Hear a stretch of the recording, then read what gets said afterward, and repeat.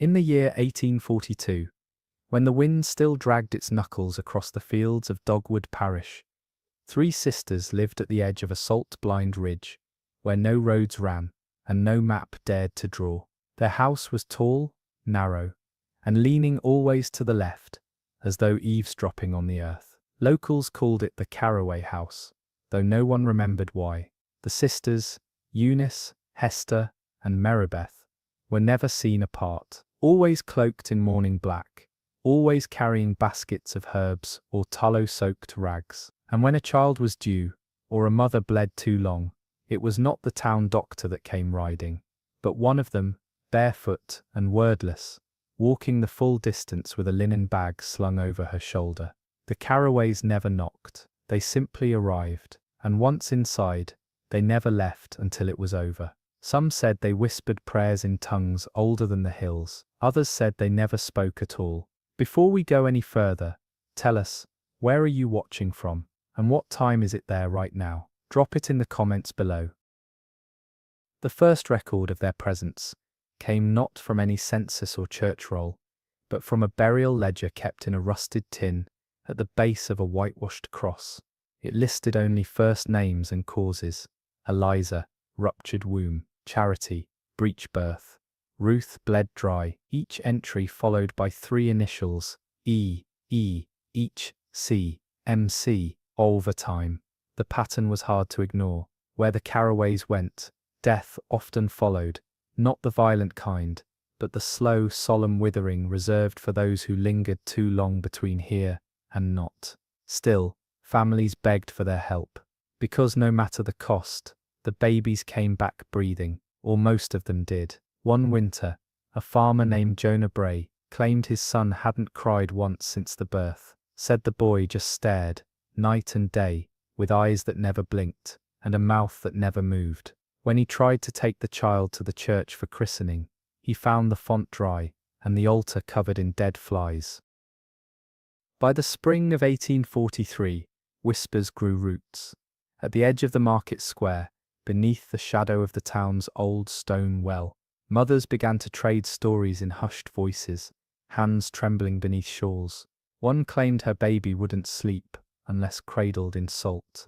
Another said her daughter wept blood at dusk until the Carroways returned and placed a dried reed beneath her pillow. The preacher's wife, who had lost 2 sons to fever, swore she saw Hester Carroway in her garden at dawn, burying something beneath the elder tree, a lump wrapped in hair and twine. When confronted, Hester only smiled and said, "It will keep the spirits from gnawing." No one knew if she meant the dead or the living. After that, no one spoke to the preacher's wife again. She left town within the week, muttering that her new baby had no shadow and would not speak the Lord's name. The church bell stopped ringing that summer, not from rust or weather, but because the rope had been sliced clean through.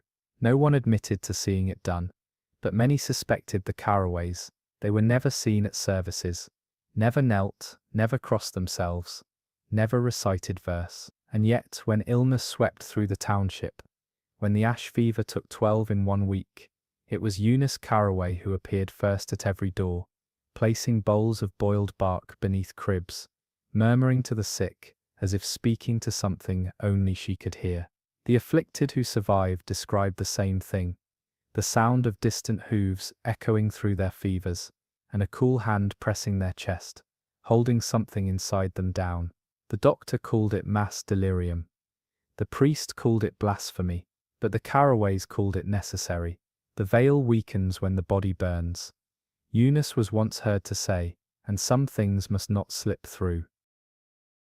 One night in early August, a boy named Levi Donnell wandered too close to the Carroway house. He'd been dared by his older brother to knock on their door, just once, and run. But Levi never made it that far. He returned hours later, barefoot and silent, his shirt soaked through, and one eye turned inward. He wouldn't speak, not even when his mother shook him, not even when the town doctor waved smoke beneath his nose. Only when the preacher pressed a palm to the boy's head did Levi whisper something, one word, wailing. The next morning, his hair had turned fully white.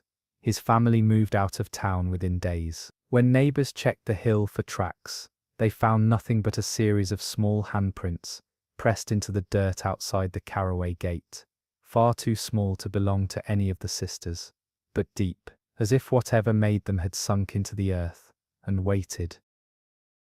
That autumn, the leaves refused to fall, trees held tight to brittle brown canopies, while the air thickened with something not quite rot, not quite smoke. Livestock miscarried in pairs, crows lingered longer than they should, and beneath it all the Carroways continued their work.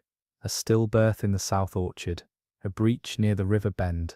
Each time they arrived before being summoned, some began to believe they could feel when a birth was near, like dogs before a storm, like wolves tracking blood beneath snow. A girl named Elise, who had lost her voice after a lightning strike, delivered twins under their care. She claimed the sisters never touched her once, said they sat in silence around her bed, and hummed in three-part harmony, until the room grew too bright to see. The children were born with eyes open. One of them never cried, the other would not stop smiling for 6 weeks. The town council met in secret. After the frost set in, 4 men and 2 widows gathered beneath the chapel's floorboards, each holding a list of names. Those who had suffered strange births, those who had fallen ill, those who had seen things they could not explain. Every list ended with one surname, Carroway. The preacher, who had once defended them, now refused to speak aloud when their house was mentioned. God turns his face, he muttered, eyes fixed on a knot in the wood. The council agreed on a visit, 1 man per sister, under the guise of gratitude, but only 2 returned. The third, a tanner named Joel Minton, was last seen entering the Carroway gate at dusk, carrying a satchel of elderflower and a peace offering in the form of lamb's wool. The satchel was later found beside the creek, unopened. His boots sat upright on the porch step, dry despite the rain. By the end of that year, births dropped to nearly none. Fields lay fallow, not from drought, but from dread. Couples kept their distance in their own homes. Mothers whispered warnings to daughters, and no one dared look too long at a child whose features shifted subtly with the seasons. The Carroway house grew quieter, its chimney smoke less frequent, though no one believed they had left. Some said they slept underground, beneath beds lined with feathers, plucked from black swans. Others believed they were waiting for a name that would unlock something old and unfinished. One night, a stranger arrived on horseback, trailing dust from 3 counties over. He bore a wax-sealed letter and a cross carved from burnt yew. When he reached the crest of the Carroway hill, his horse refused to step forward. The man dismounted, walked the rest of the way alone. The sun rose red the next morning. Neither man nor cross were ever seen again. In early 1844, a drought crept in from the south, dry enough to crack bark and bleach bones in the fields. Wells emptied without warning. Frogs vanished. Rain stopped naming itself. But on the ridge above Dogwood Parish, the Carroway garden bloomed, lush, overgrown, humming with insects no one could name. Pale roots burst through fence posts. Blossoms the colour of bruises clung to twisted stems, and fruit dripped to syrup that stained stone. When a schoolboy wandered too close, drawn by the scent of something sweet and rotting, he returned with both palms blistered, and a shard of tooth lodged in his ankle. He claimed the vines moved on their own. They breathed, he whispered. They knew I was there. The doctor dismissed it as sun fever. But the boy's mother left town within the week, after waking to find her front door nailed shut from the outside, and her curtains twisted into knots that spelled her son's name. That same season, a midwife from neighbouring Clark Hollow came unannounced into town, asking after the Carroways by name. Her arrival stirred unease. No one had spoken the sisters' names aloud in months, not since the ridge turned silent. She wore a yellow bonnet and carried a copper basin tied with hemp cord, insisting she'd been summoned by letter to assist with a difficult birth. No such letter was found. No one admitted to sending it. The midwife pressed on anyway, walking the ridge path, as though drawn by something older than invitation. 2 days passed. On the 3rd morning, the preacher's hound was found at the chapel steps, foaming and limping, its fur mottled with red welts shaped like fingers. The copper basin was discovered in the creek bed, warped and darkened, as if burned from within. The midwife herself never returned, but neighbors claimed they heard singing from the ridge that night. 3 voices joined by a 4th, thinner, higher, and not quite human. It was Marybeth Carroway who began appearing alone. Always the youngest, always the one who walked a step behind. She came into town under cover of fog one morning, her apron stained with something between rust and wine, her eyes unfocused and bare of lashes. She stopped outside the post office and stared at the flagpole until the sun fully rose. When the shopkeeper tried to greet her, she murmured only a single word, "Measure," then turned and left. No one followed. That same day, 3 men discovered a row of carved symbols beneath the floorboards of the schoolhouse, each identical to the last, concentric circles around a crude eye. The teacher insisted she'd never seen them before. The next week, she left without collecting her pay. Her replacement lasted less than a month, claiming the blackboard chalk wrote names of its own accord, names of children not yet born, or never born at all. Marybeth was seen watching from the edge of the trees. Eunice Carroway was next to emerge, walking barefoot into the blacksmith's yard, one fog-heavy morning, long before the first bell of labor.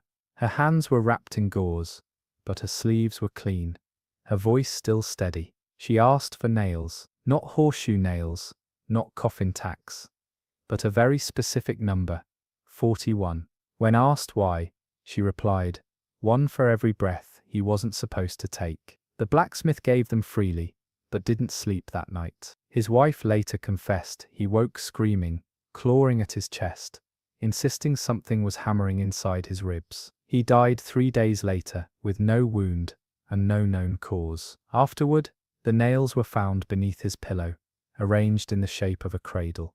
The local physician called it grief. The reverend called it judgment. But those who remembered the way Eunice held her silence knew better. She had not come for help. She had come to return what was owed. A child was born on the edge of Wethersfield the following week. Though no one saw the labor, the mother, a quiet girl named Maynard Pearl, had vanished from the town rolls months prior, said to have wandered into the woods near the Carroway Ridge after her father's funeral.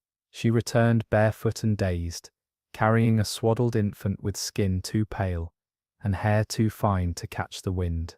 She said she didn't remember the birth, only the sound of breathing that wasn't hers. And when asked the child's name, she answered, "He already has one, they gave it to him." The infant would not cry, nor would it nurse. It only watched. Within a week the Pearl household went quiet. Curtains drawn, chimney still.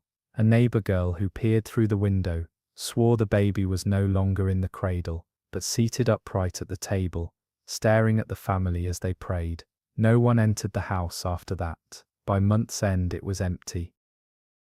When Hester Carroway returned, it was not by foot, but by fire. Witnesses from the far side of the parish claimed to see a strange glow at the crown of the ridge, just after midnight, steady, orange, too bright for lantern or hearth. Yet no smoke followed, no ash drifted, only the sound of iron rasping against iron, rhythmic and deliberate, like the drawing of shears across bone. At sunrise, Hester stood in the center of the town square, barefoot, her skirt hem soaked and stiff. She held a bundle wrapped in funeral linens and set it at the base of the well. "It belongs to the earth now," she said, voice cracking like old parchment. No one dared unwrap it, but flies came fast and thick. The bundle was gone by dusk, and in its place a perfect circle of hairless soil. No grass would grow there afterward. A child who stepped into it days later emerged with his teeth clamped shut and would not open them again, not to eat, not to speak, not to scream. That winter, silence spread faster than snow.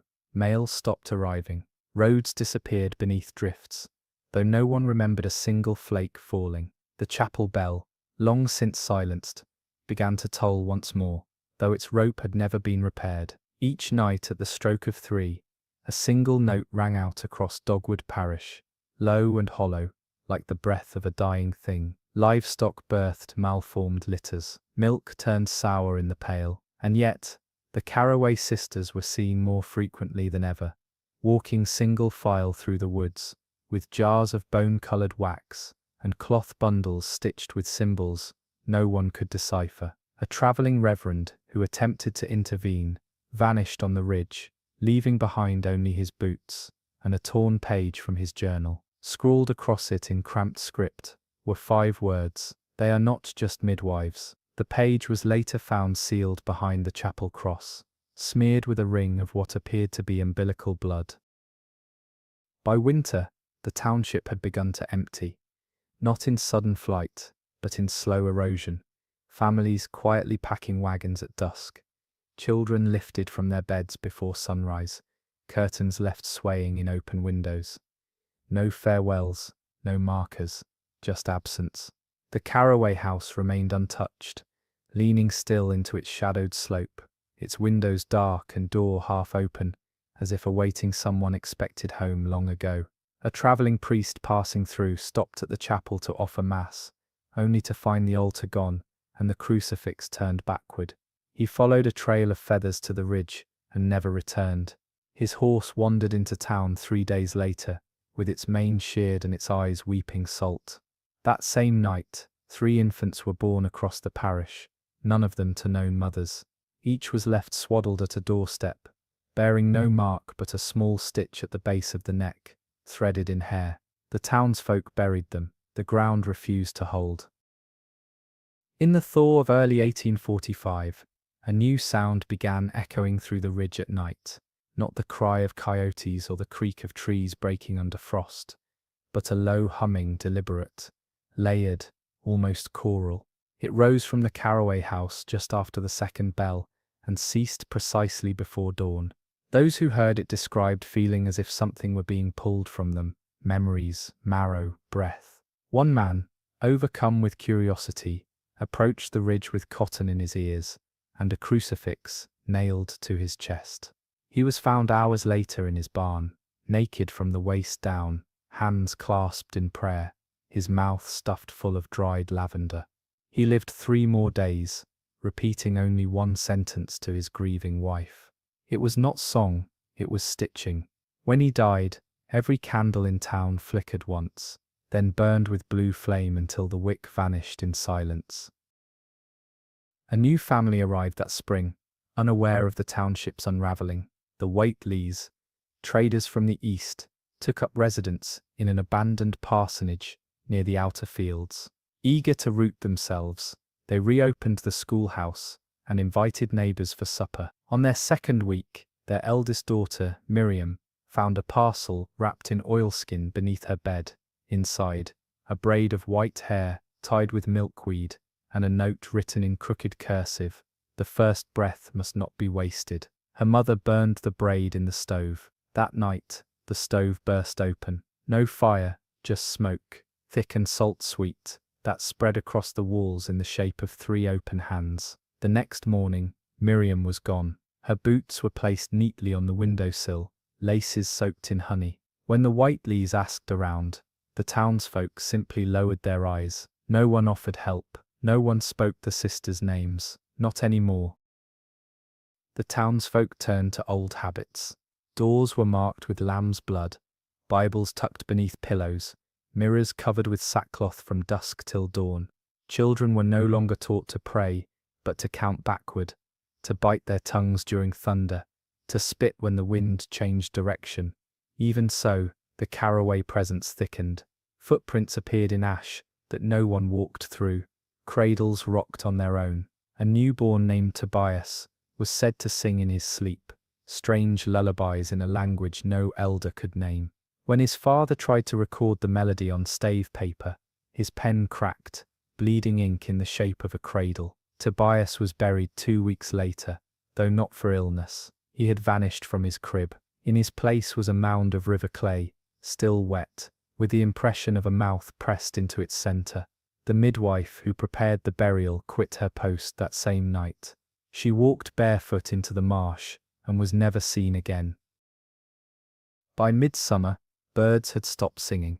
Not one crow, not one thrush, only silence, heavy and wide.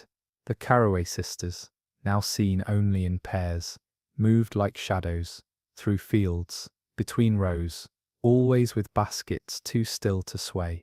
A farm boy named Caleb, tasked with watching the grain, claimed to see Eunice standing waist-deep in the stalks at dusk, arms outstretched. He watched for nearly an hour, as crows landed upon her, one by one, perching along her shoulders, her arms, her head. She never moved. When he blinked, they were gone, and so was she. He returned to the house with his mouth full of black feathers. Couldn't speak a word, couldn't cry, just sat there breathing slow, feathers slipping one by one from between his lips. That same evening, the parish bell fell from its tower without warning. No wind, no quake, just one sudden groan of iron, then silence, and a crater where the bell struck the earth, shaped uncannily like an open hand. As the year waned, the Carroway house stood vacant, or so the town believed. No candlelight flickered, no footprints marked frost, yet a warm scent, like milk left too long in linen, lingered in the wind.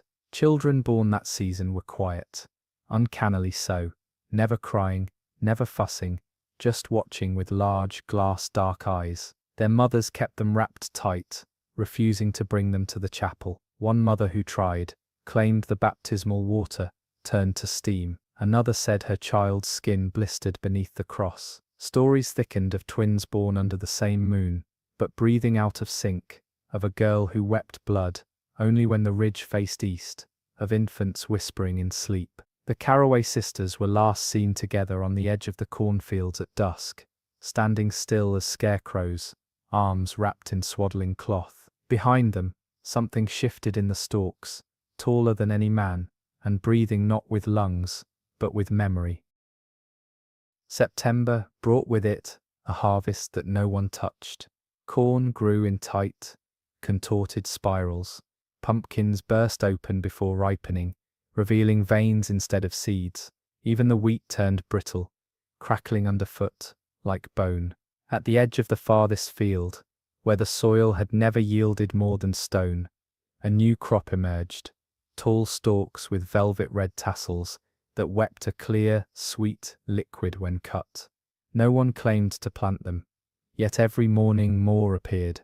The Carroways were seen walking the rows in silence, trailing long-handled shears that never rusted. A young woman named Bethany Lawn, curious and unafraid, stole one of the stalks under moonlight, and brewed a tea from its leaves. Her mother found her 3 days later, in the orchard, seated upright in her wedding gown, hair perfectly plaited, and hands clasped around a bundle of moss. Her eyes had been stitched shut, her mouth smiled wide, and every tooth bore a name scratched into the enamel. None of them were hers. October's fog did not lift.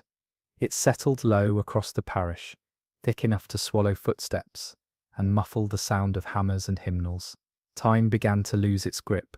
Clocks ran backward, roosters crowed at dusk, and graves grew cold even in daylight. When Marybeth Carroway was seen walking the riverbank barefoot, pressing her palm to the water again and again, no one dared call to her. Children reported hearing lullabies coming from wells and drains. One girl vanished for half a day and returned dry, but with fingernails softened as if she had been underwater for years. She no longer recognized her own name, answering only to the small one, and insisted her birth had not yet occurred. At the town's edge, a midwife's ledger appeared overnight, nailed to the door of the chapel. Its final entry bore no date or mother's name, only a location scrawled in soot beneath the ribs. That evening, the chapel windows bled sap, and the pews were found turned to face the walls.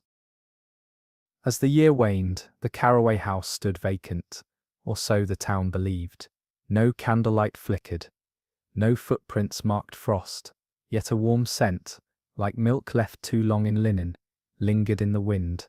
Children born that season were quiet, uncannily so, never crying, never fussing, just watching with large, glass dark eyes. Their mothers kept them wrapped tight, refusing to bring them to the chapel. One mother who tried claimed the baptismal water turned to steam. Another said her child's skin blistered beneath the cross. Stories thickened of twins born under the same moon, but breathing out of sync, of a girl who wept blood only when the ridge faced east, of infants whispering in sleep. The Carroway sisters were last seen together on the edge of the cornfields at dusk, standing still as scarecrows, arms wrapped in swaddling cloth. Behind them, something shifted in the stalks, taller than any man, and breathing not with lungs, but with memory.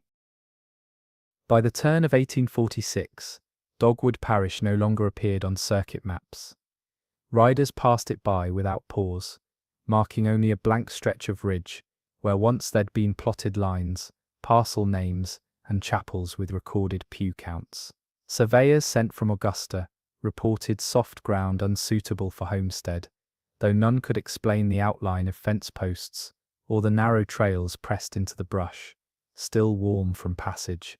What few families remained there did so quietly, as if not to startle something. Gardens were not planted that year. Church services ceased without official word, yet smoke still curled from the chimney of the Carroway house, crooked and calm, rising through fog that refused to lift. 3 windows blinked with light in no rhythm known to man. First one, then 2, then none for days. Those who stayed whispered of wooden bowls appearing overnight, placed at their doors, beneath eaves, on fence posts, always filled with a slick black liquid that smelled faintly of breast milk and rust. The bowls were never seen being delivered, but they came without fail. Some families poured them out without question, and nothing happened. Others kept them unsure why, allowing the liquid to congeal or steam depending on the room. But one man, Jacob Fincher, a carpenter with no wife and no kin, tossed his untouched bowl into the hearth on a dare from himself. The fire hissed and shuddered, but did not take. That night, he heard footsteps on his roof, slow, deliberate, heavier than any animal, but with a cadence that suggested something expectant, like a woman late in her 9th month. He did not sleep. By morning his roof was ruined. Every shingle had been turned inward, folded like paper, and each nail bent skyward as though pulled from within. In the center of his parlor sat a cradle made of ashwood and hair. Inside it, nothing, except a single molar, pink at the root. Fincher fled by nightfall, his wagon packed with every tool he owned. He was never seen again, but the cradle remained for weeks, unmoved, until a field mouse was found dead inside it. Not chewed, not crushed, simply hollow, skin intact but deflated, as if its breath had been stolen rather than its body harmed. When townsfolk finally summoned the courage to burn the cradle, it refused to catch. Even pitch couldn't find grip on the wood. It had to be buried. And even then, the ground spat it back the next morning, upright and cleaner than before, waiting on the church steps where it had no business being. A travelling priest sent from a neighbouring parish came to investigate, and dismissed it all as superstition. He was gone within a week, claiming illness. Later, a telegram was received from Charleston. It bore one line, unsigned. They do not offer gifts. They deliver warnings. After that, no bowls appeared again. But the Carroway windows kept glowing, and the wind began to carry the sound of someone rocking in a chair that no one could see. The wind changed direction in March, but not the way it does before a storm. It circled instead, low and close to the earth, curling up beneath skirts, slipping through keyholes, stirring candle wicks, not yet lit. The townsfolk spoke less. Even the boldest no longer crossed into the eastern woods, where the ridge began to rise. Yet the Carroway sisters were seen more frequently, always at a distance, always in motion. They passed through rows of barren crops, across porches long abandoned, along the creek beds that had dried into veins of white stone. Once they were seen kneeling around a stump near Widow Ames' barn, heads bowed not in prayer, but in perfect stillness, their hands placed flat on the frozen earth, as though listening for a heartbeat deep below. Then came the birth that broke whatever silence had been holding them back. Marian Doyle had not spoken since the death of her husband the year before. She had taken to sewing by candlelight and humming tunes her mother once whispered during hard winters, songs that held no language, only vowel sounds and breath. She was not known to be with child. No one had seen a swell beneath her apron. Yet one night, neighbors reported screams from her cabin, long, low, and layered with something else. Not agony, not labor, something closer to warning. At dawn her chimney stood cold, her door slightly ajar, and a pair of swaddling cloths, one damp, one dry, hung from the window latch like flags of surrender. Inside, Marian was seated upright on her bed, rocking gently, her eyes fixed on a wooden bowl at her feet. The bowl was empty, but stained at the rim with something darker than blood. Across her lap lay a child, wrapped in moss and pinned closed with black thorns. The baby breathed, but only once every few minutes. The doctor could not explain it. The preacher would not approach. When asked for the child's name, Marian whispered one syllable in a tone that cracked her lips. Again, later a neighbor found a trail of twine and dried lavender buds, leading from Marian's cabin to the Carroway Ridge. It twisted in patterns, knots that mirrored cradles, teeth, bellies. A widow recognized the design as an old protection stitch used by midwives in darker centuries, meant not to preserve the child, but to ward against its memory.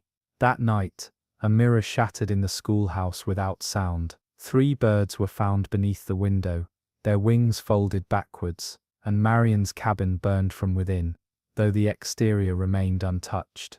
In the ash, only the bowl remained, now filled again with that black curdled milk, and beside it a single note burned into the floorboards with heatless flame. Do not name what should not have formed. Afterward, those who passed near the Carroway home claimed to hear humming in reverse, like breath being pulled back into a mouth that no longer lived. The ridge grew quiet, but not with peace, with pause. Something had come through, and it was waiting. By the first thaw of April, the earth beneath Dogwood Parish had begun to shift. Not dramatically, not with quakes or cracks, but subtly, as though something deep within had started breathing. Fence posts leaned without cause. Stones sank into soil that had once been dry and firm. Graves tilted forward. In the western field, a scarecrow turned overnight, its arms now angled downward, palms open to the ground, its head bowed. No one claimed to move it.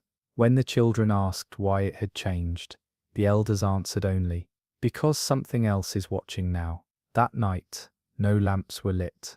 The Carroway Sisters had not been seen in over a week, yet signs of their presence appeared each morning. A child's shoe, hand-stitched, unworn, found in the rafters of the town blacksmith's shed. A string of garlic braided with hair, nailed above a preacher's door. Porridge in an empty crib, still warm. Then, at the town square, a stone appeared, flat, grey, polished like a headstone. It bore no name, just a groove in the centre, wide enough for a newborn to lie in. The townsfolk did not touch it, but on the second day, a woman was found curled inside the groove. No memory of how she'd arrived, no shoes, and no mark on her, save for a single word carved shallow into her shoulder blade: mine. The doctor attempted to remove it, but the skin refused to part. He burned the scalpel after that. The woman was taken in by the apothecary's wife, who swore the girl didn't sleep, didn't blink, and wouldn't eat unless spoken to first in rhyme. Soon after, the chapel bell rang again, once, sharply, at the hour of deepest night, and beside it, the cradle returned. No one saw who placed it, but it stood at the chapel's threshold, swaddled in wool and salt, inside it a small waxen figure, with closed eyes and stitched lips. A thread extended from its mouth, like an umbilical cord, leading back toward the ridge. No one dared follow it, but the preacher's youngest daughter, Eleanora, began walking in her sleep that week, always in the same direction. Her parents tied her wrists to the bedposts, prayed louder, but still, every night she woke with mud under her nails and hair damp with dew. When asked what she dreamed of, she answered simply, "The sisters are sewing me." By month's end, Eleanora was gone, her bed undisturbed, her shoes dry. Only her baptism dress remained, folded neatly on the pew where she'd once sung psalms, buttons replaced with tiny polished teeth. The preacher collapsed that morning, whispering a scripture that didn't belong to any known testament. He said it was taught to him in a dream, by a hand that had no fingers, only soft twine wrapped in milkweed. The ground around the Carroway house bulged slightly now, as though something inside had begun to grow roots. And each night, as the wind curled low through the fields, it carried the sound of something cradled, not crying, not cooing, but remembering. The final summer before Dogwood Parish vanished from all living memory began with a birth no one could claim. At the edge of Gallows Fen, where cattails grow too tall, and the air tastes of iron, a fisherman found a child wrapped in linen, floating just above the waterline, dry, untouched, and humming softly to itself. No umbilical cord, no sign of struggle, just a note stitched into the cloth in fine red thread. Returned. He brought the child to the chapel out of habit, though no preacher remained. By then the bell tower had caved inward, the altar split, and the stained glass had melted down its leaded bones. He left the infant on the last unbroken pew, and walked out without looking back. That night, his fishing boat was found splintered along the riverbank, oars arranged in the shape of a woman's open arms. His body was never found. The child, however, remained. It was taken in by an old widow, who'd outlived all 4 of her sons, and stopped speaking after the last was swallowed in a threshing belt. She never asked where the girl had come from, never named her, only fed her broth, and placed an old rosary in her crib, not for protection but recognition.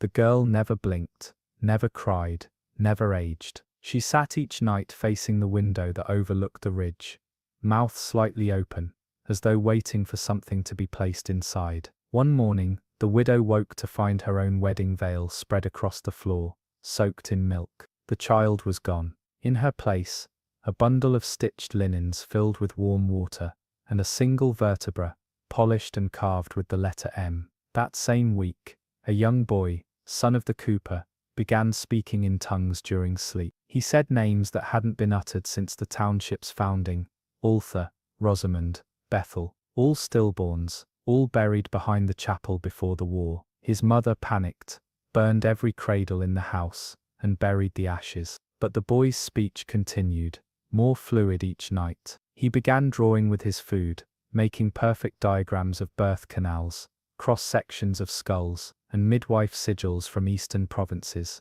no one in Dogwood had ever visited. When the apothecary asked him where he learned it, the boy smiled and answered, "They left it in my marrow." He died 2 days later. No cause, just stopped breathing. His bones, when examined, had softened, folded slightly, like they were waiting to be rewoven. By midsummer, 3 more infants had been found, none born, all placed, each swaddled in white cloth, each bearing a mark at the base of the spine, a row of 6 tiny dots in a perfect arc, as if punctured by a curved needle.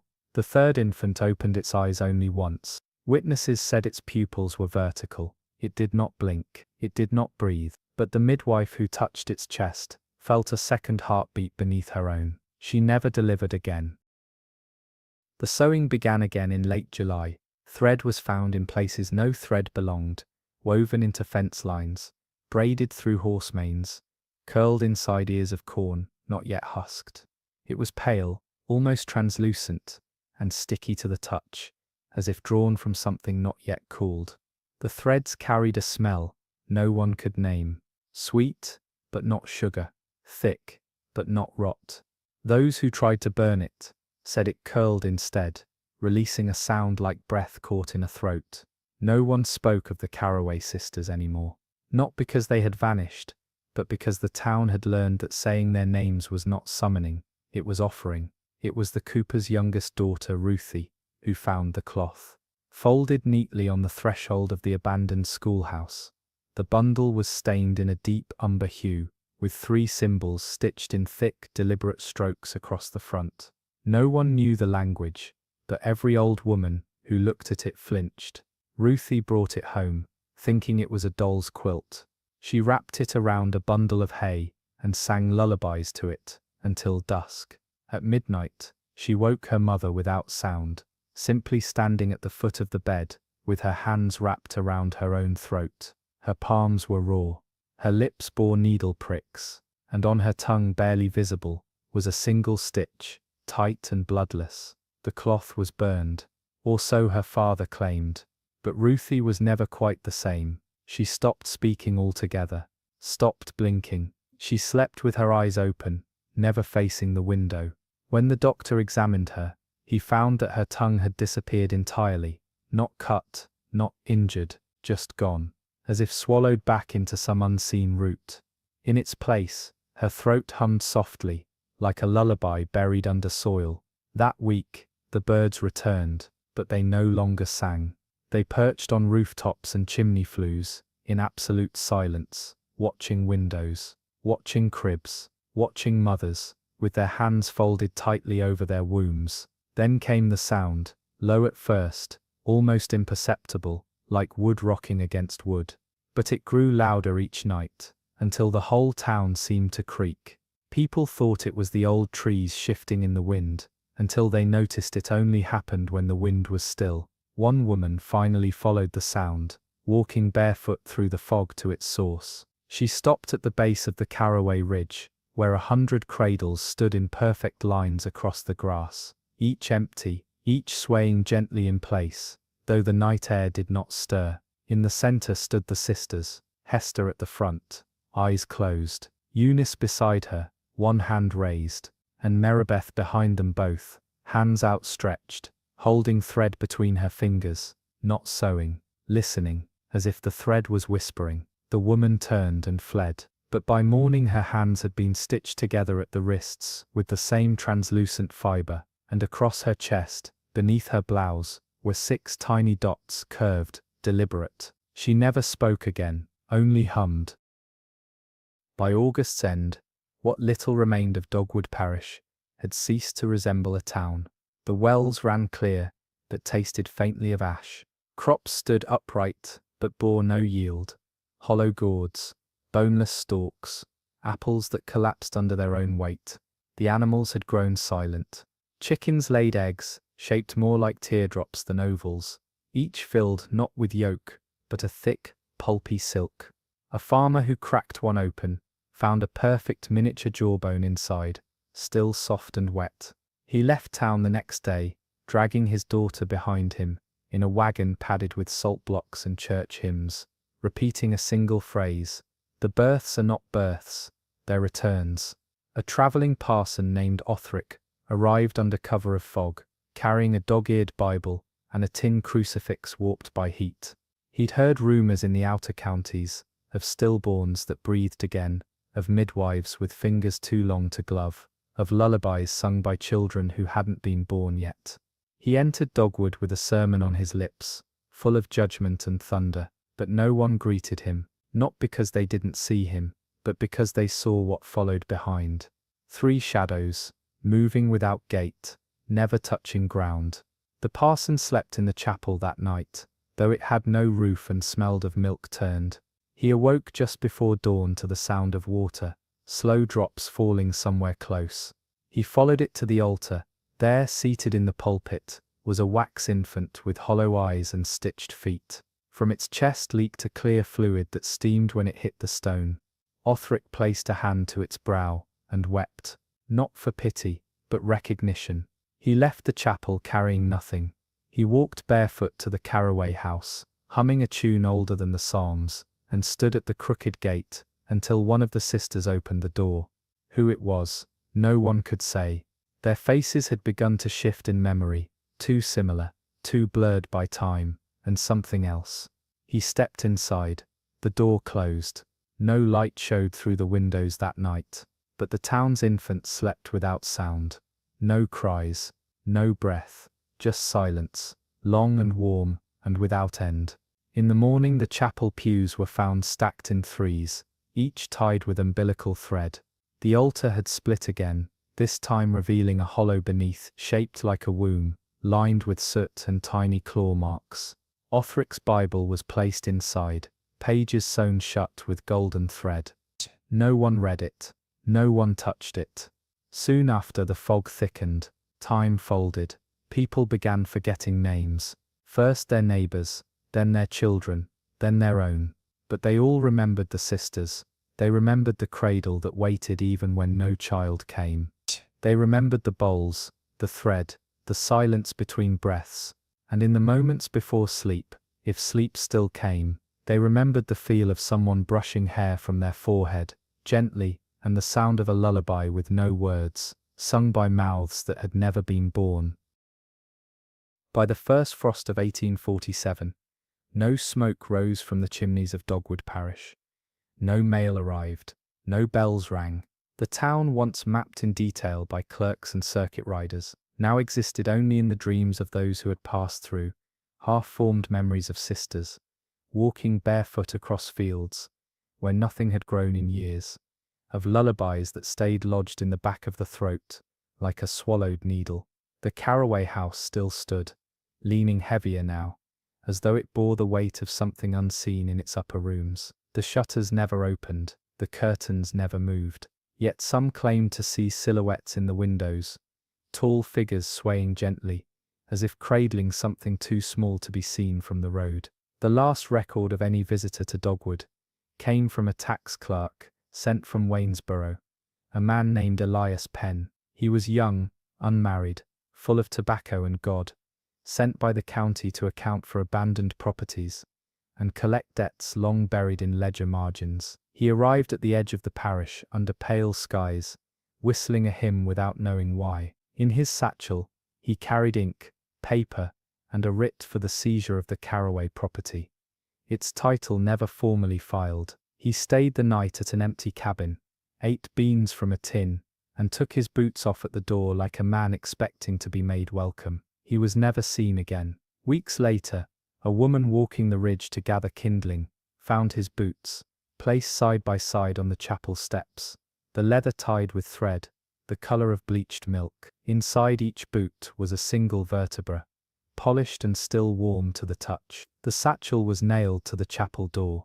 All pages had been removed, except one, pinned in place with a hairpin twisted into the shape of a cradle. It read only, "Property transferred, no child unclaimed." The church doors would not open after that. Families began boarding up windows from the inside, sealing attics, pouring salt across thresholds that hadn't been crossed in weeks, not to keep something out, but to keep something in. Infants were still being born, but always too early, or not at all. One woman labored for 16 hours, only to deliver a bundle of root and cloth, stitched together like a practice doll. She named it anyway, and when she died 3 nights later, eyes open, womb intact, the doll remained warm for 2 days after. No rot, no scent, just breath. It became clear that the Carroway sisters were no longer midwives. If they ever had been, they were keepers. Keepers of what had slipped through, keepers of what refused to forget the body once carried.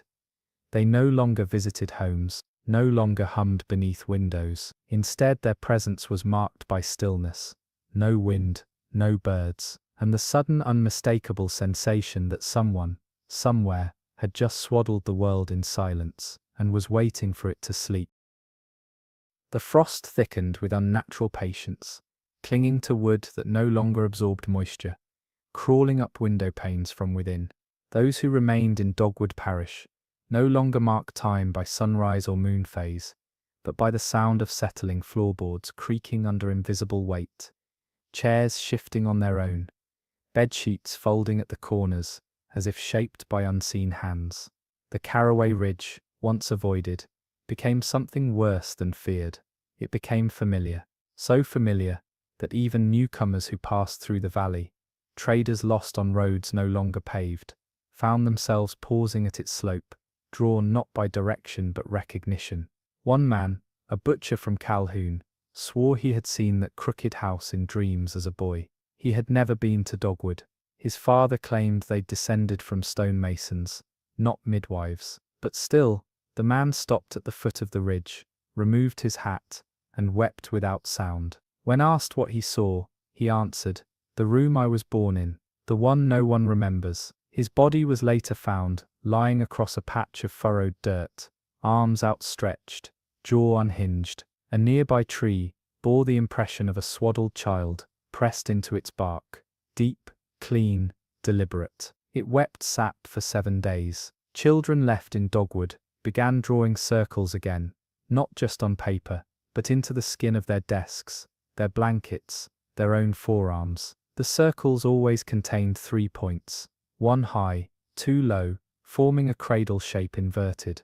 The schoolhouse, long since emptied, bore them along the walls now, painted in flour and ash, spiraled tight like contractions. A boy of 9, whose mother claimed he hadn't spoken since the first frost, walked into the chapel ruins, and placed a bundle wrapped in linen upon the pulpit. It was not a doll, it was not breathing, but the linen pulsed slightly, as though remembering warmth. He spoke only one sentence that day. She said, "Not all births come from blood."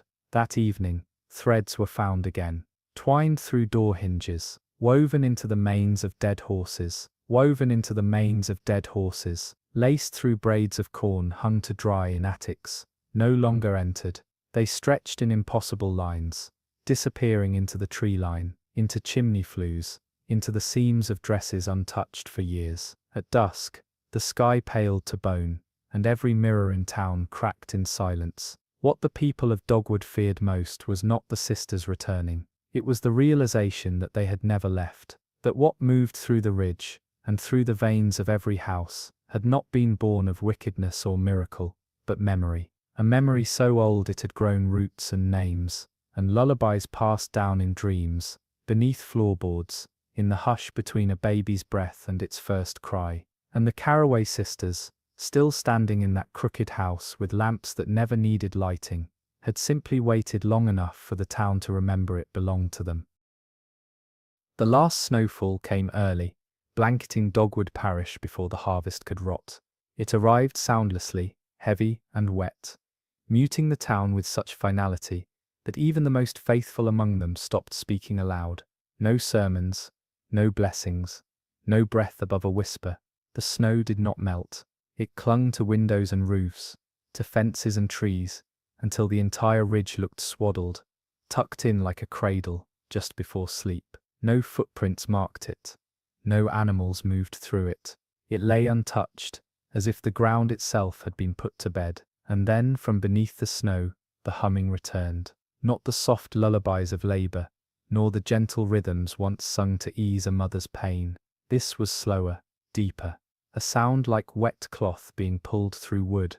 It came from every direction, from beneath floorboards, behind walls, inside basins long dry, and it carried with it a strange heat, not of fire, but of breath, the kind of warmth a body gives off when swaddled too long. Children began sleepwalking in pairs. They were found holding hands, standing at the center of town, eyes wide open, heads tilted, as if listening to a story only they could hear.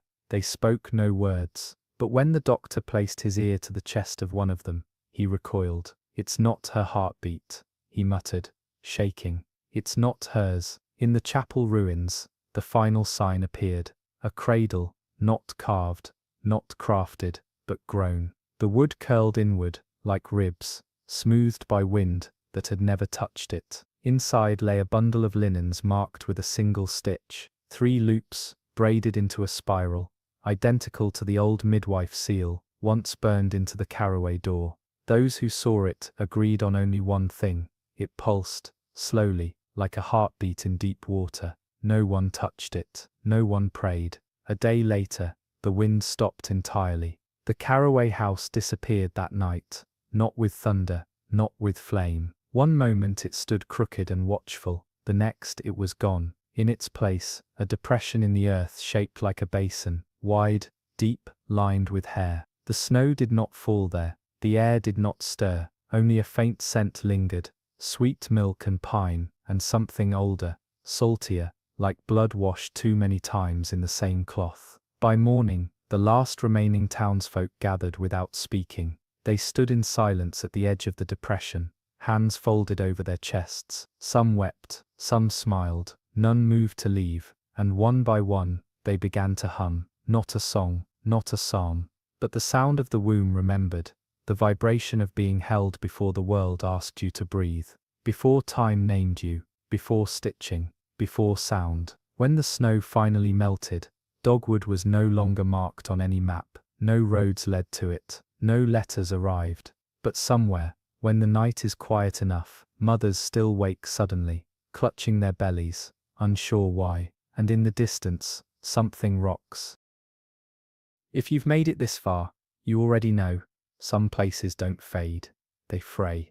Dogwood Parish was never erased, it was unwound, pulled back stitch by stitch, until it resembled something older than a town, older than scripture, older than soil, something passed from mother to daughter, in silence, in rhythm, in fear. The Carroway Sisters were never midwives, not truly, they were memory's hands.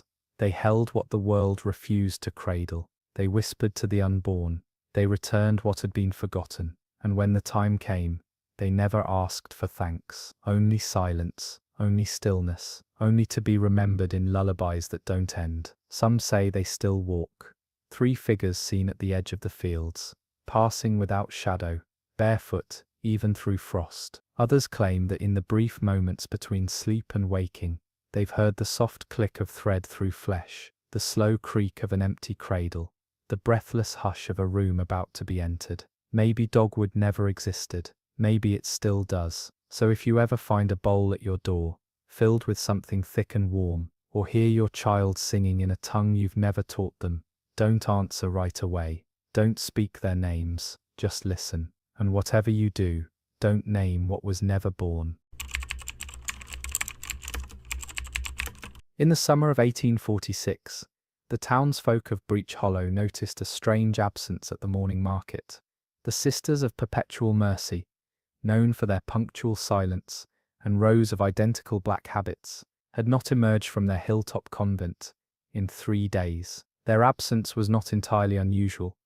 The nuns had taken periodic retreats before, but never without forewarning the shopkeepers or leaving lists for the grocer's boy. This time the stone archway at the base of the hill remained shut, and no candlelight flickered from the chapel windows at night. The bell, which normally rang each morning at 6, had not sounded since the Feast of Magdalene. A carpenter sent to repair a pew knocked 3 times, then once more out of habit. He received no answer. The wind was thick with pollen that week. Bees moved slowly, and beneath the silence something waited. Before we go any further, just curious, where are you watching from right now, and what time is it there? The convent stood at the edge of a limestone ridge, its foundation older than the town it overlooked. Locals said it had been built atop the bones of an abandoned watchtower, though no record of such a structure ever existed. The walls were thick, the windows narrow, and the iron-bound door to the prayer room could only be locked from within. 14 women lived inside, none younger than 20, none older than 60. They rarely spoke in town, and when they did, their voices carried the same tone, as if moulded from a single voice box. Their leader, Mother Galilea, had eyes the colour of ash, and a gait that never faltered, even on ice. No one ever saw her blink. When she smiled, children looked away. She was not cruel, but she carried something old behind her ribs, something that seemed to remember before memory. No one questioned her authority, not even the priest. It was the gravedigger's boy who first noticed the birds, dozens of them, perched along the chapel's steeple, unmoving for hours. Not crows, not sparrows, just a species he couldn't name, grey-feathered and silent, eyes fixed toward the stained glass window, facing east. He told his father, who shrugged it off and lit his pipe. But by dusk the birds hadn't flown. By morning their numbers had doubled. That was when the farmer's wife sent her eldest son to deliver milk to the convent's side door. He returned pale, speaking too fast, saying no one answered, not even when he knocked with both fists. Behind the door, he swore he heard breathing, not one breath, many, all slow, all in sync. By evening he had a fever. By night he spoke only in numbers, counting to 14, starting over, again and again, until his voice gave out entirely. Father Renner climbed the hill on the 4th day. He had baptized every one of the sisters in that convent, some as children, some as grown women who arrived with no past and a name already chosen. The chapel's bell rope hung untouched, its frayed end stiff with dust. He knocked gently at first, then harder, his hand flat against the thick oak door. No answer. He called out in Latin, then English, invoking prayer, invoking duty. Still nothing. He circled the building, finding every shutter bolted, every crack sealed with wax.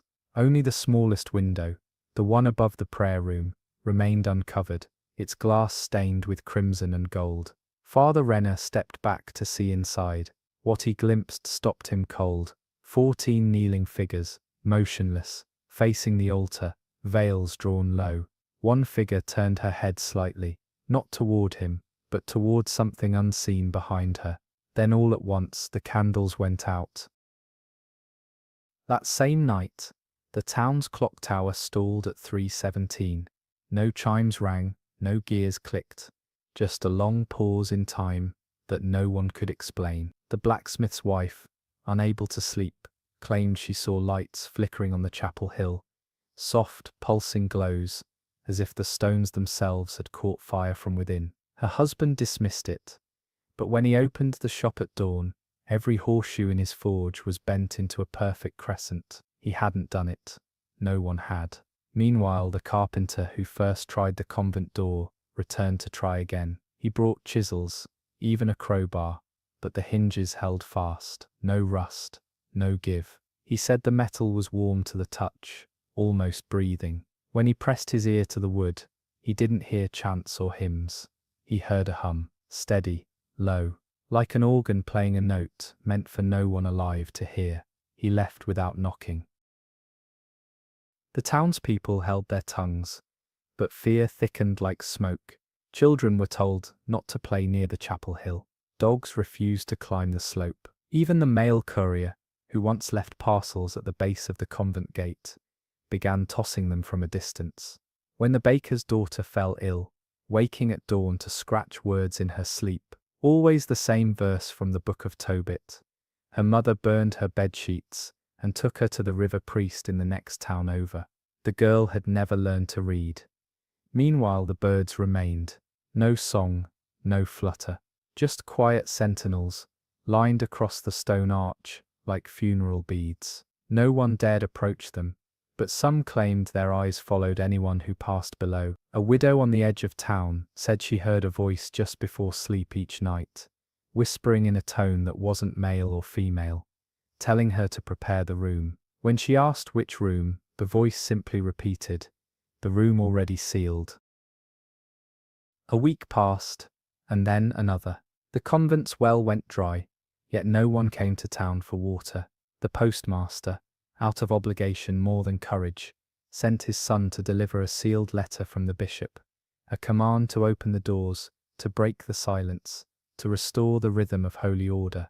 The boy climbed the hill with the letter pressed to his chest, and returned before dusk, drenched in sweat, though the air was cool. He had placed the letter in the iron offering box, outside the chapel, but as he turned to leave, the box creaked open on its own. He looked back to see a single scrap of parchment being pushed through the slot from inside. No hands, just the note, dry and yellowed, bearing only 4 words written in charcoal. "We have remembered now." The boy didn't speak for 3 days. When he finally did, all he said was, they weren't waiting for God, they were waiting for something older. On the 15th day, the mayor convened a town meeting at the Grange Hall, though few dared speak above a whisper. Theories swirled like ash: plague, possession, starvation, a vow gone too far. Only one man, Elias Moreau, a stonemason, with trembling hands and a scar that pulsed when storms approached, stood to offer a story. He had worked on the convent's eastern wall a decade prior, reinforcing it after a minor landslide.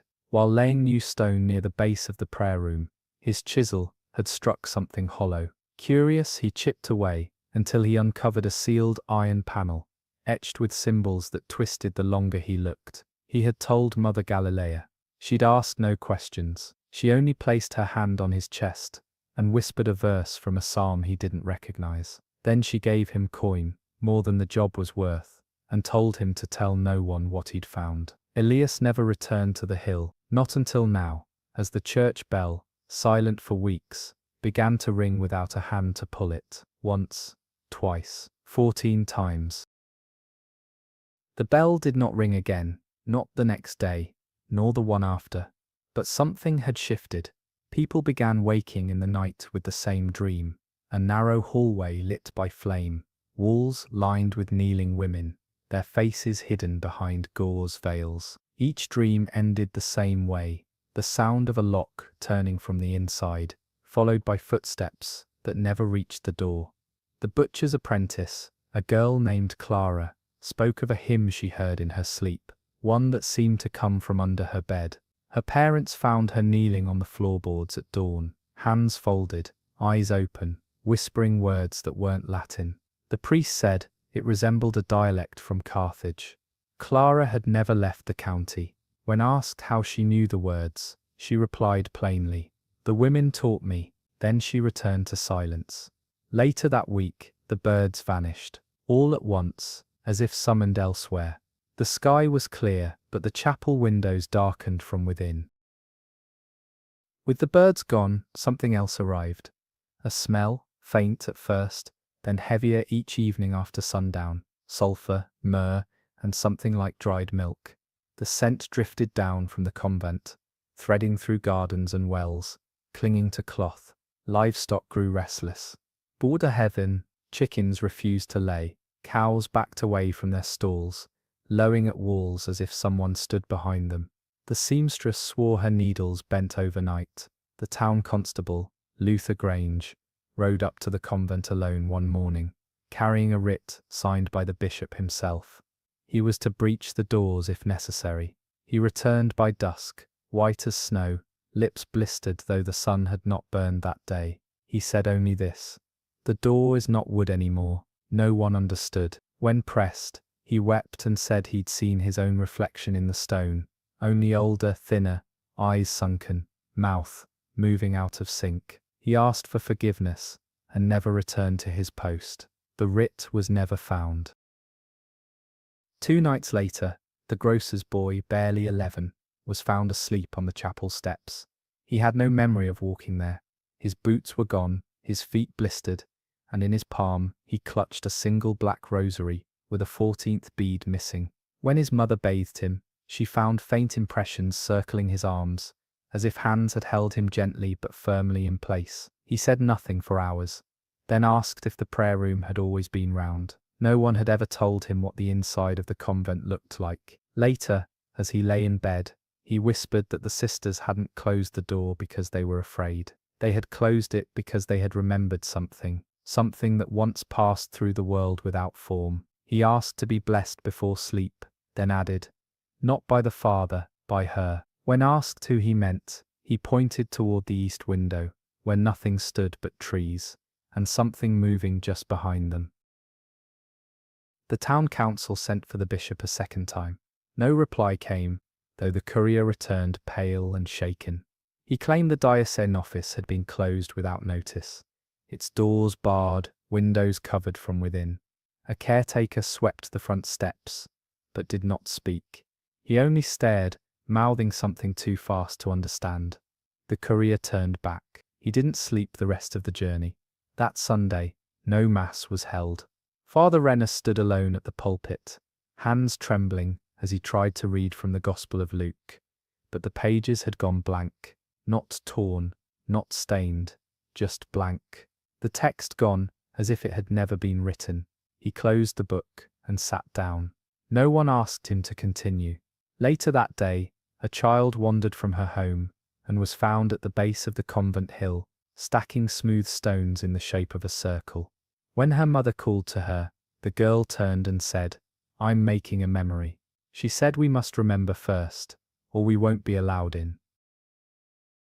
That night, the fog returned, thicker than anyone could recall. It spilled over the chapel ridge like smoke from an unseen kiln, dense and motionless, swallowing fences, trees, and eventually the lower half of the church steeple. It didn't move with the wind, it didn't lift with the sun.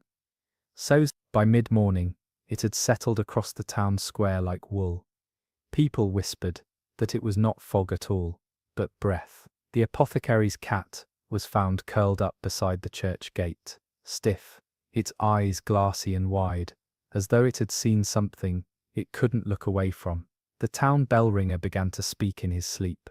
Always the same phrase. She is facing the altar now. Do not call her name. His wife stitched a cross into every bedsheet. By week's end, 13 townsfolk reported hearing footsteps in their cellars. Though no locks were broken, each described a slow, dragging pace, never hurried, never lost, and always stopping at the base of the stairs, just before the first creak. Word finally reached the outer townships, carried not by letter but by silence.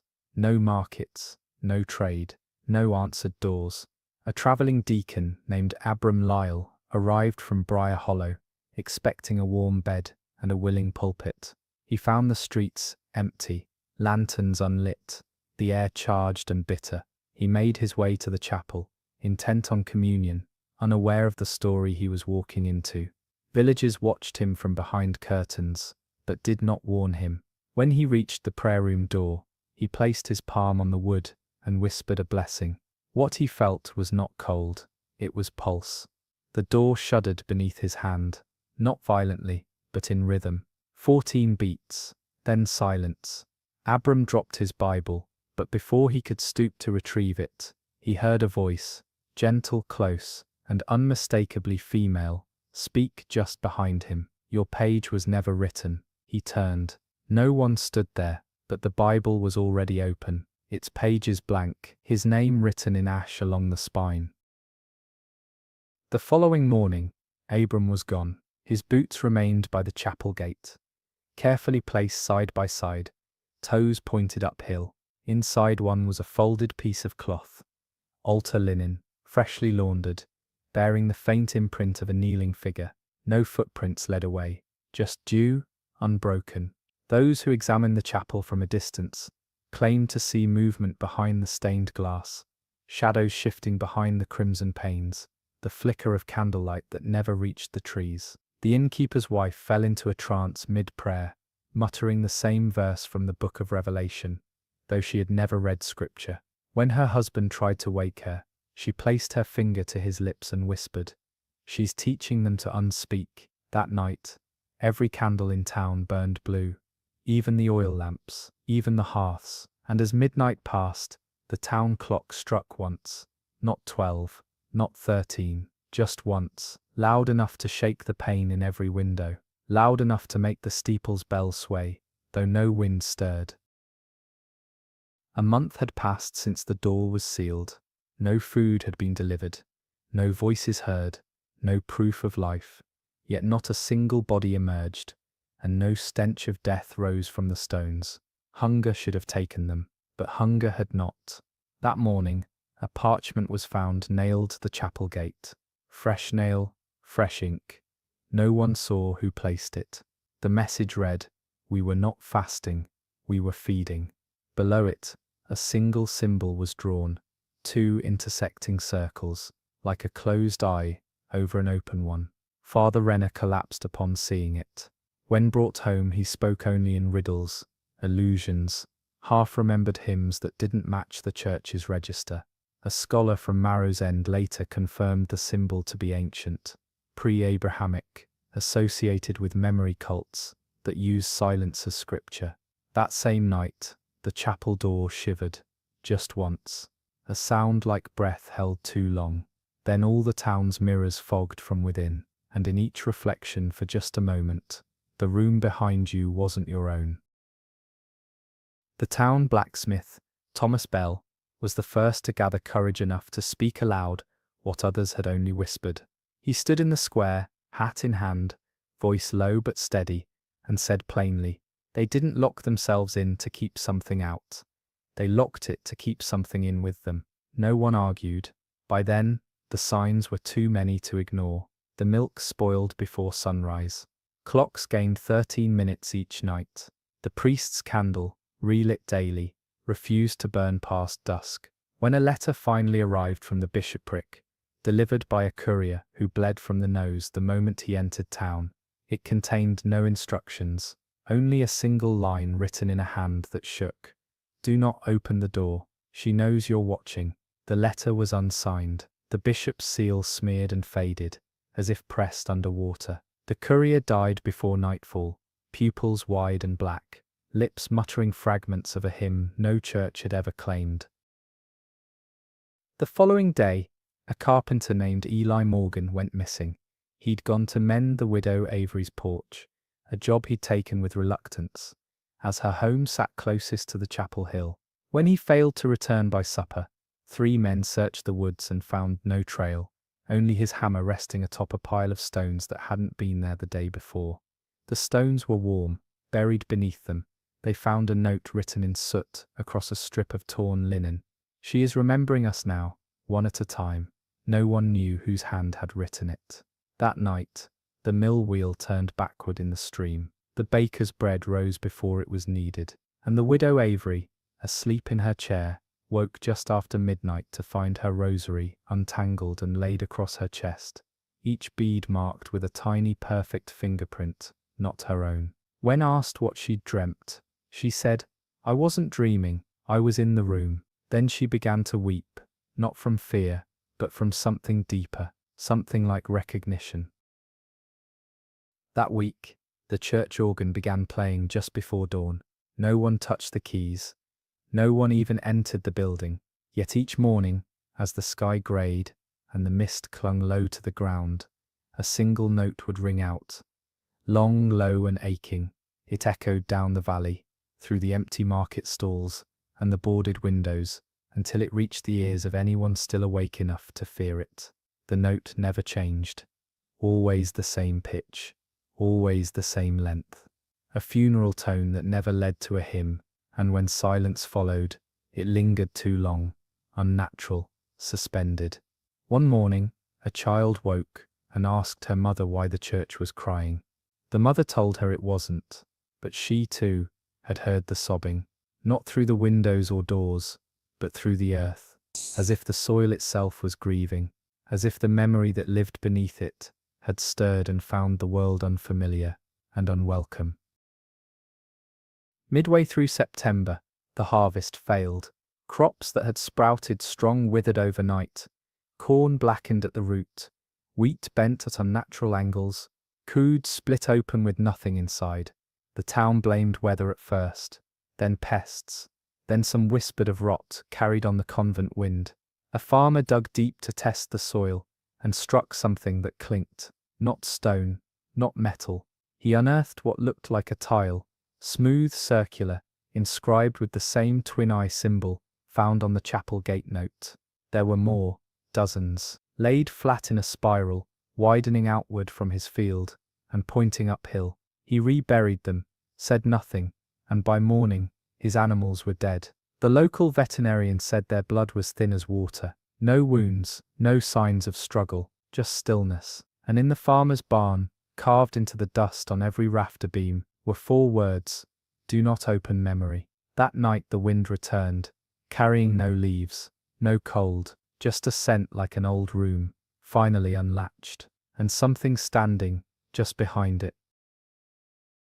The wind persisted for 3 days, though the trees did not move. It circled the town like a thing alive, never touching, only pressing close, as if listening. The schoolhouse bell rang once on its own.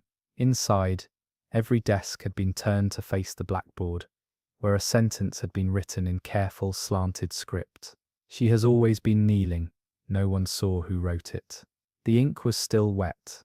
That same evening Mrs. Harrow, a midwife long past her childbearing years, wandered into town barefoot, her eyes fixed on nothing, her hands cradling air. She spoke only once, to no one in particular. "The 14th bead isn't lost. It was swallowed. That's why they can't stop praying." Then she collapsed, and though her pulse was steady, her mind never returned. She now sits quietly in her parlour, tracing circles into the floorboards with her finger. Each day, she starts in a new corner. Each circle finishes exactly at dusk, and every one contains 13 dots, plus 1 smudge, always in the centre, always faint, as if drawn by someone else's hand.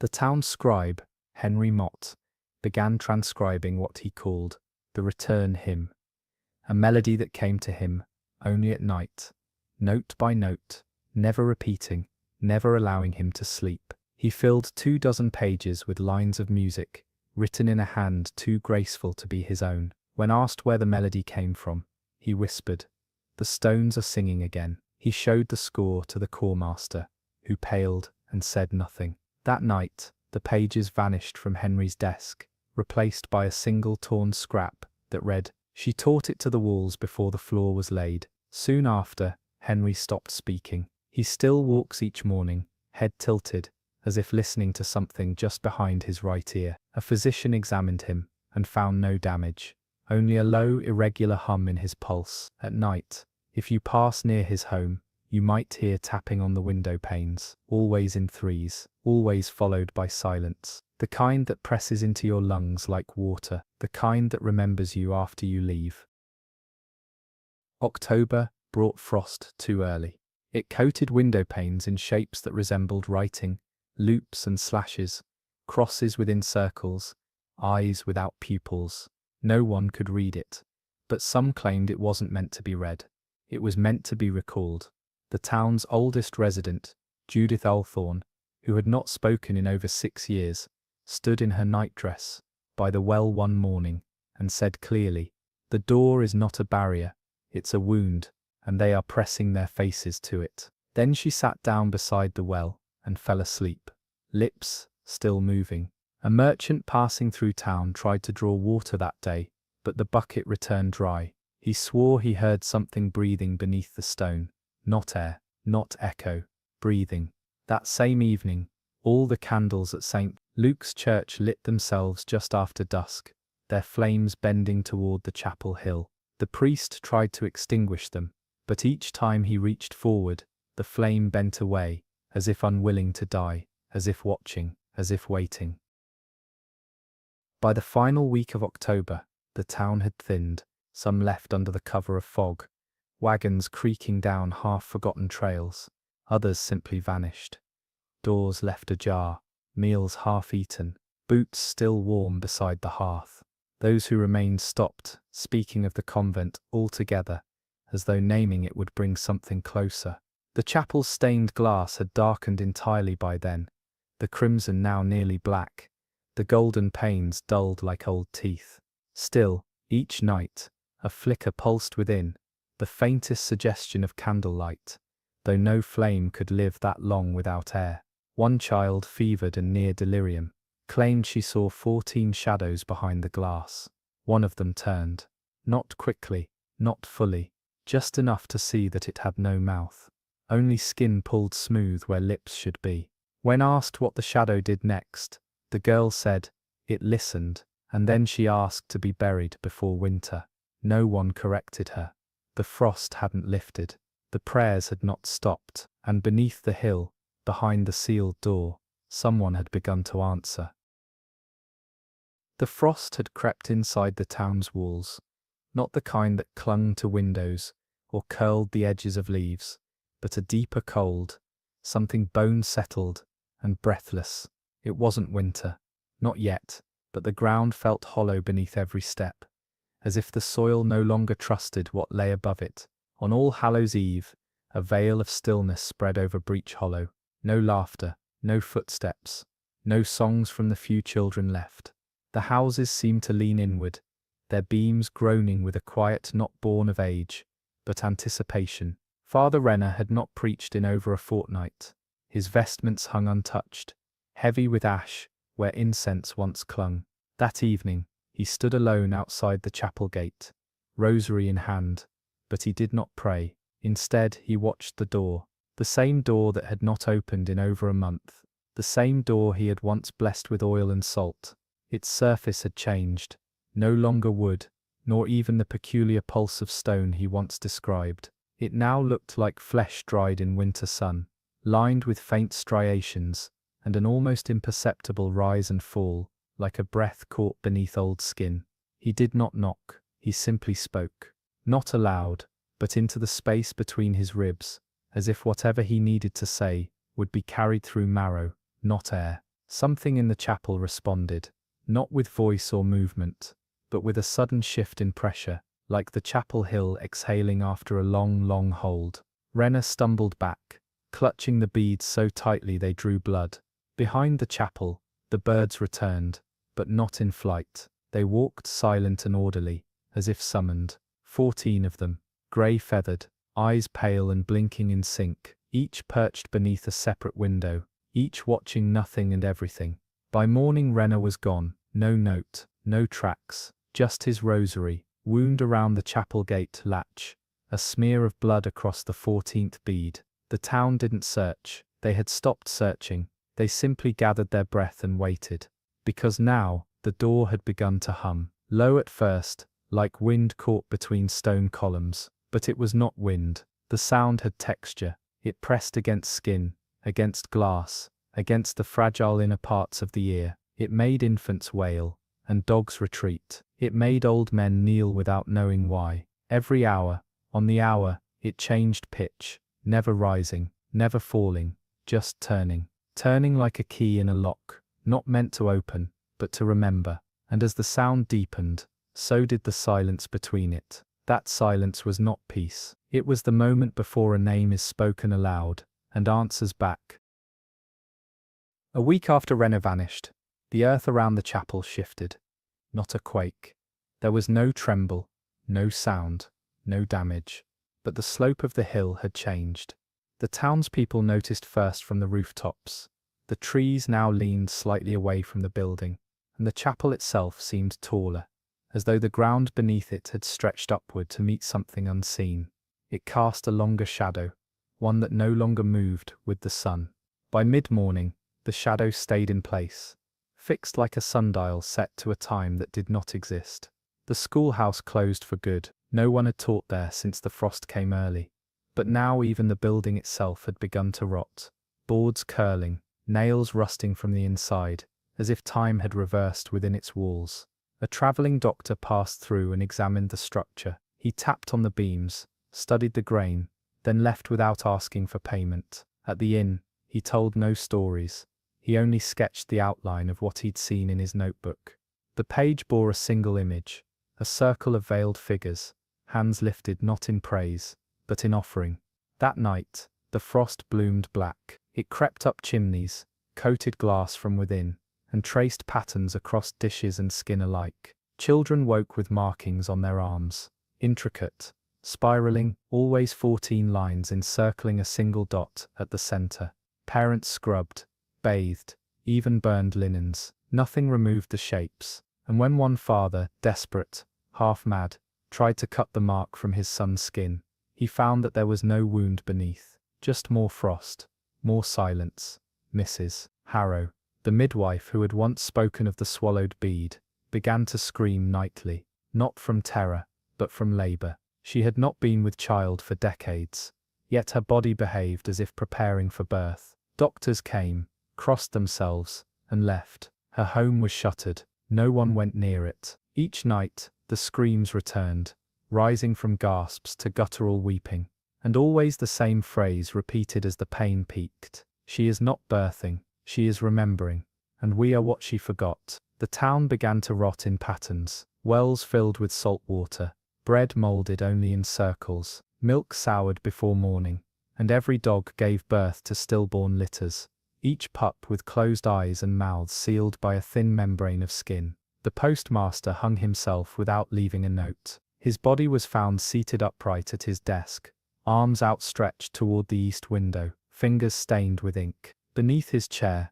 scratched into the floorboards, were the words "We will all face east." And in the chapel above, the humming deepened. It now vibrated through stone and soil, through brick and bone. It was not a song, but it shaped the air like one, something ancient, something forgotten by scripture and memory both. And it no longer waited for ears, it waited for a mouth. On the final day of the frost moon, a storm gathered, one that never broke. No thunder, no rain, just dense, unmoving clouds that swallowed the sky from horizon to horizon. It cast the entire town in perpetual dusk. Lamps burned all hours, yet shadows thickened in corners no flame could reach. In the market square, time ceased to function. Watches spun forward, then back. Wind-up clocks rang erratically, chiming at odd hours, sometimes in bursts of 14, sometimes none at all. The tailor, Mr. Ambrose stood in the street for an hour, eyes fixed on the chapel ridge, needle in hand, unmoving. When his daughter touched his shoulder, he whispered, "I saw it blink." The hill blinked, just once. The chapel door was changing again. Its surface no longer resembled flesh. It had hardened, bone-white and veined, like marble pulled from ancient salt mines. But it pulsed still, slowly, as though it were breathing memories in and out. At twilight, the humming stopped, and the town, unspoken and collectively, held its breath. That's when the sound began. Not from the chapel, from below it. A deep, wet knocking, measured, deliberate, like stone being tapped from inside a tomb. It didn't echo. It soaked into the earth. The townspeople didn't speak of it at first, each hoping someone else had imagined it. But it came every night. 14 knocks, then silence. One woman, Nora Benton, wrote them down. She marked each on the wall with red ink. After 3 nights, the ink began to move. It dripped down, not in lines, but in patterns, loops and spirals that matched the marks children had awoken with weeks before. When her husband confronted her, Nora said nothing, only opened her mouth and exhaled dust. He left her there. She never followed. On the 4th night, after the knocks, the door creaked for the first time since it was sealed. Not open, just a single groan of pressure shifting.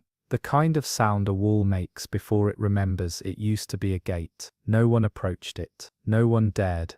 But those who lived closest claimed the hill felt different now. Not heavier, not lighter, just aware. That night, the fire in the blacksmith's hearth burned without fuel. It danced blue and low, curling into symbols no one could describe, but all agreed they'd seen before. The smith's son pointed and said, "That's the name she gave us." When asked who he meant, he only replied, "She has more than one, but we were her 14th. The chapel door remains shut, but the knock has returned, always at the same hour, always with that same thick silence after. It is not asking to be opened, it is confirming that we still remember."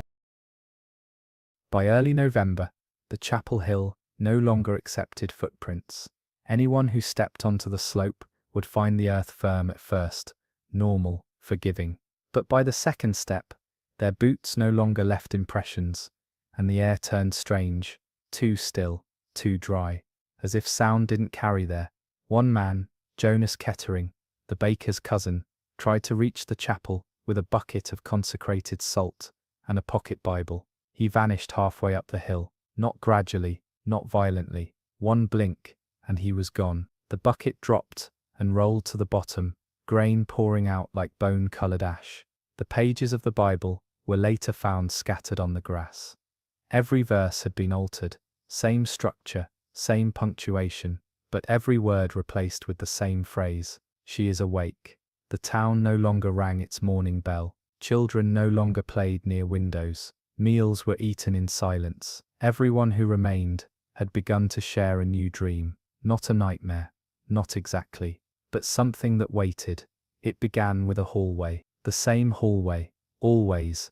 The walls of stone, the ceiling low, the floor slick and black. At the end a wooden door. The sound behind it wasn't human, not monstrous either, just wrong. A rhythm that didn't match breath or heart, just something slowly remembering how to move. Those who dreamed it found small changes each morning. A line on their palm they didn't recognize. A single thread of hair in their bed that wasn't their own. One child, Caleb, mute since birth, began to hum as he slept. The tune matched the one Henry Mott had transcribed weeks earlier, before he disappeared.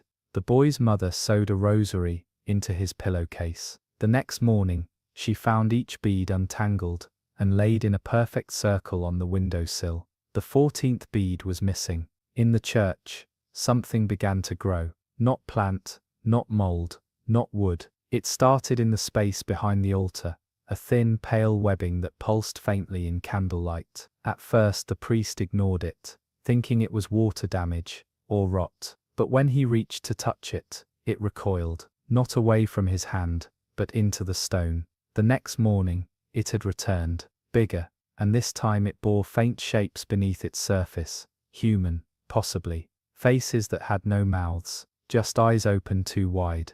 The birds left again, not in flight, in pieces. One morning, they were found scattered across the chapel steps, feathers laid in rings around small torn bodies, but there was no blood, no bones, only hollow skins, like the husks of insects long shed. The rings circled inward, 14 of them, and at the center, where no snow gathered, where no shadow touched, was a single note carved into the frost-covered stone. We have remembered her, but she has not yet remembered us. The snow arrived without sky, no clouds, no wind. It fell straight down in absolute silence, each flake too large, too perfect, like paper cut from memory. It didn't melt on skin or roof, only gathered where breath had recently been. Horses refused to pass the chapel road. The inn's dog, an old mutt that had once slept through thunder, clawed through the floorboards, trying to bury itself. At the general store, every mirror cracked from the center outward. No glass had been touched, no tremor had passed, but each fracture formed the same shape, a narrow eye, closed at both ends. People stopped opening their shutters. They cooked in darkness. When asked why, most simply said they didn't want to see the hill at night. Not what was on it, but what was no longer there. Because at some point, without a single witness, the chapel steeple disappeared. Not collapsed, not torn down, just gone. The roof remained intact, the structure unmarred, but where the steeple once pointed to heaven, now only mist circled in a slow spiral, as if something tall still stood, visible only to those who had forgotten how to lie. Down at the mill, the water wheel turned against the current. The miller, who hadn't spoken in days, stood ankle-deep in the stream for hours, hands open, eyes closed, lips moving without sound. When his wife pulled him free, he whispered, "She is learning how to speak again, but she needs mouths." Then he bit down on his tongue, until he bled. The chapel door pulsed faster now. At dusk it glowed faintly, not with firelight, but a dull internal heat, like coals deep beneath ash. It made no sound, yet those who passed within a mile reported hearing names in their dreams.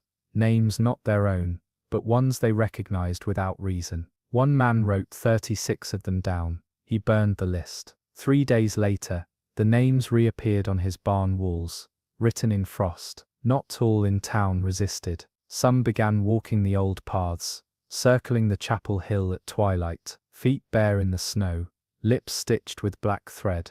They were not mourners, they were not pilgrims. They carried no crosses, only lengths of cloth and tiny mirrors hung on string. 14 of them, always 14. When confronted, they did not flee. They only smiled, and raised one hand to their mouths, pressing a single finger to their lips in silence. On the third evening, they vanished. Only their footprints remained, pressing inward in a spiral, ending at the chapel door. And on the door that night, carved with something sharper than any blade, she almost remembers, "Do not stop humming." By then the sound had returned. The hum, deeper than before. It no longer came from the chapel. It came from the air itself, from the breath you didn't know you were holding, from behind your teeth, from beneath your ribs. On the 11th of November, the town bell rang once more, at precisely 3:17 a.m., not from the tower, from underground. It wasn't metal that chimed, it was stone, a long groaning peal that spread through floorboards and riverbeds, echoing inside teeth and bone. Everyone woke at once. Doors opened in silence. No one spoke. They simply stood in thresholds and windows, listening, as if waiting for a name they'd forgotten to be said aloud. But no name came, only the hush that follows breath drawn in fear, not reverence. At sunrise something new had appeared. Around the chapel's base, pale thread-like roots had erupted through the soil, thin, fibrous and trembling. They didn't climb the stone, they wove into it, seamlessly, as if they had always been there, waiting just beneath the surface. A child who had been mute for weeks knelt beside them and whispered, "These are her fingers, she's feeling for the key." Then the child stood and walked home barefoot, leaving no prints behind. A group of men, farmers mostly, gathered in the square that morning, and declared the time had come. The chapel door needed to be opened. Salt was brought, axes, lanterns. The priest refused to go. The sheriff had not been seen in days. So they went alone, 14 of them, as if by instinct, as if some balance demanded it. They climbed the hill just before noon.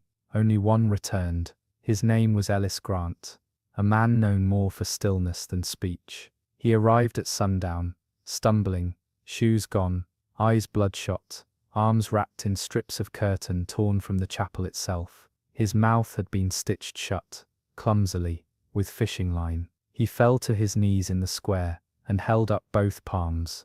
They had been marked, not by blade or burn, but with skin turned smooth and glassy, like wax moulded into shape. Each bore a perfect circle. Inside the left, the image of a door. Inside the right, an eye, closed. He could not speak, but from his throat came a sound, not a cry, not a plea, a tune, humming, low and constant, rising and falling in the exact cadence the chapel had emitted for weeks. And all who heard it found themselves humming too, not aloud, involuntarily, somewhere between breath and silence, a sound that curled behind the ears and under the tongue. The other 13 men were never found. Only the tools remained, laid in a line before the chapel steps, each blade rusted black, each lantern emptied, and between them, etched into the snow with something that bled but did not clot, were the words, "Memory is not truth, it is practice. And we have practiced too long." The humming has not stopped since, even when the mouth is closed, even when the ears are covered, it continues, because she is near now, and memory once warmed, does not sleep again. The snow no longer melted. By late November, it had layered itself like memory, unmoving, undisturbed, heavy, with something more than cold. It clung to roofs, like ash. It buried footprints behind the walker's last breath. No matter how the fires were stoked, the air inside homes remained stale, carrying the faint scent of burnt linen and myrrh. No smoke rose from the chimneys anymore. It simply curled within, circling rafters, like something reading the wood grain from the inside. Most of the townspeople had stopped speaking altogether, not from fear, though that lingered like mist in every hallway, but from instinct. Words had begun to echo wrong. Say a name too often, and it changed. Whisper a prayer, and the silence that followed didn't feel empty. It felt listening. Letters came back with ink rearranged.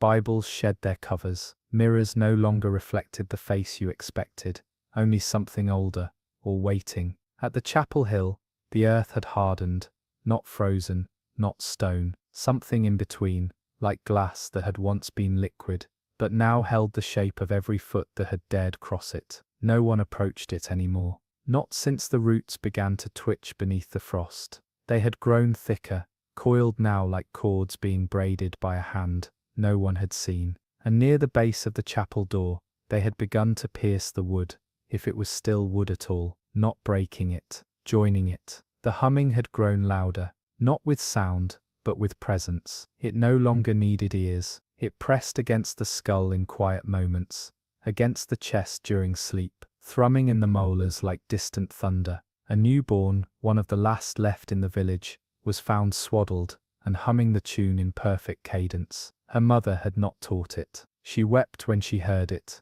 and would not touch the child again. The chapel bell tower had never returned. The mist above the chapel simply spun in its place, unwavering, as if something tall and cloaked still stood there, just beyond the visible edge of this world. And above it, the sky was wrong, not clouded, not starless, just unconcerned, as if the heavens had turned their face away, too ashamed, or too late to interfere. Inside the town's oldest home, a man named Tobias Flint had begun building a map, not of land, but of sound. He claimed to hear variations in the chapel's hum, as if it were speaking in a code too old for language. He used thread and nails, carving patterns into his floor, each intersection a note, each loop a rhythm.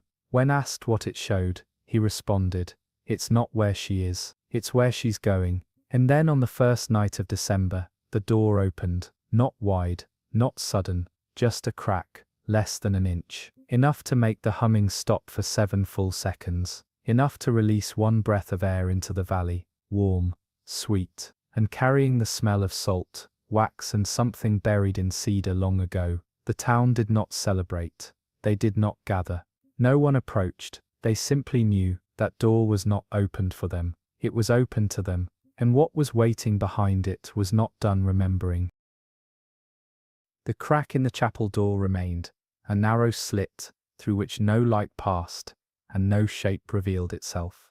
Yet the entire town began to lean toward it, not physically, but subtly, in posture and presence, like flowers turning toward a sun that had not yet risen. Even homes built long before the chapel itself began to groan under their foundations. Window panes bowed inward, door frames warped. It was as though the wood remembered the grain it had once come from, and now longed to return. Inside those homes, families whispered names they had never said aloud before. Grandmothers forgot their prayers and began repeating phrases in forgotten tongues. Infants reached toward corners of rooms where no one stood, and always, the humming returned. But now it came from within. It didn't fill the chapel anymore. It filled them. In lungs, in marrow, behind the eyes, a vibration not felt, but understood. On the 7th night after the door cracked, the first of the watchers appeared. They weren't seen arriving.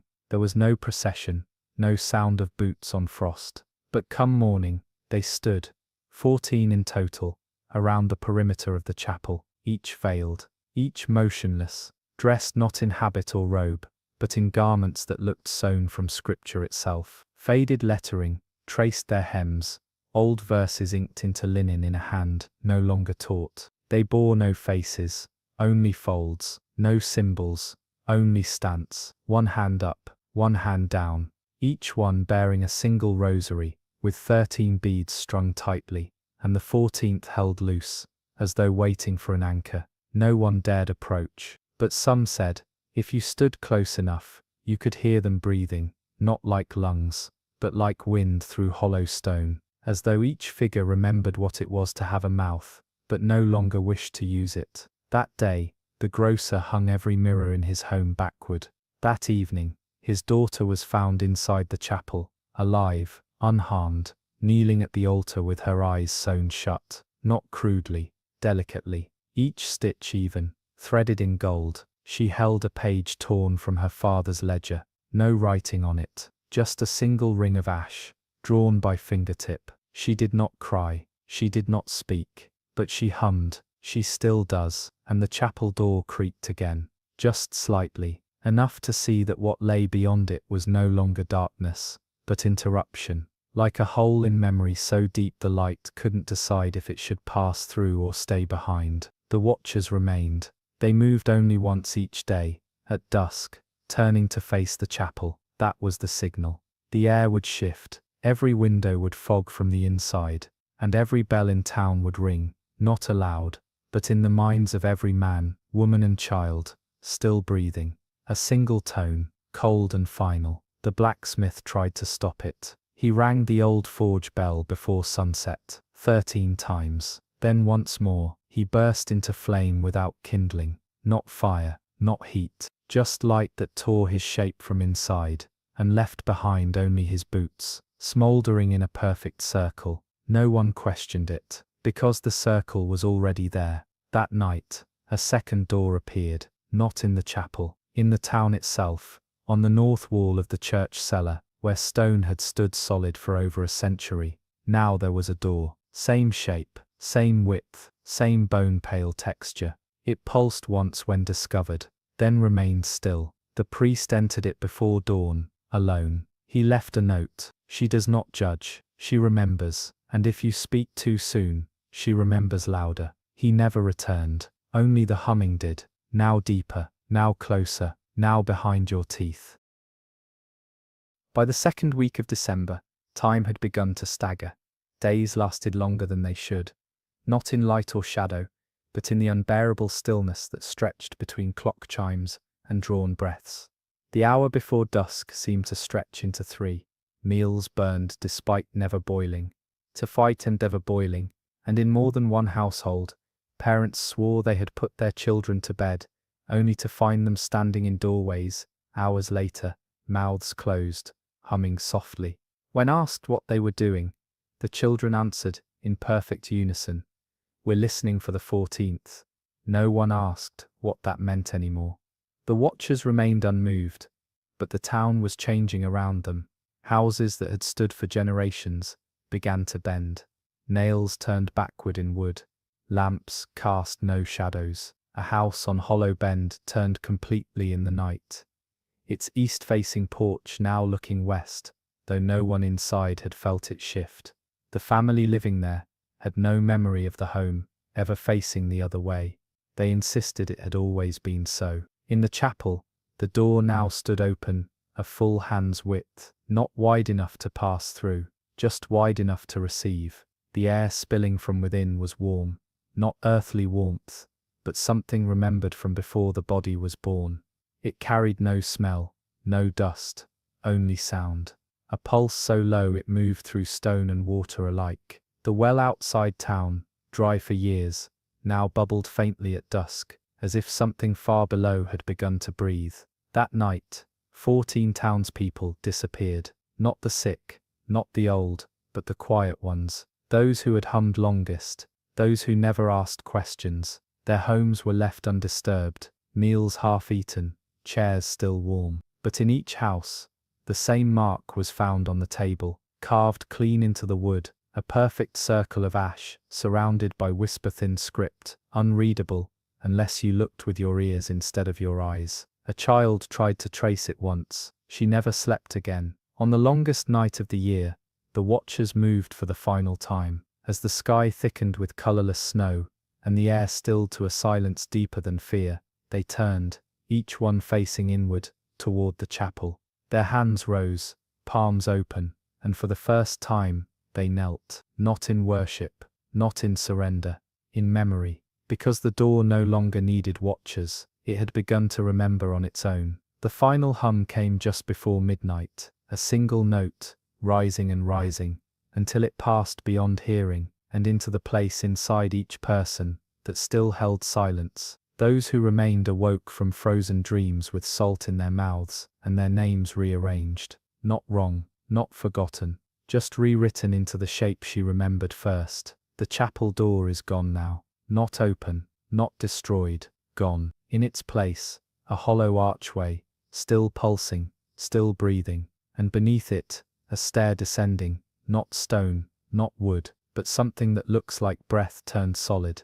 The watchers, they remain, not outside, not inside, just within. If you press your ear to the ground tonight, you might hear them humming, not loudly, just enough to draw the memory closer. And if you find yourself swaying in rhythm, if your mouth opens without your will, if your hand begins tracing circles on the wall beside your bed, don't stop, because she remembers better when you move, and forgetting now would be a mercy she no longer offers. Not every town is mapped. Not every chapel leaves behind stone. Some are carved in silence, sealed by memory, and buried beneath years that were never properly counted. Breach Hollow has no surviving census, no recorded mass after 1846. The land was sold 3 times but never settled.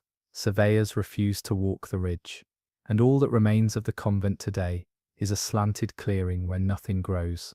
No grass, no moss, not even rot. They say on winter nights, when the sky goes still and the ground forgets how to echo, you can hear humming rising from beneath the frost. 14 notes, no more. Each one drawing breath from a mouth that no longer opens. Each one remembering a name that no longer needs to be spoken. She is not a legend. She is not a warning. She is what memory becomes when it has waited too long. If you dream of a hallway with no end, if your hands trace circles in your sleep, if mirrors fog from the inside when no one else is home, she hasn't found you yet. She's letting you remember first. Thank you for watching. Unholy Ledger. If you felt something shift while listening, something you can't quite name, leave a comment below. We read every one, and we remember what you write.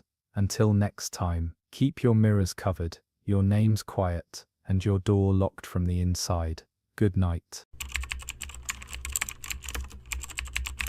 On the outskirts of Andover County, where the soil turns black before it turns to frost, A man named Elias Fairbanks purchased 40 acres of abandoned orchard land in the spring of 1839. The deed transfer was quiet, filed through a travelling surveyor who left town before the week was out. By summer, a narrow timber chapel stood on the eastern ridge. No bell, no signage, no cross. Locals took notice, but not with concern. Elias was known for his soft manner and scripture-stitched speech, and his family, though strange, caused no direct trouble. His wife, Ada, rarely spoke above a whisper, and was often seen tending to vines that refused to bear fruit. The 3 children, Nell, Mercy, and the boy they simply called Rev, were pale, disciplined, and unschooled. The Fairbanks family began holding gatherings by candlelight near the old orchard rows, drawing in settlers who'd once sworn off church entirely. No music, no sermons, just stillness, salt, and the sound of dirt shifting under bare feet. Before we go any further, tell us, where are you watching from, and what time is it there right now? Drop it in the comments below. Local farmers remembered the orchard for its bitter pears and failed revivals. Twice before, the land had been claimed by travelling preachers, promising miracles and harvest, and twice it had been abandoned after a single winter. But the Fairbanks family stayed. By 1840, they had erected a second structure, smaller than the chapel, but built from stone, not wood. It had no windows, and the door was fitted with iron fastenings, too heavy for a household of 5. When questioned, Elias simply said it was for containment. No one asked what that meant. He spoke often of sanctity, never of safety, and somehow, his presence made people feel both. Those who attended the family's dusk gatherings claimed to hear strange prayers spoken in Latin and another tongue no one could place. Others said it wasn't the words that lingered, but the silence that followed them, a silence thick enough to ring in your ears long after you'd walked away. Still, more people came, not because they understood, but because they felt seen. The first missing girl was never listed as missing. Her name was Catherine Holt, 17, the daughter of a widow who lived near the Northern Trail Fork. She'd been seen entering the Fairbanks orchard one evening just before the frost set in. No coat, no lantern, her hands clasped, as if in prayer. Her mother claimed she was attending a twilight lesson with Mercy Fairbanks, who had begun tutoring girls deemed too unruly for the regular schoolhouse. When Catherine failed to return, a search was mounted quietly, without alarm. Elias himself joined, guiding men through the woods, by memory alone. After 3 days, the effort was abandoned. Catherine's mother stopped speaking altogether. Her porch lamp remained lit for nearly a year. When asked later, Reverend Tillman, who had once tried to baptize the Fairbanks boy, said he believed the girl had chosen to stay. He didn't elaborate. He only added that some girls are born closer to the veil than others.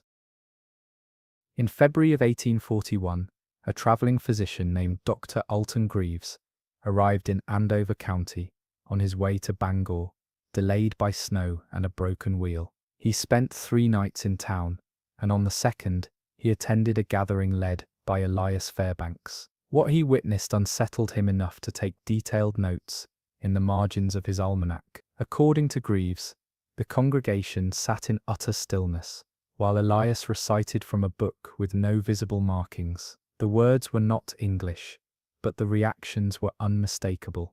Women wept without sound. Men trembled but didn't move. At one point, the boy called Rev stepped forward and touched a young man on the forehead.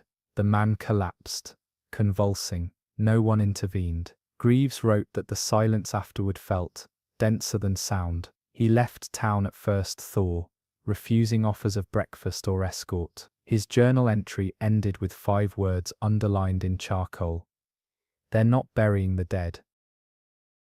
By the fall of that same year, whispers began spreading through the outer farms.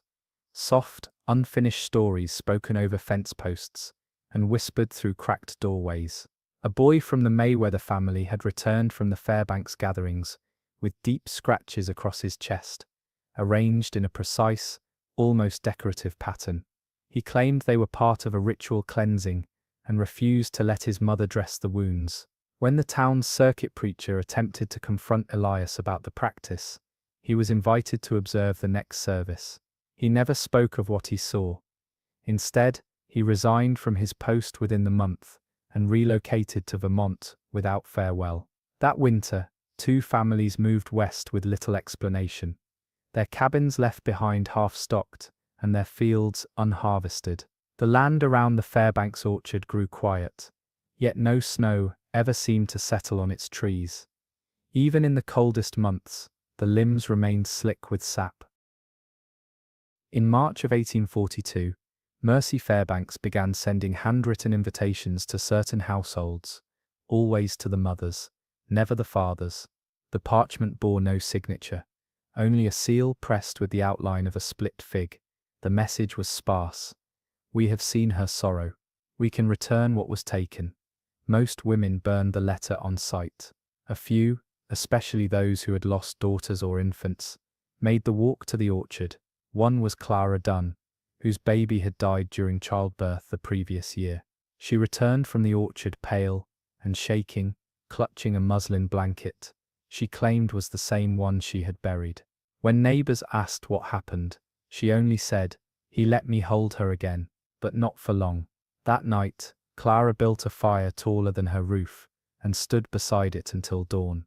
No one asked what she had burned, but from then on she never attended service anywhere else. The Fairbanks boy, known only as Rev, came of age without ever setting foot in the schoolhouse. By the time he was 12, adults referred to him with unease, as though titles like child or son no longer applied. He spoke rarely, but with a precision that made grown men feel reduced. At the midsummer gathering of 1843, he stood before a crowd of 27 and recited a list of names. None from the town, none familiar, each one followed by a date yet to come. His voice never lifted above a whisper, but every person claimed they heard it clearly, even those standing far at the back. Weeks later, a family passing through Andover was found dead near Black Timber Creek, their wagon intact, their bodies marked with the same cross-hatched wounds the Mayweather boy had once shown. The date Rev had spoken matched the morning they were found. The sheriff chalked it up to highwaymen. No one challenged him. In the summer of 1844, the orchard bloomed out of season. Pale blossoms curled from every branch, though no bees came and no fruit followed. The petals never dropped. Children who wandered too close reported hearing humming beneath the soil, low, steady, and oddly musical. One girl claimed she saw hands beneath the roots, folding and unfolding like they were praying. Her parents sent her to stay with cousins in another county, and she never spoke of it again. That same season, a new path was carved through the trees, not by tools but by something heavier than footsteps, broad, even indentations that glowed faintly under moonlight. Elias began leading his evening gatherings down this path, carrying nothing but a single glass lantern. Those who followed returned changed, some radiant and smiling, others wordless for days. A boy named Ezra tried to follow alone. He came back before sunrise, barefoot and bleeding. His tongue had been neatly severed. His boots were never found. Strangers began arriving just before the harvest of 1845, not by coach or wagon, but on foot. Solitary figures trailing no family, speaking little, their clothing stitched with symbols no one recognized. Some wore prayer beads carved from what looked like bone, others carried satchels that gave off a sweet, earthy rot. They never asked for lodging. They simply stood near the orchard at dusk, waiting. Elias greeted each one by name, though no introductions were ever made. Within days, a crude dormitory appeared beside the stone structure. No windows, low roof, lined with cypress bark instead of shingles. Locals watched them move in silence, building with the ease of men who had done this before. Reverend Tillman, now long retired, but still wary, called them pilgrims of the second soil. No one knew what that meant, but it caught on. After their arrival, the ground near the Fairbanks land began to pulse faintly beneath bare feet, warm as if remembering fire. On the third Sunday of October, a town elder named Amos Cribben stood during supper and announced without emotion that he would be offering his property to the Fairbanks. "The land doesn't need me anymore," he said. "It wants them now," his sons protested. But Amos had already burned the deed. That night, he walked barefoot to the orchard, left his boots by the chapel, and was never seen again. The next morning, a shallow depression was found in the soil, where the pulpit met the orchard's edge, freshly turned, but without shovel marks. The soil smelled of myrrh and vinegar. By week's end, 2 more elders followed. Each left behind notes written in what appeared to be scripture, though no church could trace the verse. The Fairbanks made no public acknowledgement. The dormitory expanded. A third building began to rise, not of stone, not of wood, but of something dark and waxen that shimmered like damp bark. Children called it the Hush House. Adults never said its name aloud. The Fairbanks boy, known only as Rev, came of age without ever setting foot in the schoolhouse. By the time he was 12, adults referred to him with unease, as though titles like child or son no longer applied. He spoke rarely, but with a precision that made grown men feel reduced. At the midsummer gathering of 1843, he stood before a crowd of 27 and recited a list of names. None from the town, none familiar, each one followed by a date yet to come. His voice never lifted above a whisper, but every person claimed they heard it clearly, even those standing far at the back. Weeks later, a family passing through Andover was found dead near Black Timber Creek, their wagon intact, their bodies marked with the same cross-hatched wounds the Mayweather boy had once shown. The date Rev had spoken matched the morning they were found. The sheriff chalked it up to highwaymen. No one challenged him. In early spring, 2 boys fishing along the creek found something half buried in the mud near the bend where the Fairbanks orchard runoff trickled downstream. It was a mask, thin, white, and molded from what appeared to be beeswax, shaped with uncanny precision to resemble a child's face. No straps, no markings, just 2 perfect holes for eyes and a faint smile that did not look kind. The sheriff took it into evidence, but left it uncovered on his desk. By nightfall, his deputy found him standing motionless, hands pressed over his own face, whispering the same 3 words over and over, "She is watching." The mask had melted down the back of the stove, though no one remembered placing it there. Afterward, the town council ordered the orchard declared land without parish. The designation had no legal weight, but it was understood no weddings, no funerals, no gatherings would be held within earshot of the Fairbanks property, and still, the blossoms clung to the trees. By midsummer, Mercy Fairbanks was seen more often without her siblings. She wandered the outer roads in a pale cotton dress, bare feet dusted red from the iron-rich soil. She knocked on doors only once, never twice, and always asked the same question. "Do you wish to speak with the ones who remember you?" Most said no, and shut their doors with trembling hands. But those who hesitated, even a moment, would find something left on their stoop the next morning. A child's braid tied with string, a prayer card from a church that had burned down decades ago, once a wooden doll missing its eyes. One woman, whose son had drowned the year before, followed Mercy back to the orchard. She was seen entering the hush house and never emerged. Her husband said nothing, but a week later, he ploughed under his fields and salted the ground. She left was all he said.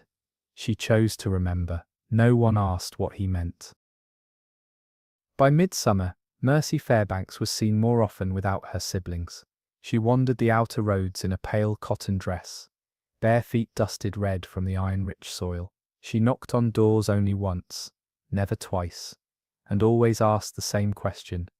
"Do you wish to speak with the ones who remember you?" Most said no, and shut their doors with trembling hands. But those who hesitated, even a moment, would find something left on their stoop the next morning. A child's braid, tied with string, a prayer card from a church that had burned down decades ago, once a wooden doll missing its eyes. One woman, whose son had drowned the year before, followed Mercy back to the orchard. She was seen entering the hush house and never emerged. Her husband said nothing, but a week later, he ploughed under his fields and salted the ground. She left was all he said. She chose to remember. No one asked what he meant. In the fall of 1846, a woman named Ruth Elsie returned to Andover after 20 years away. She had left as a child, carried west by her mother after a fire consumed their home. Now widowed, she came back to settle her father's estate. But Ruth did not remember the orchard, only the way her hands trembled whenever she passed its edge. She took lodging near the chapel, drawn by something she couldn't name. Within days, she was seen walking the orchard rows at dusk, lips moving soundlessly. Neighbors claimed she began humming a lullaby no one had taught her. On the 7th night, Ruth entered the hush house and was found the next morning seated on her father's old property stone, rocking back and forth. Her hands were covered in soil. She had dug a shallow hole and filled it with the bones of something small. When questioned, she answered calmly, "I remembered what I was supposed to forget. Now it's their turn to keep it." She smiled, then refused to speak again. That winter was the warmest in memory. Snow fell only once, a dusting that vanished before dawn. Instead, fog gathered thick and low, clinging to the orchard, in a way that made the trees appear taller, as if they were reaching. The townsfolk began to speak of the hour of blue silence, a stretch just before sunrise, when no birds called, no dogs barked, and the air itself seemed to still. During this hour, figures were seen moving between the Fairbanks structures, tall, veiled, and unfamiliar. No one could say where they came from. Their feet left no prints. When one man, a trapper named Willard Cobb, tried to approach with a lantern, he returned before crossing the first row of trees. His beard had gone completely white. He did not speak for 3 days. When he finally opened his mouth, the only thing he said was, "Their saints wear no names." He left town that night. His cabin was found empty, his bed made, fire still warm. In the spring of 1847, a census taker from Augusta arrived to conduct a routine survey of Andover County. His name was Percival Gray, a quiet man known for his thoroughness, and he took detailed notes as he moved from homestead to homestead. But when he reached the edge of the Fairbanks property, he found no gate, no path, only a stretch of orchard that opened seemingly on its own. He entered at dusk, hoping to complete the count before nightfall. What he found was not a household in any conventional sense. No one answered his knocks, but the doors were not locked. He wandered through the chapel, the dormitory, and even the hush house without resistance. Inside, everything was clean, orderly, and strangely untouched by time. Candles burned, though no matches were found. Beds were made, but cold to the touch. In the chapel sat 13 books, all identical, all filled with blank pages, except one. On its final page, someone had written, "We have already been counted. You are next." Gray left that night and never submitted his report. By midsummer, the orchard soil had begun to shift in unnatural ways. Farmers noticed their wells running dry, even as the ground remained damp beneath the trees. Crops planted near the boundary line withered within days, but not from drought. Each stalk turned to ash at the root, crumbling with a soft hiss that left a bitter scent in the air. At night, small holes appeared in the fields closest to the hush house, perfectly round, always shallow, always empty. One boy filled one with salt, thinking it a game.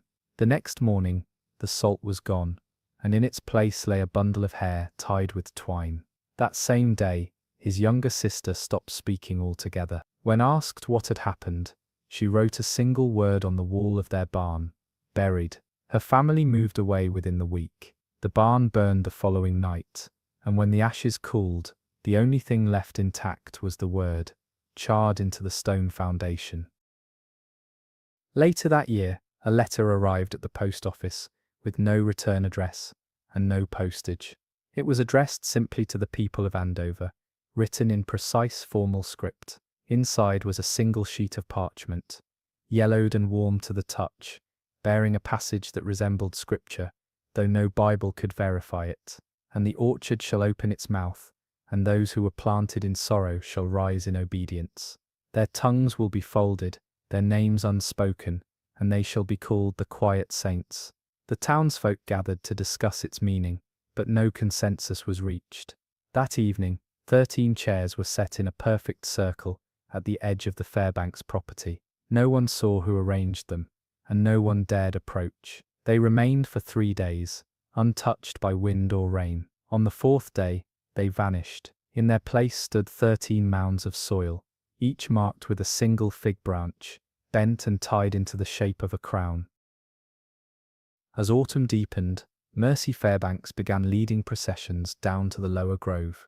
Children first, then mothers, then those too old to walk without help. Each held a candle dipped in black wax.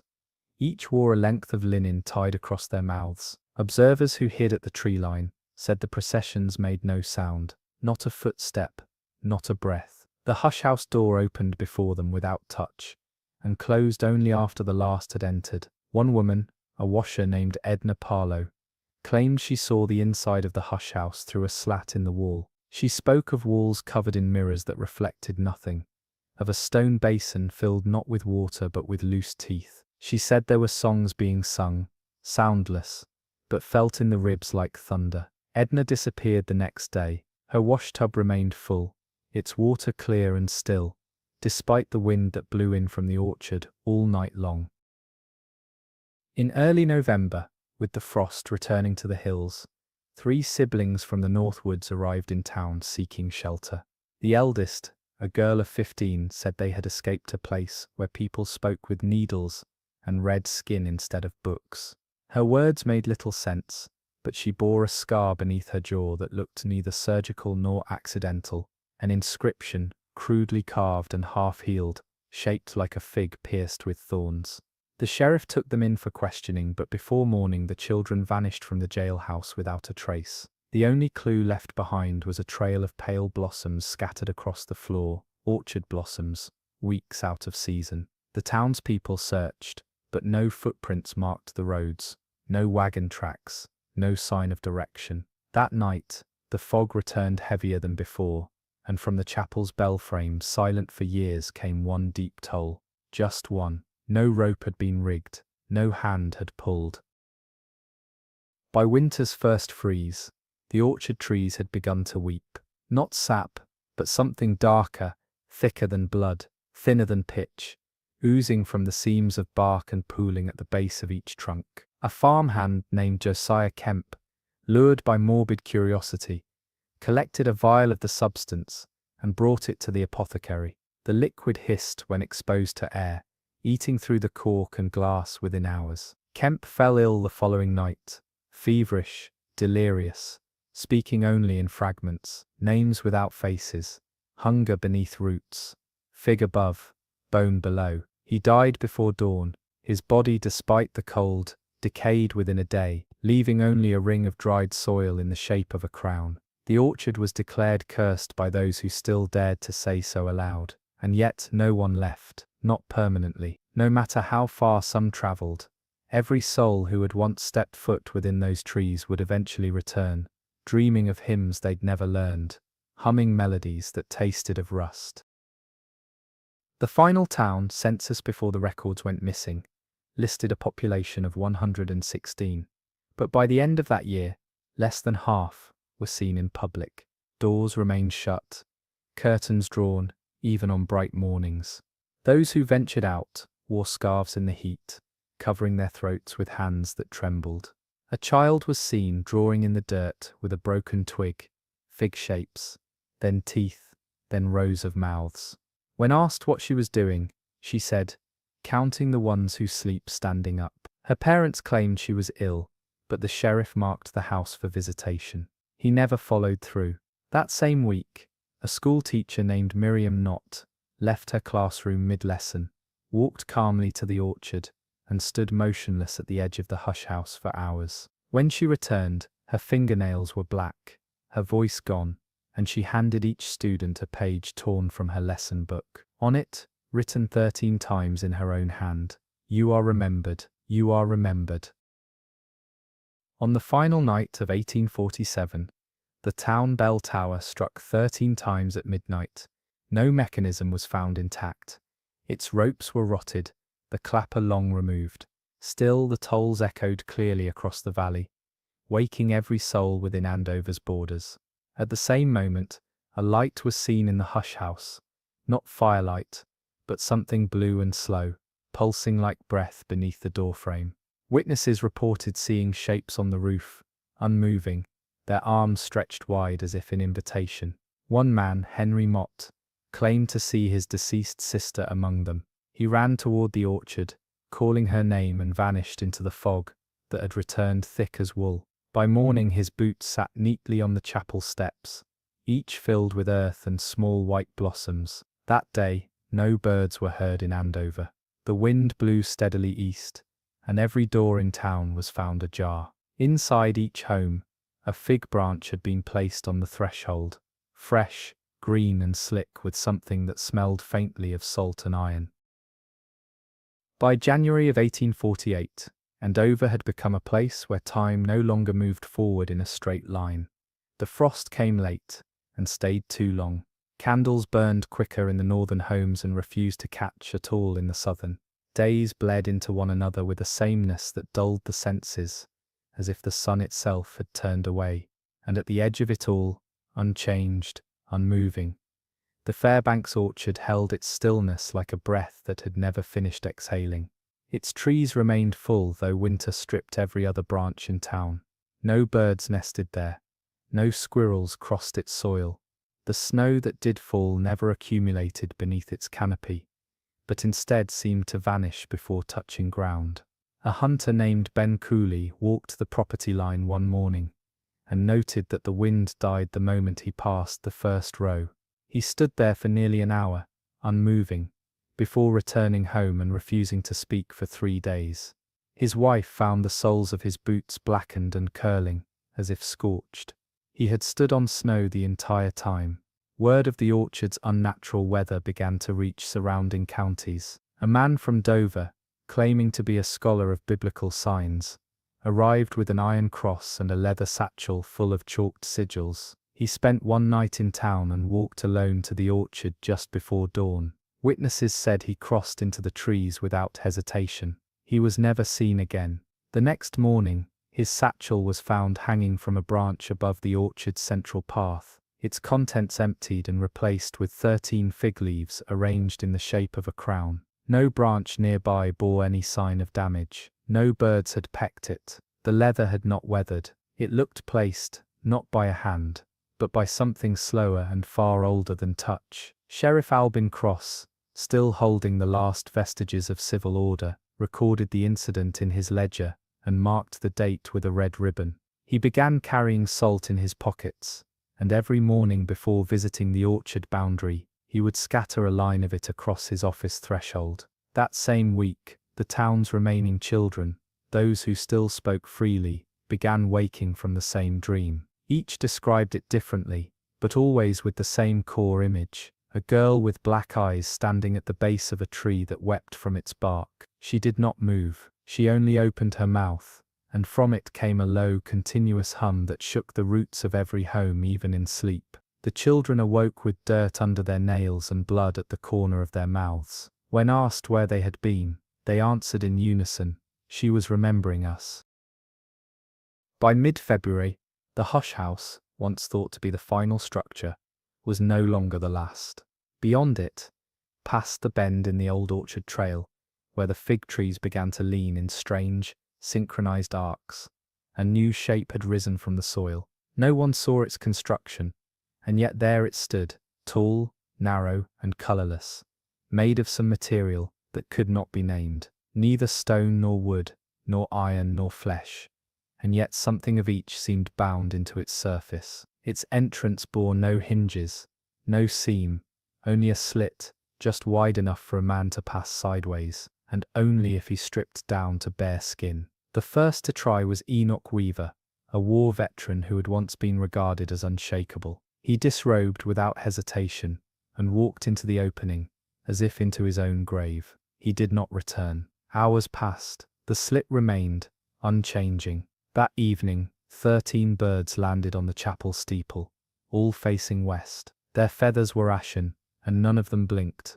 The slit closed the following morning. The structure has not opened since. Inside the town proper, records began to vanish. Bibles on bedside tables now bore altered verses. Pages went blank, where scripture had once been, replaced not with new words, but with faint indentations, lines impressed into the paper, as if written long ago, and then erased. At first, families accused one another. Then they stopped speaking altogether. One woman, Margaret Bell, woke to find her marriage certificate gone. In its place, a scrap of vellum tucked into her mirror frame bore the words, "You were never his." That day, her husband left without packing, without shoes, and was never found. Margaret was discovered a week later, seated upright in the chapel pew, her hands clasped around a piece of dried fig, crusted with salt. Her eyes had been closed too long. They would not reopen. Sheriff Cross began keeping watch from the church steeple, logging movements at the edge of the orchard, with a spyglass he had once used in the war. He described them not as men, but as shapes that moved like memory, imperfect, flickering, almost hesitant. They would form a line, vanish, then appear again closer. Each wore a veil, each cast no shadow. His journal, still partially intact, records one final entry before he too vanished. They do not bury the dead. They instruct them. No sign of Cross was found. Only his boots remained at the top of the steeple, placed neatly side by side, filled with dirt and fig seeds. With Cross gone, the town ceased all pretense of order. The post office closed, the schoolhouse bell cracked in half, and in the hush before spring, the fig trees bloomed for the first time in over a year. But the blossoms were shaped like mouths, each bearing a set of tiny pearl-white teeth, and from every petal, when pressed, a single drop of salt water fell. Spring arrived without thaw. The snow did not melt. It retreated, as if pulled inward by the soil itself. Beneath it, the land revealed no green, no crocus bloom, only the pale silver of exposed roots twisting just below the surface, like veins in skin. Paths appeared that no one recalled walking. Stones arranged in rings turned up in fields that had lain fallow for decades. The orchard's silence grew heavier, until even breath felt unwelcome near its edge. Then, just after the equinox, the sky opened, not with rain, but with falling ash. For 13 minutes, a light grey dust fell over and over. It bore no heat, no smell, and left no residue once touched. But those caught in it described the same sensation, a weight on the back of the neck, as if someone had just whispered their name from behind. Those who turned around saw nothing. Those who didn't, dreamed in Latin that night, and remembered words they had never been taught. Children became the first to vanish, in full daylight, not from their beds, nor from the woods, but from within arm's reach. A mother in the southern quarter claimed her daughter dissolved into the sunlight streaming through the parlor window, one moment clutching her apron, the next a dusting of petals on the floor. Another boy disappeared mid-sentence during a lesson. The other students were unable to remember what he had been saying, only that he had looked up, smiled, and then was no longer there.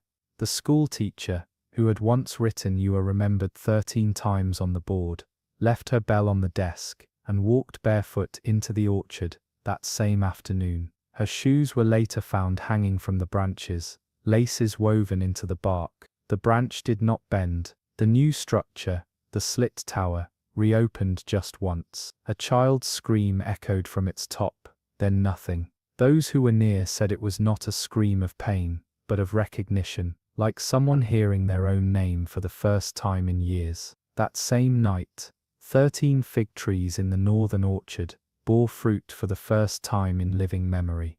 The figs were pale and waxy, each bearing what appeared to be an ear pressed gently into its flesh. The doctor who tried to dissect one bled from his nose for 2 days, and lost hearing in his left side. He later wrote that the fruit had listened to me. He hanged himself a week later.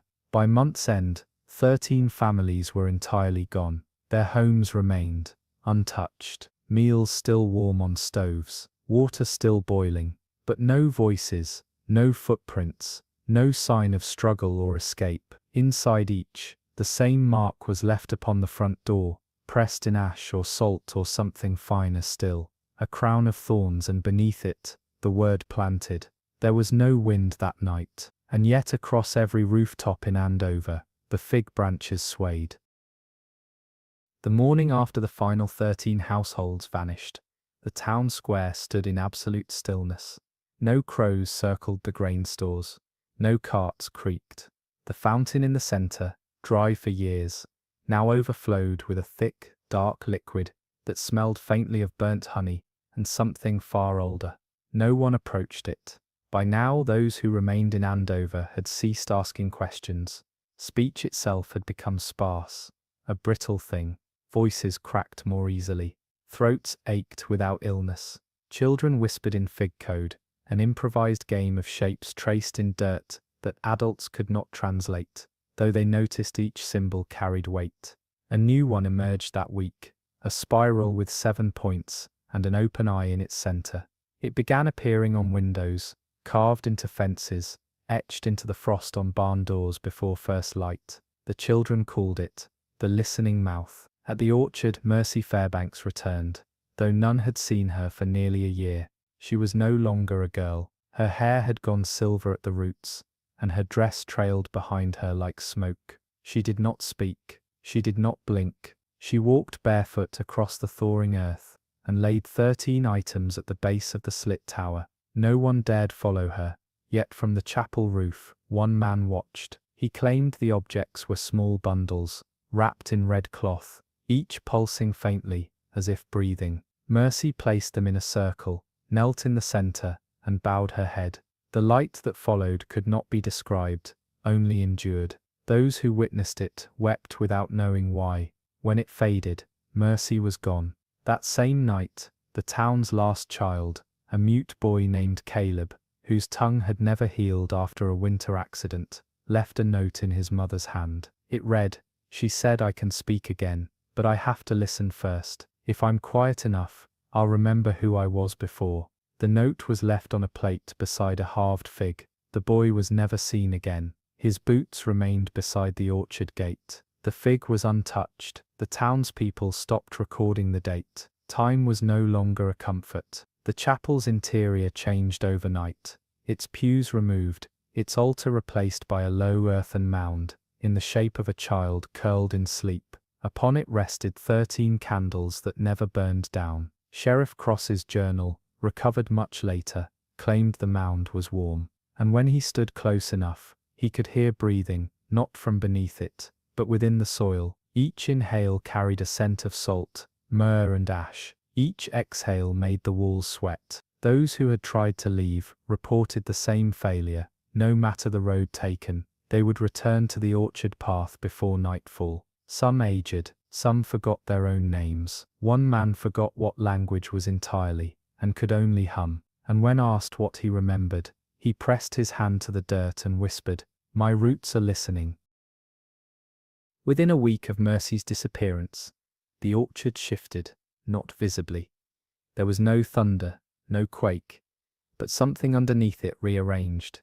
Paths once familiar now led in circles. The hush house, previously the second structure on the trail, now appeared on the opposite side, reversed like a reflection. A farmer named Tobias Grin, desperate to retrieve the tools he had left behind before abandoning his property, entered the grove with a rope tied around his waist and a boy stationed at the edge to hold it. He took 7 steps forward and vanished. The rope went slack. When it was pulled back, it came out soaked in sap and something else, dark, granular, and warm. Tobias's boots were returned the next morning, set just outside the chapel, heels together, toes pointed inward. Between them, a small bowl of salt, filled to the brim and undisturbed, despite the wind. Inside town, the well water turned sweet for 3 days. The townsfolk refused to drink it. It tasted like fig, and iron, and memory. A widow named Clorinda Welsh, overcome by thirst, drank a cup at dusk. By dawn she had forgotten the names of her children, then the shape of her own hands, then the meaning of words. She was last seen standing in front of the church window, tracing spirals with her breath against the glass, her reflection grinning back, though her face was still. 13 women gathered near the edge of the orchard during the following moonless night. None had spoken to each other, about their decision. Each carried an object wrapped in linen, a tooth, a feather, a lock of hair, a photograph, a ribbon, remnants of the lost. They stood in silence and set their offerings on the earth, one by one. The ground did not accept them. The linen bundles remained where they were placed, untouched by wind, unmoved by breath. Only when the final item, a rosary burned at one end, was set down, did the orchard stir. A low exhale rustled the leaves. Every tree tilted inward, as if listening, and from the slit tower came a slow, low hum. The women wept, not in fear, but in relief. They had been heard. After that night, no animals entered the town. Dogs refused to cross thresholds. Horses bucked at the edge of the fields. Even the crows stopped circling. Only the fig trees remained in motion, their branches swaying even when the air was still. At dawn, the hush house door stood open. Inside, the pews had returned, but they were no longer facing the altar mound. Each now turned toward the rear wall, where a large mirror had been hung. It reflected nothing, not the pews, not the room, only the viewer, and behind them always, a single tree, bent and split, weeping salt. The sheriff's journal ended here. Its final page was blank, but smelled faintly of earth, blood, and myrrh. When held to flame, the paper darkened without burning, and for a single second, a child's voice could be heard whispering from its folds, "We are what was buried, and we are growing back." By the second week of April, the orchard had expanded. No new trees had been planted. None were needed. Instead, the land itself had begun to tilt, ever so slightly, toward the grove. Fences leaned, stones sank, foundations creaked as if shifting on a tide too slow to see but too ancient to resist. A blacksmith's barn slid 2 feet overnight, its beams splitting without storm or soil movement. Inside, every tool had been arranged in the shape of a hand, not a drawn hand, not a symbol, but a full map of knuckles and fingers, with the anvil as the palm. The smith never spoke of it again. 3 days later, he packed a cart and fled, only to be found circling the orchard 3 mornings in a row. He died in his sleep on the 4th, his mouth filled with fig seeds, his eyelids lined with salt. The doctor who examined the body refused to record the death, only muttering, "He's not the first to come back wrong. He's just the first who didn't stay." At night, the chapel began humming again, not with voices, but with resonance, a deep, aching frequency that passed through the walls and settled into the ribs. Those who lived closest to the orchard found themselves waking at the exact same moment each night, 3:16 a.m., always the same. Each described hearing footsteps in their homes, slow and deliberate, never hurried. Rooms would smell of soil and fig bark. In one case, a woman awoke to find her daughter standing by the window with her back to the room, her hands folded. The child's eyes were closed, but tears streamed down her cheeks. She said, without turning, "They're almost finished remembering me. Just a little longer." The next morning, the child was gone. No signs of struggle, no open doors, just 13 small handprints pressed into the frost outside, each one pointing toward the grove. That week, 13 letters arrived at the church, all identical, all addressed to names that no longer appeared on the town census. The envelopes were sealed with wax, dark green, marked with a crown of thorns. Inside, a single sheet, handwritten in a language no one could identify. The town's last remaining school teacher, who had lost both her husband and her voice that year, studied the script for hours before suddenly weeping and locking herself in the vestry. She emerged the next day barefoot, eyes pale as bone, and walked into the hush house without hesitation. She did not return. Her journal left behind on her desk bore only one entry after the letter. "The orchard knows the shape of every name we've buried. It has not forgiven us." No one lit the chapel lamps after that. Yet each evening, a glow emanated from within, soft, silver, steady. Those who passed by swore they saw shapes kneeling in the pews, each face veiled, each mouth open, not singing, not breathing, listening, always listening. In the final weeks before the town faded entirely from maps, a sound returned to Andover, one older than its steeples, older than its founders, and perhaps older than the orchard itself. It was the tolling of a bell, not the chapel bell, which had cracked and fallen years before, but a deeper one, hidden, submerged. It rang not through the air, but through the ground. The soil shuddered with it, floors trembled, children woke, water in bowls and basins rippled with each strike, though no wind stirred. Those who remained began to sleep less.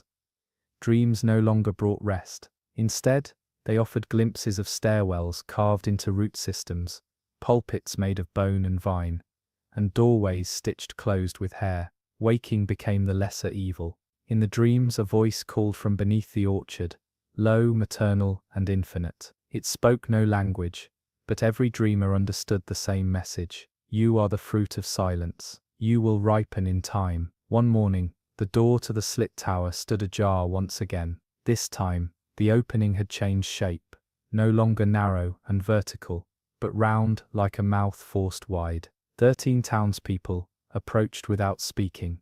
They were not called, they simply rose from their homes, walked barefoot down the orchard path, and entered the tower one by one. Each left behind a token in their place, a lock of hair on a pillow, a comb in a basin of salt, a single child's shoe placed just outside the threshold. No one tried to stop them. There was nothing left in Andover to stop anything. No church, no sheriff, no sound, except the slow wet knock of fig sap dropping into bowls left beneath the trees. An old practice the town no longer admitted to remembering. A day passed, then another, then 7 more. On the 13th day, the tower expelled smoke, not black or white, but green, heavy, and bitter. It hung low to the ground, and curled into the houses of the vanished. Those who inhaled it forgot something, a name, a face, a year of their life. It did not return. They wandered their own homes like guests, weeping before portraits of people they no longer recognized. One woman, Naomi Clay, found her own wedding dress, laid across her bed. It was still warm. She did not remember who had sewn it. The town clock, which had not functioned in over a decade, chimed once at that moment, though its hands still pointed to midnight. In the final days, fig branches began growing along the baseboards of every home. Slowly, softly, they crept in with a reverence that made people hesitate to cut them. The wood was warm to the touch, and pulsed faintly, as though it remembered breath. One child whispered that the trees were not invading, but returning. This was always their house, he said. We just borrowed it while they were underground. When asked who they were, he looked to the hush house and answered, the saints we planted. In the final weeks before the town faded entirely from maps, a sound returned to Andover, one older than its steeples, older than its founders, and perhaps older than the orchard itself. It was the tolling of a bell, not the chapel bell, which had cracked and fallen years before, but a deeper one, hidden, submerged. It rang not through the air, but through the ground. The soil shuddered with it. Floors trembled. Children woke. Water in bowls and basins rippled with each strike, though no wind stirred. Those who remained began to sleep less. Dreams no longer brought rest. Instead, they offered glimpses of stairwells carved into root systems, pulpits made of bone and vine, and doorways stitched closed with hair. Waking became the lesser evil. In the dreams a voice called from beneath the orchard, low, maternal, and infinite. It spoke no language, but every dreamer understood the same message. You are the fruit of silence.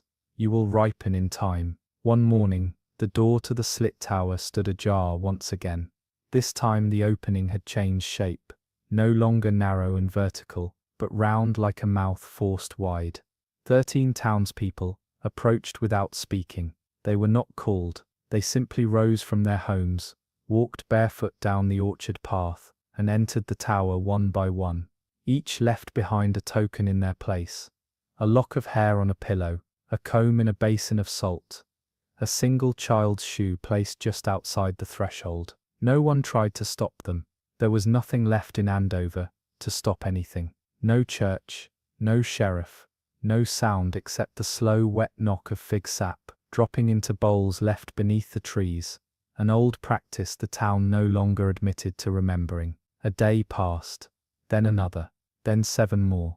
On the 13th day, The tower expelled smoke, not black or white, but green, heavy, and bitter. It hung low to the ground, and curled into the houses of the vanished. Those who inhaled it forgot something. A name, a face, a year of their life. It did not return. They wandered their own homes like guests, weeping before portraits of people they no longer recognized. One woman, Naomi Clay, found her own wedding dress laid across her bed. It was still warm. She did not remember who had sewn it. The town clock, which had not functioned in over a decade, chimed once at that moment, though its hands still pointed to midnight. In the final days, fig branches began growing along the baseboards of every home. Slowly, softly, they crept in with a reverence that made people hesitate to cut them. The wood was warm to the touch and pulsed faintly, as though it remembered breath. One child whispered that the trees were not invading,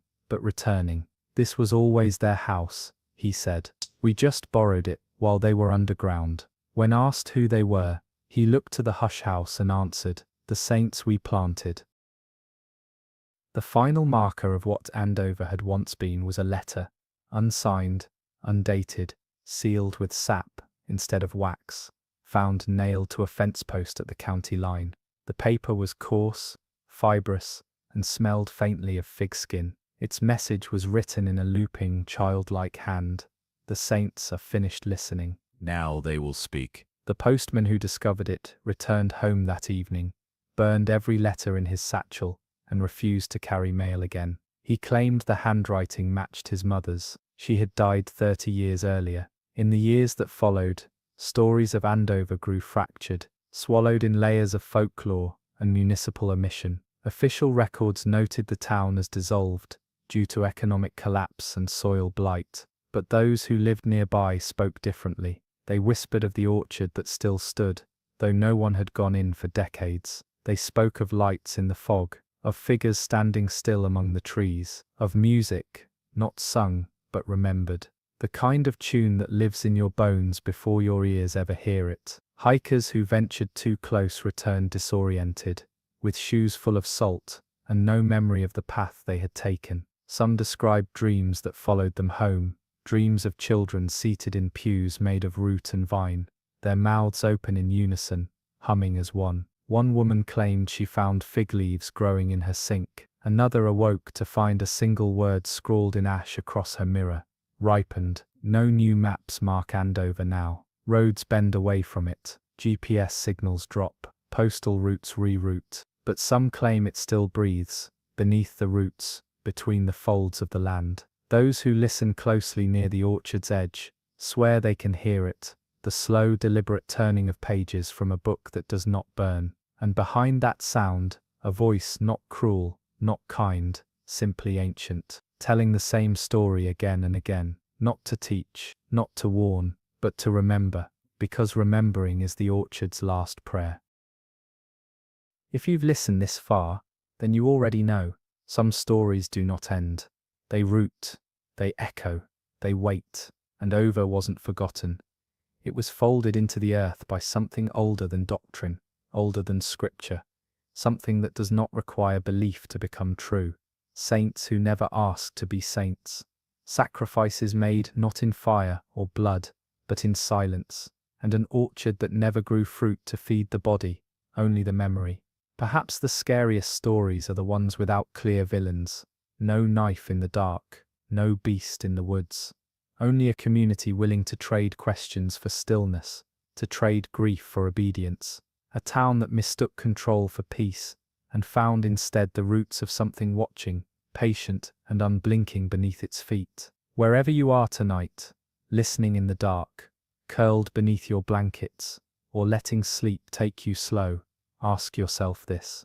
If the orchard appeared near you tomorrow, would you enter it? If a figure stood beneath your trees, offering the chance to forget the pain you carry, would you let it take root?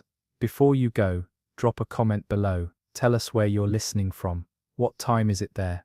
And what is it exactly that keeps you awake? If you want more stories like this, subscribe to Unholy Ledger. We'll be here each week, peeling back what history tried to bury. Until next time, and remember, not all seeds were meant to grow. Some were meant to return.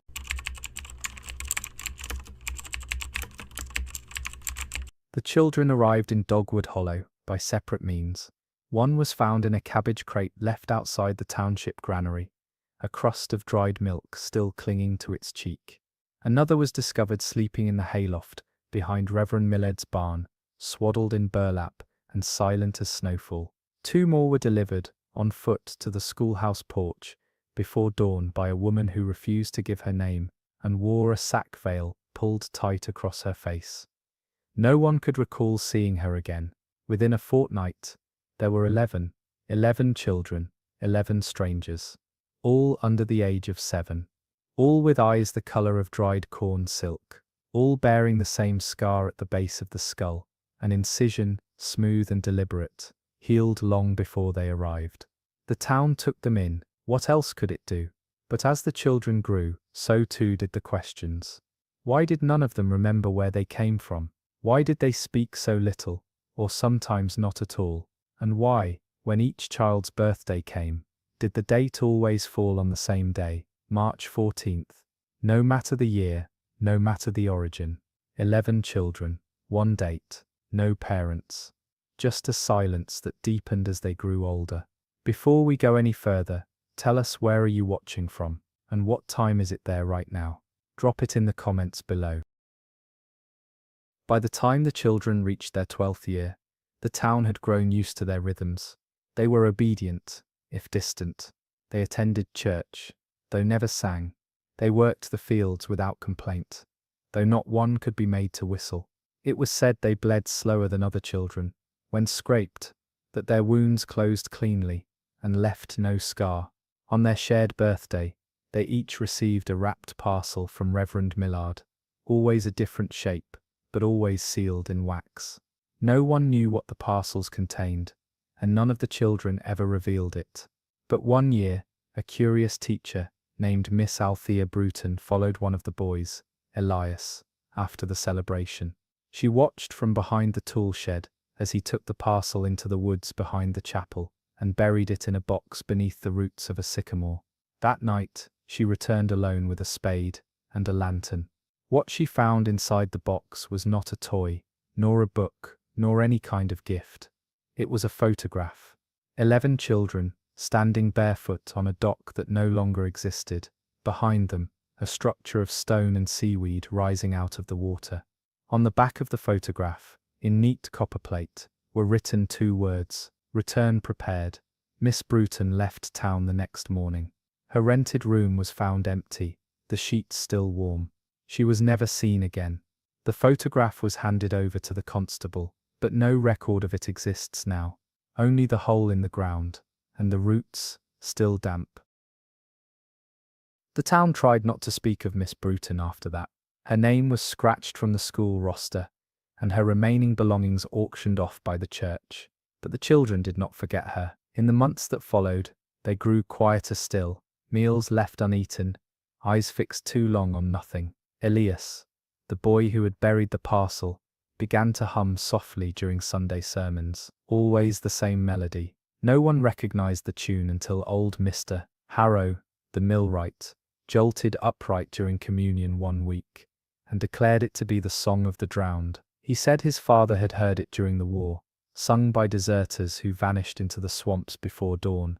Their bodies never recovered. The next morning Mr. Harrow was found hanging from the rafters of his barn. No note, just a hymn book placed beneath his feet, open to a page that had been torn clean through at the spine. The children did not attend the funeral, but the melody continued, picked up now by 2 more boys and a girl. The same tune, in the same flat tone, always during worship, and always ending at the same place, just before the words were meant to begin. Not one of them ever sang the lyrics, only the music, only the memory. That autumn, the town council summoned Reverend Millard for a private meeting. There were concerns, they said, about influence, about doctrine, about how much he truly knew of those children he'd taken in so willingly. Millard did not argue. He brought with him a leather-bound journal no one had ever seen before, its spine cracked, its pages lined in what looked like salt. He laid it open before them, and flipped to a section titled March 14th, 1843. 11 names were listed there, each written in ink that had faded to rust. But beside each name was a date of birth, not from the last decade, but from over a century prior. The same names, the same dates, and beside the final entry, in a different hand, was a note that read, "Returned but not reclaimed, awaiting final bloom." One of the councilmen asked if this was some kind of prank, a fiction penned to stir old fears, but Millard only closed the book and told them that his role was not to question, only to guard. The meeting ended without resolution, but the journal remained burned into memory. 3 nights later, the meeting hall was struck by lightning. The fire that followed consumed the building in less than an hour. No one was inside, and the journal, last seen on the table, was never recovered from the ash. Winter came hard that year. The river froze unevenly, trapping fish in jagged coffins beneath the surface. Dogs howled at nothing and wouldn't go near the chapel grounds. The children stopped attending school altogether. They still appeared at Sunday service, always seated in the back pew, always arriving in silence and leaving without word. One by one, townsfolk began to notice the change. Mrs. Berkeley, who ran the general store, swore she saw one of the girls, Annabel, standing barefoot in the snow behind the grain silo, her breath fogless despite the cold. Mr. Dunn, the lamplighter, claimed that one of the boys grinned at him from the riverbank after sundown, though there were no footprints in the snow and no sound of approach. But it wasn't until the night of the frost moon that the town's suspicions turned to panic. Every clock in Dogwood Hollow, wristwatch, mantle, tower, stopped at 11:47 p.m., not a minute more. At the schoolhouse, the hands of the great wall clock had splintered inward, as if something had pushed through from the inside. The following morning, the children were waiting outside the church, all 11, dressed in black, faces clean, eyes wide. When Reverend Millard asked what they were doing, they answered together, in a voice not quite their own, "We are remembering forward." They didn't speak again for days. It was Mrs. Langtry, the midwife, who made the final connection. She'd kept her own records: births, deaths, unexplained fevers, a private habit, born of habit, more than necessity. When she laid them out across her kitchen table, 11 lines emerged. 11 mothers, all of whom had vanished from Dogwood Hollow between the years 1831. None had left notes. None had bodies recovered. Most had been presumed runaways or widows lost in childbirth. But each one had disappeared near the middle of March, and each bore a peculiar annotation in Mrs. Langtry's notes: a pale spot at the nape, a birth shadow under the crown, a sound like breath caught in salt. She brought the findings to the constable, who listened politely, but filed nothing. There was no crime, after all, no law forbidding coincidence. Yet that week, he resigned without explanation, leaving behind a single page torn from a county registry. It showed the names of those same 11 women, their dates of disappearance, followed by a second column, written in a different hand. The column was labelled "Bloomed," and beside each name was a date, matching the birthdays of the children exactly. Not the day they were found, but the day they had first gone missing. The town turned inward after that. Children were kept home. Doors were bolted before dusk. The pastor's sermons grew longer, more fevered, filled with warnings about imitation, temptation, and those who wear the shape of innocence. One Sunday, a storm rolled in heavy and sudden, thunder, cracking close enough to rattle the pews. As rain slammed against the chapel roof, the 11 children stood as one and began to walk forward, not hurried, not afraid, just deliberate. Reverend Millard paused mid-sermon. The congregation froze. The children stopped at the front of the sanctuary, turned to face the others, and reached into their pockets. Each drew out a small glass vial, sealed with wax, and wrapped in linen. Without a word, they placed them on the altar and returned to their seats. Millard approached, unwrapping the first cloth with trembling hands. Inside the vial was a single tooth, human, smooth-rooted, and filed to a point. The next vial contained another, and the next. 11 vials, 11 teeth, all different sizes, all adult. Millard did not call the sheriff.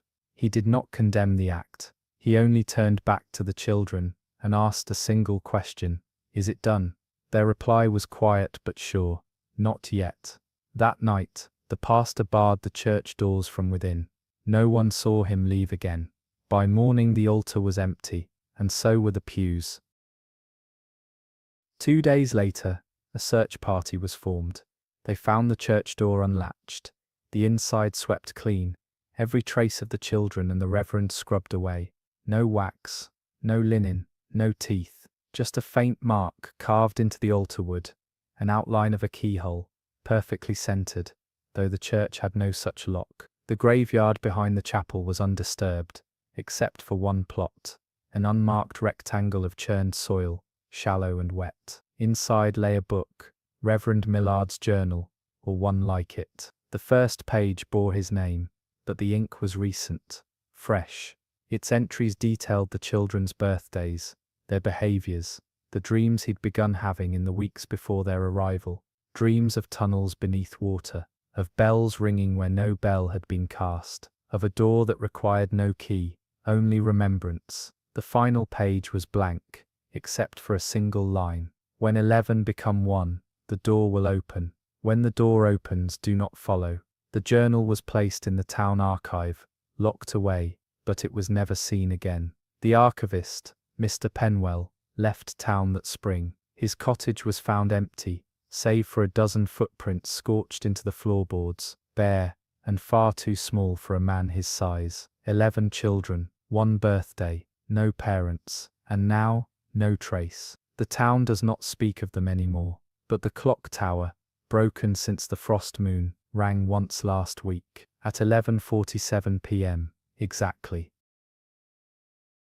The Wakesfield home for unwanted girls sat 3 miles outside of Fairwater, nestled between barren sycamores and a crumbling fence that once bore painted scripture. It was never a large place. 4 rooms, 2 chimneys, 1 locked cellar, but its name lingered in the county's memory longer than its walls remained standing. Founded in 1852 by a widow named Constance Wakesfield, the home promised refuge for girls deemed unfit for family. Too wild, too quiet, too slow to speak, or too quick to question. What made Wakesfield unusual wasn't just its isolation, or the number of girls who passed through its doors. It was the sameness of them. They arrived with different names and features, yes, but their habits matched. Each one whispered in sleep. Each one refused to speak of where she'd come from. And each one, after her first month, would go to the attic window after midnight, place both hands on the glass, and hum 3 notes in a rising chord. A sound that, as one groundskeeper once noted, wasn't quite music, and wasn't meant for ears. The first girl to go missing was called Mary Bell, though no birth certificate could ever be located. She had been found outside a shuttered post office in Tiller's Hollow, barefoot, and clutching a spool of copper wire. At Wakesfield, she never spoke a word, but she drew constantly: spirals, towers, windows, without buildings. The night she vanished, the other girls claimed to have seen her walking backward down the main staircase, eyes closed, arms raised like a sleepwalker. The next morning, her bed was neatly made. Her drawings, however, were gone from the dormitory walls, torn out cleanly, not a scrap left behind. Constance reported the disappearance to the sheriff, who filed a single-page report and suggested the child had wandered into the woods.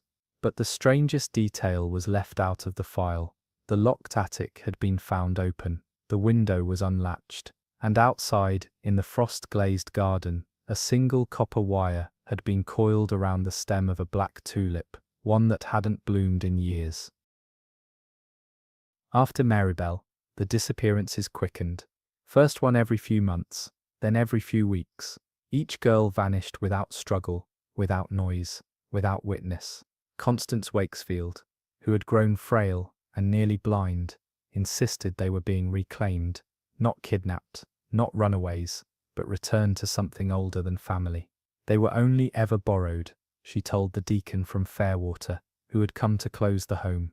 He found her sitting in the basement stairwell, arms folded, her lap full of tiny cloth dolls. 11 of them, no mouths, no eyes, just a single pin pushed through the center of each chest. She refused to let them be taken. When the sheriff arrived with orders to relocate the last of the girls, the basement door was locked. By the time it was forced open, Constance was gone. In her place, a neat circle of ash, 3 pins, and a square patch of concrete that rang hollow when struck. The last entry in the home's records, written in Constance's slanted hand, read 10 gone, 1 kept, none held. It was dated March 14th. Of the girls who remained, only one was ever relocated, Agnes Harrow, age 7, who'd been dropped off at Wakefield during a spring flood and had not spoken since. She was placed with a childless couple in the town of Darnaby, several miles inland. The Harrows were warned of her silence, but took to her nonetheless, noting only her odd routines, her reluctance to enter homes with chimneys, her habit of tracing doorways with her fingers, and the way she hummed, not when frightened, but when pleased. One Sunday morning, Mrs. Harrow discovered a folded page tucked into the child's hymn book. It bore a charcoal rubbing of a symbol neither parent recognized, 3 concentric rings, pierced through with a single vertical slash. When asked where it came from, Agnes spoke for the first and only time. That's the bell inside the floor. The next morning, her bed was cold.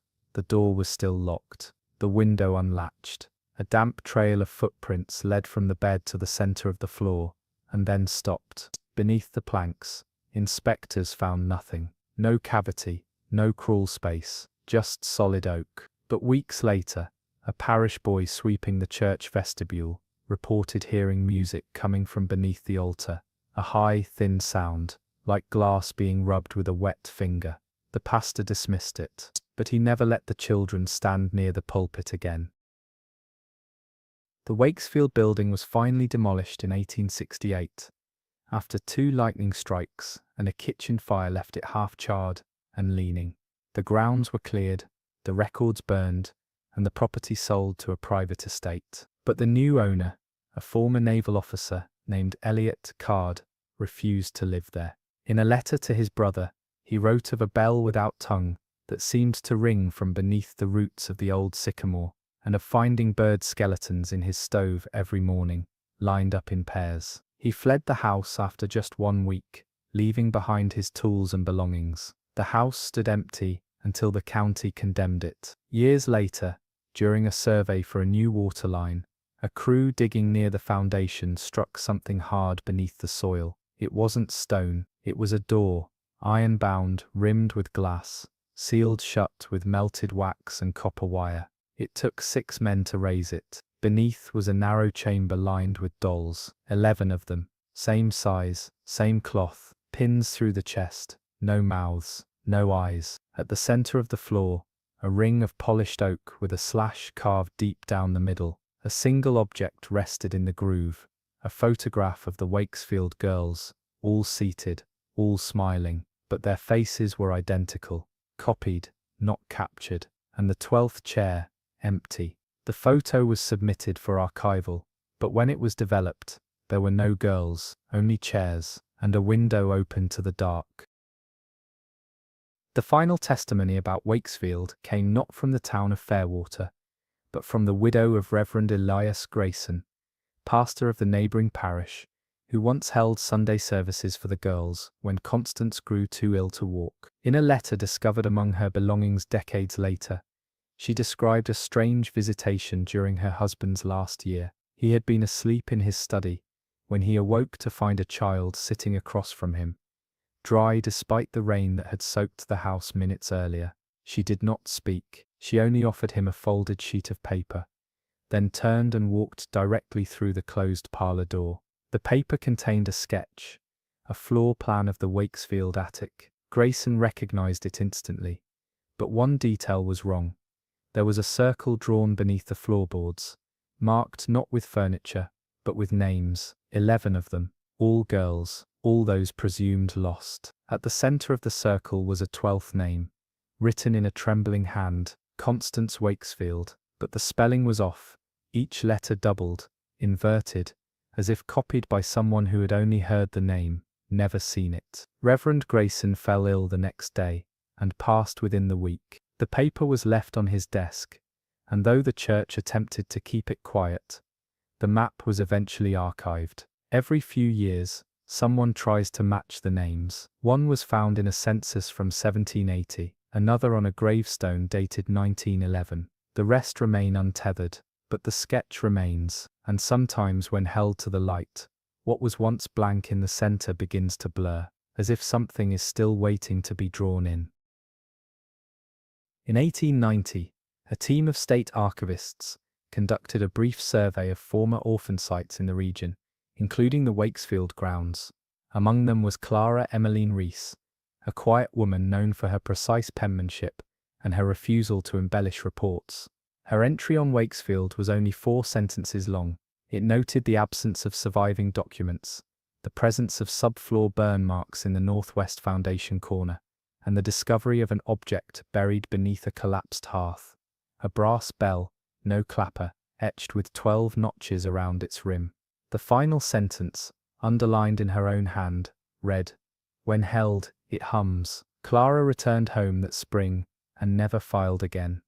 She refused all correspondence, withdrew from the archives office, and moved to the coast. It wasn't until years later that a letter was found tucked between the pages of a book, donated from her estate. It described a dream she had on her first night back from Wakesfield, a dream of girls with stitched mouths and blank hymnals, seated around a table without food waiting. One girl stood, turned, and looked directly at her, and though the girl had no eyes, Clara claimed she saw her own reflection in the empty sockets, older, worn, with her own hands tied in copper wire. The letter ends with a question she never answered. If the bell was never meant to ring, why was it made to be held? The bell itself was never found, but the hearthstone where it had rested still bears a groove in its shape, a perfect circle, a waiting mouth. The town of Ashvale, nestled in the basin, where the ridges split, had long carried the odour of stone and soil, a kind of damp permanence that clung to cellar doors and coat seams. No road in or out stayed dry for long, and yet from 1835 onward, Ashvale had a reputation for one of the strangest public rituals in the county. Every March 14th, at precisely noon, its children were made to walk single file through the chapel nave, and place their hand upon a red velvet cushion at the altar. No words, no sermon, just the press of a palm, the quiet shuffle of shoes, and the ringing of the chapel bell, thrice. Outsiders found the tradition quaint. Residents did not speak of its origin. Only once, in 1849, did someone question it openly. A travelling bookseller, who stood and asked what the cushion meant. No one answered. But that night, the chapel windows shattered inward, every pane, and though the bell was silent, the tower was filled with the scent of smoke. The bookseller left town before dawn, but his journal, recovered years later, in the town of Crossbend, included a single detail, omitted from every official account, that the cushion, when touched, was warm. Not just warmed by the sun, warm like breath, like skin, like memory not yet cooled. In the years that followed, the ritual in Ashvale persisted, uninterrupted, even by war or plague. The town's children never resisted. They lined up at the chapel doors each March, quiet and solemn, as though responding to something remembered deeper than words. Some were no more than toddlers, barely old enough to walk, but each would reach the altar, press a hand to the cushion, and then turn away without guidance. It was observed that the younger children often wept afterward, not out of fear, but from something quieter, grief. The only documented interruption came in 1862, when young Irene Holloway, aged 10, recoiled before reaching the altar. She screamed once, fell backward, and was carried out by her father. She would not speak of what she saw. That night, she locked herself in her room and stuffed a hymn book under the doorframe. Her parents found her asleep the next morning, clutching a sliver of wax in each fist. From that day forward, Irene refused to enter the chapel, and when pressed, She repeated one sentence. The cushion breathes. Doctors said it was nerves. But when the altar cloth was lifted weeks later for cleaning, a patch of the wood beneath had rotted in a perfect oval, soft, wet, and pulsing faintly. A local carpenter sealed it with pitch. The pitch, within days, cracked, and that year, when the children touched the cushion, every one of them emerged with their fingertips, dusted red. No blood, no injury, just a dust like old velvet, clinging deep into the nail beds. The dust faded by morning, but the memory did not. Parents began to question the purpose of the rite, though quietly, never aloud, in the chapel itself. Reverend Mallory, who had inherited the pulpit from his father and his father before him, claimed the tradition dated back to a covenant made during the founding of Ashvale, though no records of such a pact could be found in the county registry. He kept a slim volume in his study, bound in hand-stitched hide, titled simply Observances. Within it were 43 entries, each dated March 14th. The language was sparse, clinical, all hands placed, 3 refused, 1 retreat. But in 1865, the entries began to shift. That year's note read, all hands placed. 1 blinked too soon, window cracked, and in 1867, cushion warm, smell of lye, bell rang once on its own. By 1870, the entries included initials, no full names, just lists beneath the word not aligned. There were no punishments, no sermons, but within a month of each entry, one of the children listed would move away, fall ill, or simply stop speaking. Reverend Mallory never explained the list. When asked, he only replied, "The cushion knows, we just host it." Upon his death, Observances was donated to the town archive. Within weeks, it vanished. Only the cushion remained, undisturbed, warm to the touch, and stitched with a new thread each year. Always the same color, always red, not bright, not fresh, but the red of something once living, and not yet named.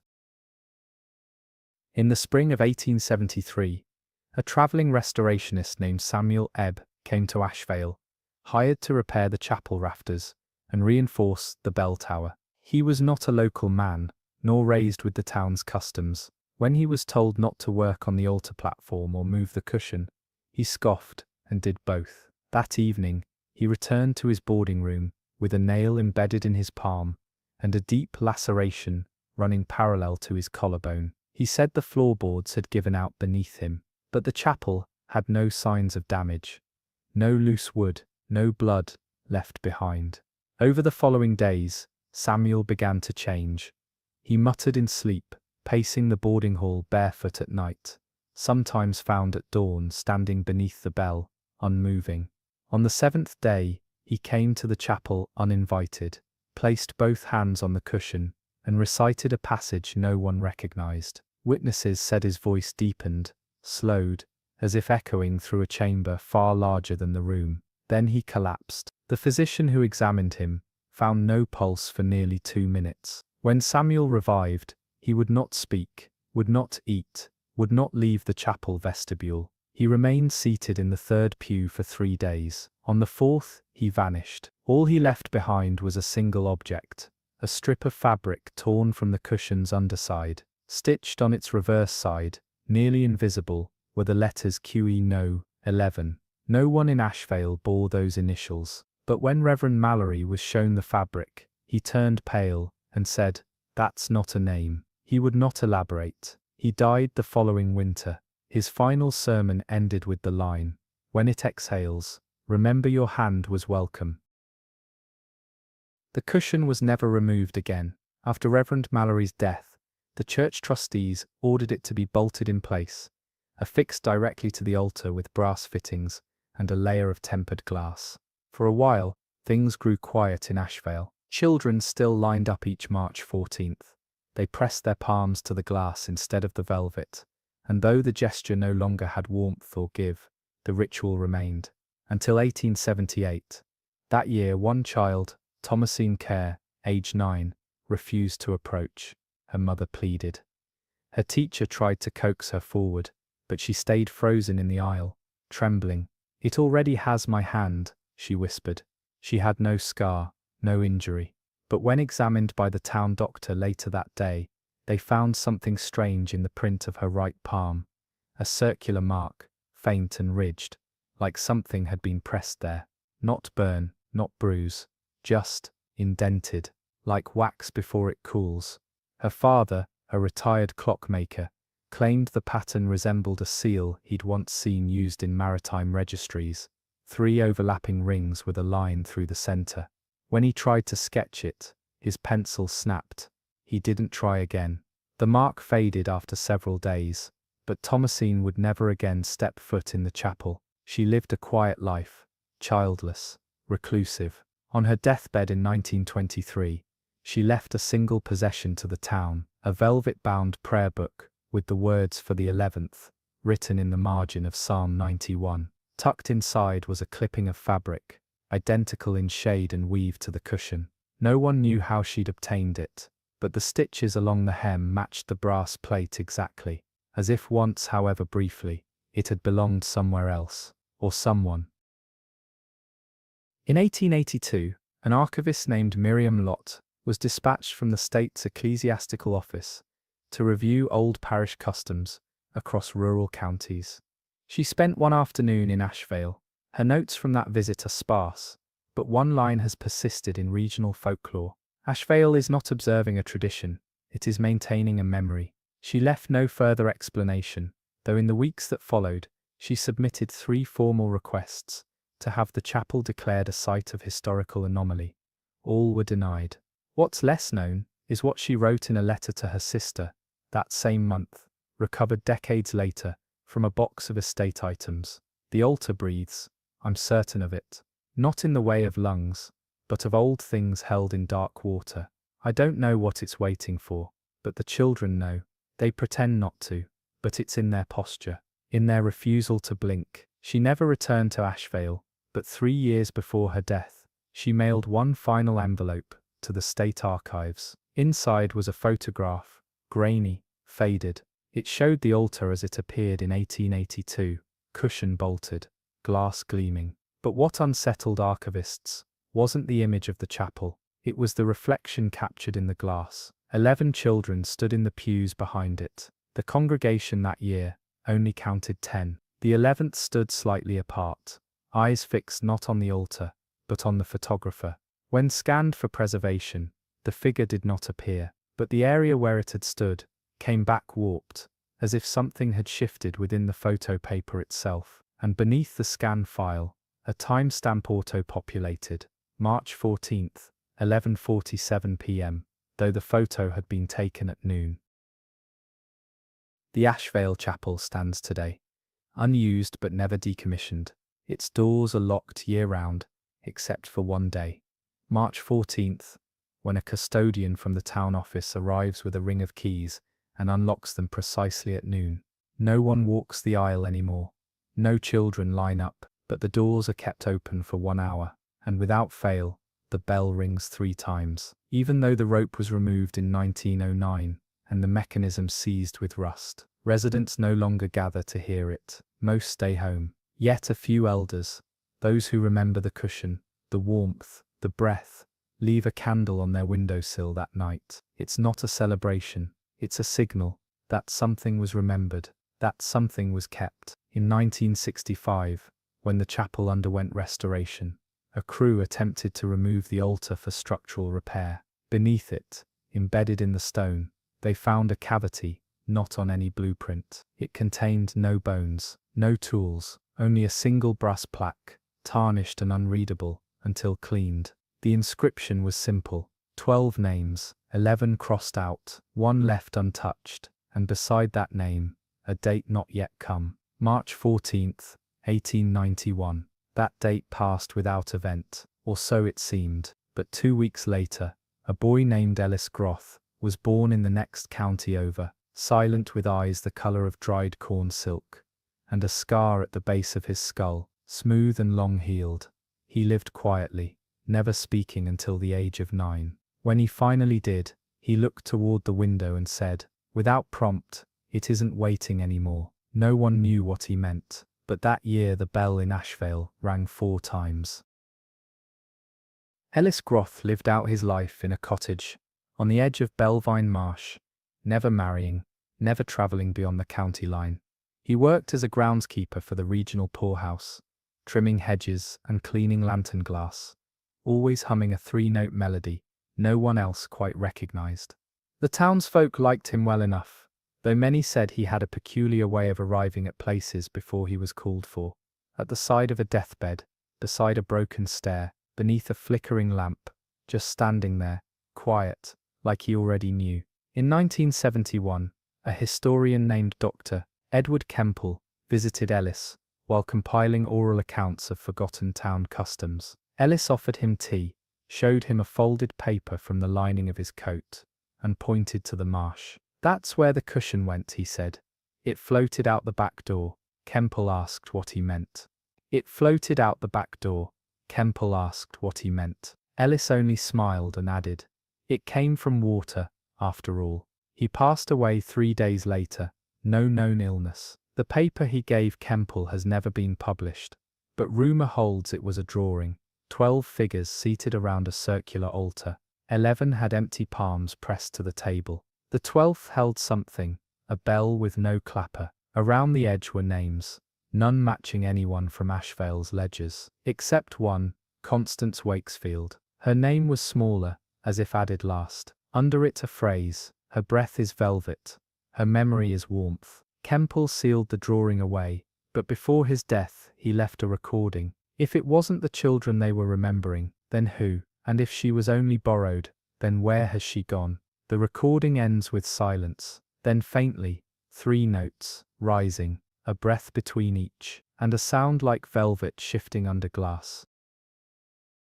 Before Thornwick was erased from the registry, it was known only by the sound it made when wind moved through the cliffs.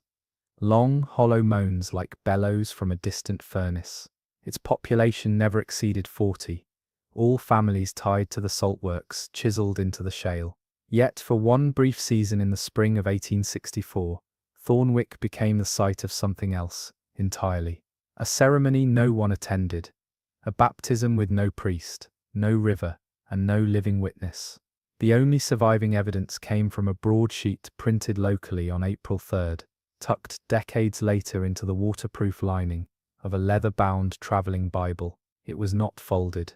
It had not aged. The type was neat, clean, and unlike the surrounding paper, the broadsheet did not yellow with time. It listed 12 names, none with surnames, all children between the ages of 5 and 8. Beneath the names was a line in smaller print, "Baptism performed at Sea Hollow, no witnesses." All reclaimed, no signatures, no church seals. The bottom margin contained a single address written in pencil, the Cliffside Convent, Ashroom 3. No records have ever placed such a convent on the Marrow Coast, and the only surviving land registry for Thornwick marks that plot of land as salt reserve, unstable footing, unsuitable for structures. The rest of the town was gone by 1870, eroded clean by seasonal landslides and floodwaters. But Sea Hollow remains, an open cavern mouth, beneath the bluff that echoes like a cathedral when the tide slips through. Explorers who visit report strange acoustics, whispers returning in chords, stone that rings when tapped. In 1889, a team from the local antiquities board descended into the cavern and found nothing that could be called a font, no altar or pew. But along the far wall 10 feet above the flooded stone shelf, 12 small handprints had been scorched into the limestone. Each one was rimmed in a pale green stain, copper oxide. No tools could explain the depth or burn pattern, and in a perfect arc beneath the handprints, carved low enough to touch, was a phrase no one translated immediately. She opens the sea, she remembers the warm salt, she does not forget what was once promised. The team left quickly. One fell ill, one lost her hearing for 3 weeks. Their findings were dismissed, but the archivist who preserved the broadsheet found a note folded behind its frame. It contained no explanation, only a map of Sea Hollow, and a hand-drawn figure standing in the flooded basin. Her arms were raised, a thin wire ring circled her head. No features, no eyes, just a blank oval, and a caption scrawled below in red pencil. "One of them did not drown. one of them was waiting. Before Thornwick was erased from the registry, it was known only by the sound it made when wind moved through the cliffs, long hollow moans like bellows from a distant furnace. Its population never exceeded 40, all families tied to the saltworks chiseled into the shale. Yet for one brief season in the spring of 1864, Thornwick became the site of something else entirely. A ceremony no one attended, a baptism with no priest, no river, and no living witness. The only surviving evidence came from a broadsheet printed locally on April 3rd, tucked decades later into the waterproof lining of a leather-bound traveling Bible. It was not folded, it had not aged. The type was neat, clean, and unlike the surrounding paper, the broadsheet did not yellow with time. It listed 12 names, none with surnames, all children between the ages of 5 and 8. Beneath the names was a line in smaller print: baptism performed at Sea Hollow, no witnesses, all reclaimed, no signatures, no church seals. The bottom margin contained a single address written in pencil: the Cliffside Convent, Ash Room 3. No records have ever placed such a convent on the Marrow Coast, and the only surviving land registry for Thornwick marks that plot of land as salt reserve, unstable footing, unsuitable for structures. The rest of the town was gone by 1870, eroded clean by seasonal landslides and floodwaters. But Sea Hollow remains, an open cavern mouth, beneath the bluff that echoes like a cathedral when the tide slips through. Explorers who visit report strange acoustics, whispers returning in chords, stone that rings when tapped. In 1889, a team from the local antiquities board descended into the cavern and found nothing that could be called a font, no altar or pew. But along the far wall, 10 feet above the flooded stone shelf, 12 small handprints had been scorched into the limestone. Each one was rimmed in a pale green stain, copper oxide. No tools could explain the depth or burn pattern, and in a perfect arc beneath the handprints, carved low enough to touch, was a phrase no one translated immediately. She opens the sea, she remembers the warm salt, she does not forget what was once promised. The team left quickly, one fell ill, one lost her hearing for 3 weeks. Their findings were dismissed, but the archivist who preserved the broadsheet found a note folded behind its frame. It contained no explanation, only a map of Sea Hollow, and a hand-drawn figure, standing in the flooded basin. Her arms were raised, a thin wire ring circled her head, no features, no eyes, just a blank oval, and a caption scrawled below in red pencil: one of them did not drown, one of them was waiting. The historian who took most seriously the account of Sea Hollow was not an archaeologist, but a former seminary dropout named Eloise de Vennes, hired in 1891 by the Office of Rural Ecclesiastical Compliance to audit non-standard religious structures along the Marrow Coast. He arrived in Thornwick on March 13th, and by the morning of the 15th, sent a single letter to his superior before vanishing from the records entirely. The letter was short, but deliberate.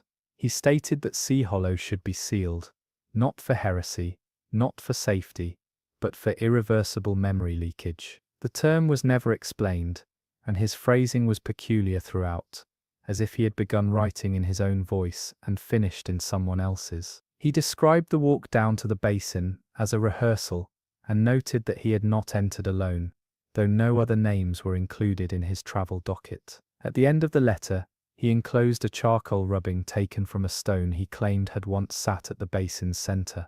The rubbing showed a series of teeth, not images of teeth, but actual impressions, as though mouths had been pressed to the stone itself. The arrangement followed no pattern he could discern, save that one corner had a large open gap, roughly thumb-sized, with the words "hers is still missing" scratched in the margin. Years later, in 1907, a pair of children from a nearby fishing hamlet were found standing barefoot at the lip of Sea Hollow.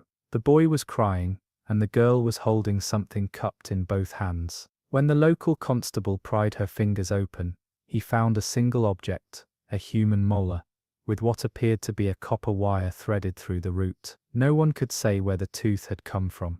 The children refused to speak of the matter again. But that same year, 3 separate incidents occurred in the surrounding towns, all involving the discovery of circular impressions in salt-crusted flooring. Each one was identical in size and shape, and in each case, small fragments of wax were found fused to the rim. Curators attempted to locate the origin of the copper wire, suspecting ritual craftsmanship. But what puzzled metallurgists was its inconsistency. Some strands were purer than others, as if taken from different centuries of refinement. One forensic technician noted in a private letter that the wire contained microscopic traces of parchment, as though having once been threaded through paper before being bent into rings. His report was marked deferred and filed away. When that technician died in 1924, a salt-crusted tooth was found tucked behind the plaster cross above his desk. The same molar shape, the same wire. The corrosion had spread into the wall behind it, branching in radial patterns like something growing outward, not from the sea, but from within. The property was condemned, the cross removed. Behind it, etched faintly into the wood paneling, were the words "Return completed. Witness no longer needed." The panel was incinerated within the week, but the scent, salt, wax and wet limestone lingered for years. By the late 1930s, Sea Hollow had become the subject of whispered folklore, dismissed by most as a superstition spun from coastal isolation and the decay of dead towns. But one woman didn't forget. Her name was Clara Wend, a civil clerk assigned to inventory disused religious sites along the cliff line. She was precise, cautious, and deeply skeptical. Yet after visiting Sea Hollow only once, she altered her route, resigned her position, and spent the next 11 years compiling what she called the Salt Baptism Archive, an unsanctioned document of strange testimonies, overlooked reports, and private letters collected from those who had lived near Thornwick before it was removed from official maps. Her archive, eventually confiscated by the Bureau of Ecclesiastical Studies, contained pages smudged with seawater, notes written in mirrored script, and dozens of near-identical accounts from different families, each involving a child found standing in water, humming 3 rising notes. The children never remembered the songs afterward. They never recalled how they arrived at the waterline. But always, without fail, their hands were soaked to the wrist, and their mouths tasted of metal. Wend believed the phenomenon was not just religious, but reproductive, not in body, but in memory. She theorized that Sea Hollow had served as an archive not for faith, but for voice, that the cave recorded impressions, not of what was said, but of how it was delivered. What returned through the children was not meaning, but tone, the cadence of something older than speech, something passed between breath and silence. Her writings became more erratic near the end. She began signing her entries with different initials, Cella W, then finally AW, and referred to herself in plural. "We have never left. We are salt-shaped." In her final unsent letter, she confessed that she had gone back to Sea Hollow during the low tide of the equinox. She had stepped onto the inner shelf, and she had listened. Beneath the limestone dome, the echo had not returned her voice. It had hummed on its own, before she could even speak. Her feet, she wrote, had begun to sink, not into water, but into a soft, grainy depression, shaped like a hand palm upward. It was warm, not just wet, but radiating warmth, like breath behind glass. She did not remember how she got home, but afterward, her fingernails began to flake, and she developed a dull ache behind her left molar.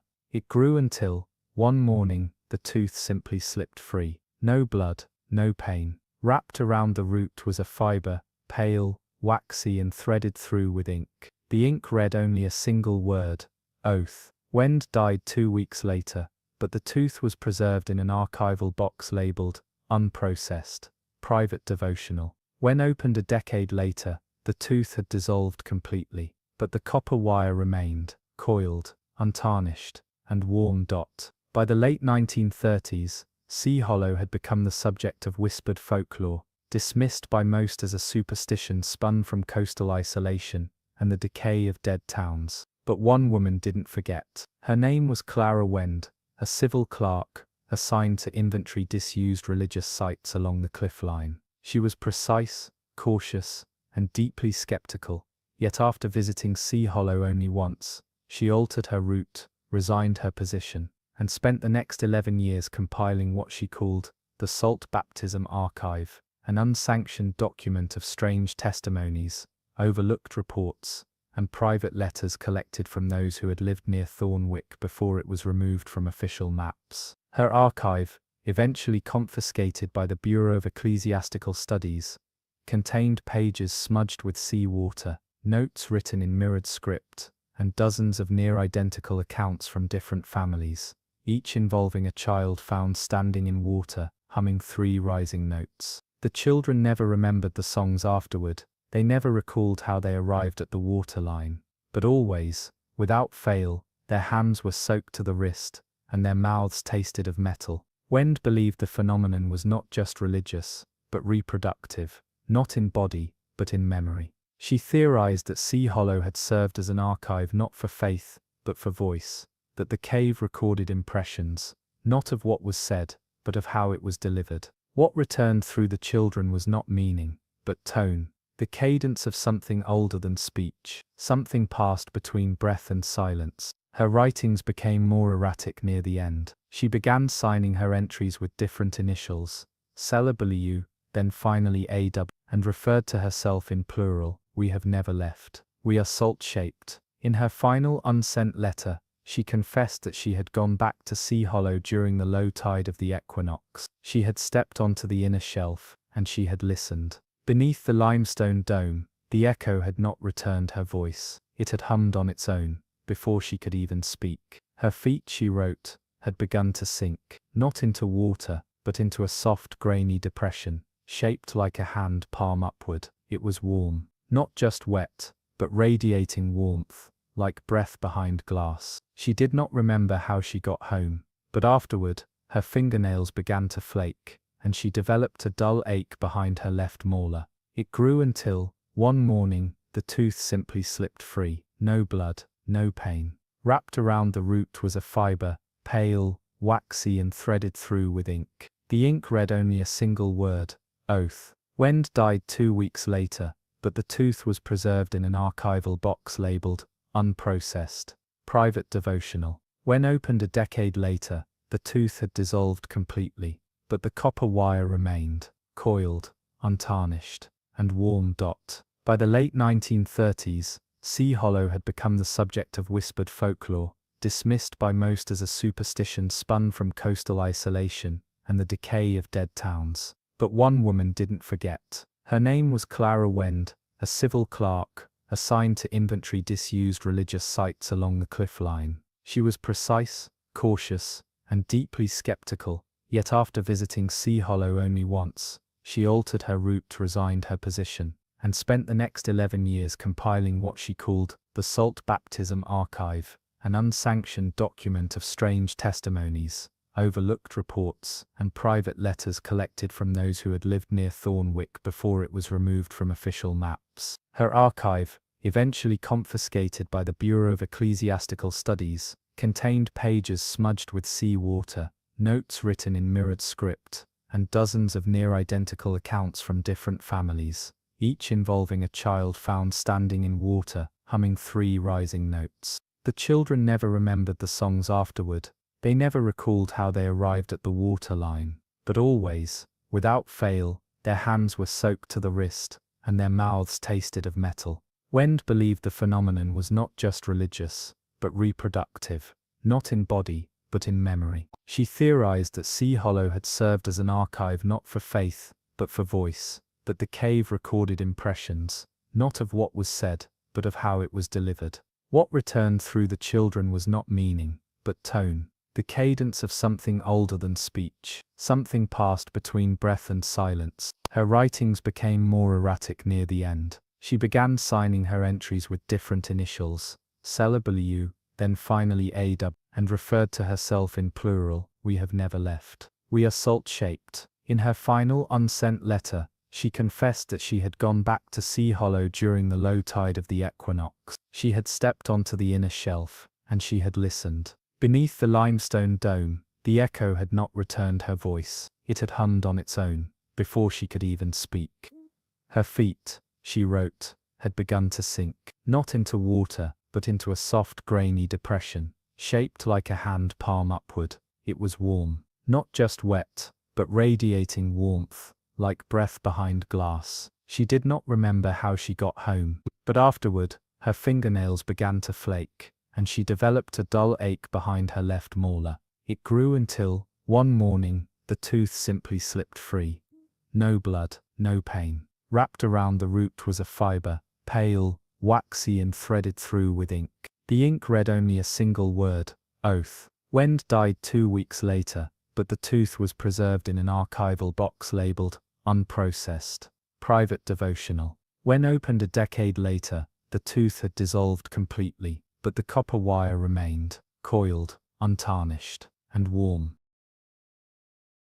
The last official entry in the Thornwick record came from a failed attempt to map the cavern's full depth. In 1952, a geologist named Alden Frey, employed under the Coastal Survey Initiative, received special permission to lower a submersible line into Sea Hollow during its lowest recorded tide. The dive was meant to verify a rumor, passed around like folklore among the cartographers, that there was a second chamber deeper in the cliff, accessible only by descending through the pool at the basin's center. Frey was known for his pragmatism. He wrote in technical terms, rarely indulged conjecture, and had no previous history with anomalous cases. His logbook, however, betrays a gradual unraveling. At first, his descriptions are dry. Measurements of tide depth, salinity readings, ceiling clearance. Then, halfway down the shaft, he notes a shift in pressure, unusual for so shallow a descent, and a resonance not caused by machinery. He wrote, "The water is humming, not the device. The water itself." The signal cut out at a depth of 42 feet. Recovery crews expected to retrieve a snap tether or a collapsed winch. What came up instead was intact, dry, uncorroded, and bent in a perfect ring, as if something below had wrapped it neatly and sent it back. The line was coiled around a single object, a doll's head, carved from pale wood, with no eyes, no mouth, just the suggestion of a face, pressed smooth by time or pressure. The back of the head was burned with a faint sigil, barely visible except under angled light. It resembled a seal once used by the Ashvale Parish Registry, 3 concentric circles, bisected by a single vertical line. The same emblem had appeared earlier in the baptismal list from 1864, though most had overlooked it, mistaking it for a watermark or a printer's mark. Frey stopped reporting after the recovery. He disappeared from all survey rosters, never filed a resignation, and was not seen again. Years later, his daughter received a box postmarked from an untraceable address along the Marrow coast. Inside were 6 items: the doll's head, now dry and cracked, a bundle of copper wire, a wax disc inscribed with 12 names, 11 scratched out, a salt-burned prayer card with the words "She remembers warm salt" written in black wax pencil, a folded map of the original Thornwick settlement with one building circled but unlabeled, and finally, a velvet cushion fragment, wrapped in parchment. On the back of the fabric, stitched with a thread darker than the rest, were the initials AW below it, in hand-scrawled ink, a final message. She waits for what is owed. Return is breath, return is blood. The daughter did not respond. She buried the box beneath her house, beneath stone, beneath wax. But in the years that followed, when the tide came highest, and the wind moved through the eaves just so, she swore she could hear it again, the 3 rising notes, distant but clear, and a soft exhale beneath the floorboards, as if someone was waiting for her to speak. The woman who later came to be known only as Sister Ravel did not exist in any convent registry before 1840. She arrived by barge on the upper delta of the Black Fork River, her name signed in an unfamiliar hand inside the station's manifest book, with no age, no origin, no religious order listed. She was not dressed as a nun. Her coat was dark green, wax-lined, and fastened at the wrists with brass rings, each marked with a different number. She spoke little, but when asked her purpose, she replied only that she had come to supervise the cruciform temple. No such place existed on record. The name confused the station clerk, who assumed she meant the derelict chapel outside Carrow's Hollow. But when he asked if that was the structure in question, Sister Revell did not look toward it. She turned toward the river. Downstream, beneath a low ridge of limestone and shale, there had once been a collapsed mine shaft that connected to the older salt tunnels. The passage had long since flooded. No one had ventured into it in decades. But 2 days later, when the constable passed the ridge at dawn, he saw smoke, not the pluming kind, but something thin and sweet, rising in narrow strands from the cracks in the stone. A week after that, a group of children playing along the eastern bank claimed they heard bells, not ringing, but swaying, like metal hanging under water, struck by current. By the end of that month, Sister Revell had taken up residence in a driftwood shelter beneath the bluff. She did not use a lamp, only a bucket of wax, and a length of copper piping bent at one end like a trumpet. She placed the trumpet into the soil every night, never speaking, never moving until sunrise. When asked what she heard, she replied silence, shaped like a woman. The townspeople avoided her after that. In September of 1841, a young gravedigger named Emery Blythe was sent to clear sediment from a flooded storage crypt near the cemetery's lower quarter, a vault long thought to be sealed and unused. When he broke through the salt-slicked mortar, he discovered not bones but pews, wooden pews, lined with ash cloth, a sunken aisle leading to a submerged altar, all of it intact beneath 6 feet of standing water. There were no religious icons, no Bibles, only stone walls darkened with moss, and a single slab carved in the shape of a cathedral cross. On it sat objects too warped to name, relics melted together, fused with what looked like bone and rusted wire. The room held no air of decay, only warmth. The deeper Blythe waded, the warmer the water became. At the altar, he claimed it almost steamed. By dusk Sister Revell had appeared behind him. She asked no questions, she offered only one command: do not empty it. When asked why, she said, it remembers being full, and then, gently, we all do. The cruciform temple, as it came to be called, was never consecrated. It had no doors, no clergy, and no congregation, only a memory of ritual etched into its layout. The room itself had been carved from the cliff's natural salt veins, its walls smooth and faintly warm, with a ceiling just high enough to stand beneath. The cross shape was unmistakable, a long nave leading into 4 shallow arms, each ending in a melted object embedded into the stone. In the western arm sat a chair twisted with copper and ash. In the eastern, a bell missing its clapper, sunk halfway into the wall. To the north, what appeared to be a book fused with wax and wire, and to the south, a bowl filled with black salt that never dissolved, even when submerged.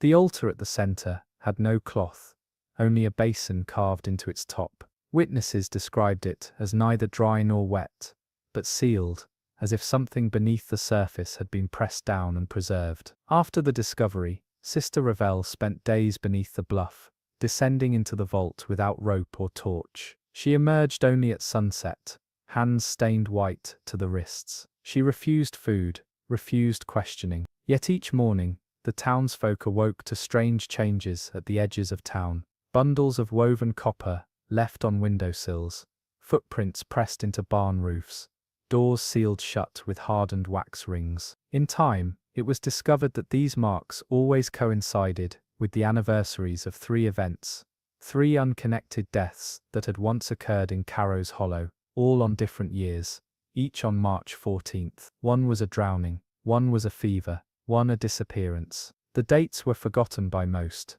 but Sister Revell never missed them. She was last seen entering the vault, just after dusk, in 1842, carrying nothing but a folded cloth and a page torn from a hymnal. She did not return by morning. A search party was formed. The basin in the temple had changed. It was no longer sealed. It was open, filled with a fluid too dark to be called water and too thick to ripple. On the surface floated a single object, a length of human hair braided with copper wire. One of the pews had cracked clean through, as though struck from beneath, and the melted artifacts at the ends of the arms were now fused with something new: a waxed ring, a half-burned psalm leaf, and a small tooth. None of these had been there before. The temple was sealed, the tunnel reflooded, the vault collapsed under layers of limestone and time. But every year since, on the night of March 14th, the soil along the ridge grows warm. The wind dies, and for exactly 3 minutes,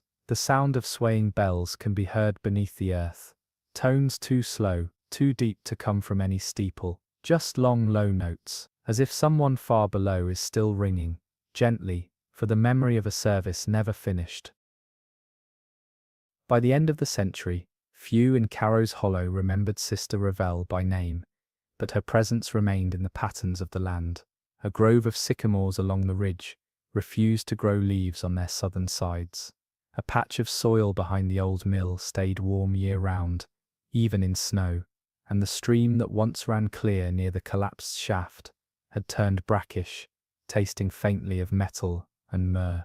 In 1896, a parish surveyor named Jonah Keir came across an unlabeled folio while inventorying disused liturgical records in a barn beside the church. It contained no cover, only stiff parchment sheets, each bearing the same architectural diagram from different angles, the outline of a cross, drawn not as a holy symbol, but as a room. Walls were labelled not with functions, but with feelings: return, witness, refusal, breath. In the centre, above where an altar would normally stand, was a phrase written in reversed lettering, readable only in a mirror: memory must be warmed before it can speak. Keir brought the folio to the remaining elder of the church, an ailing woman named Margaret Eltrain, who had been a girl during the vault's discovery. When she saw the diagrams, her breath caught. She said she had dreamed of that shape more than once, but never from inside, always from beneath, as though she were lying under the stone and could hear voices moving above her.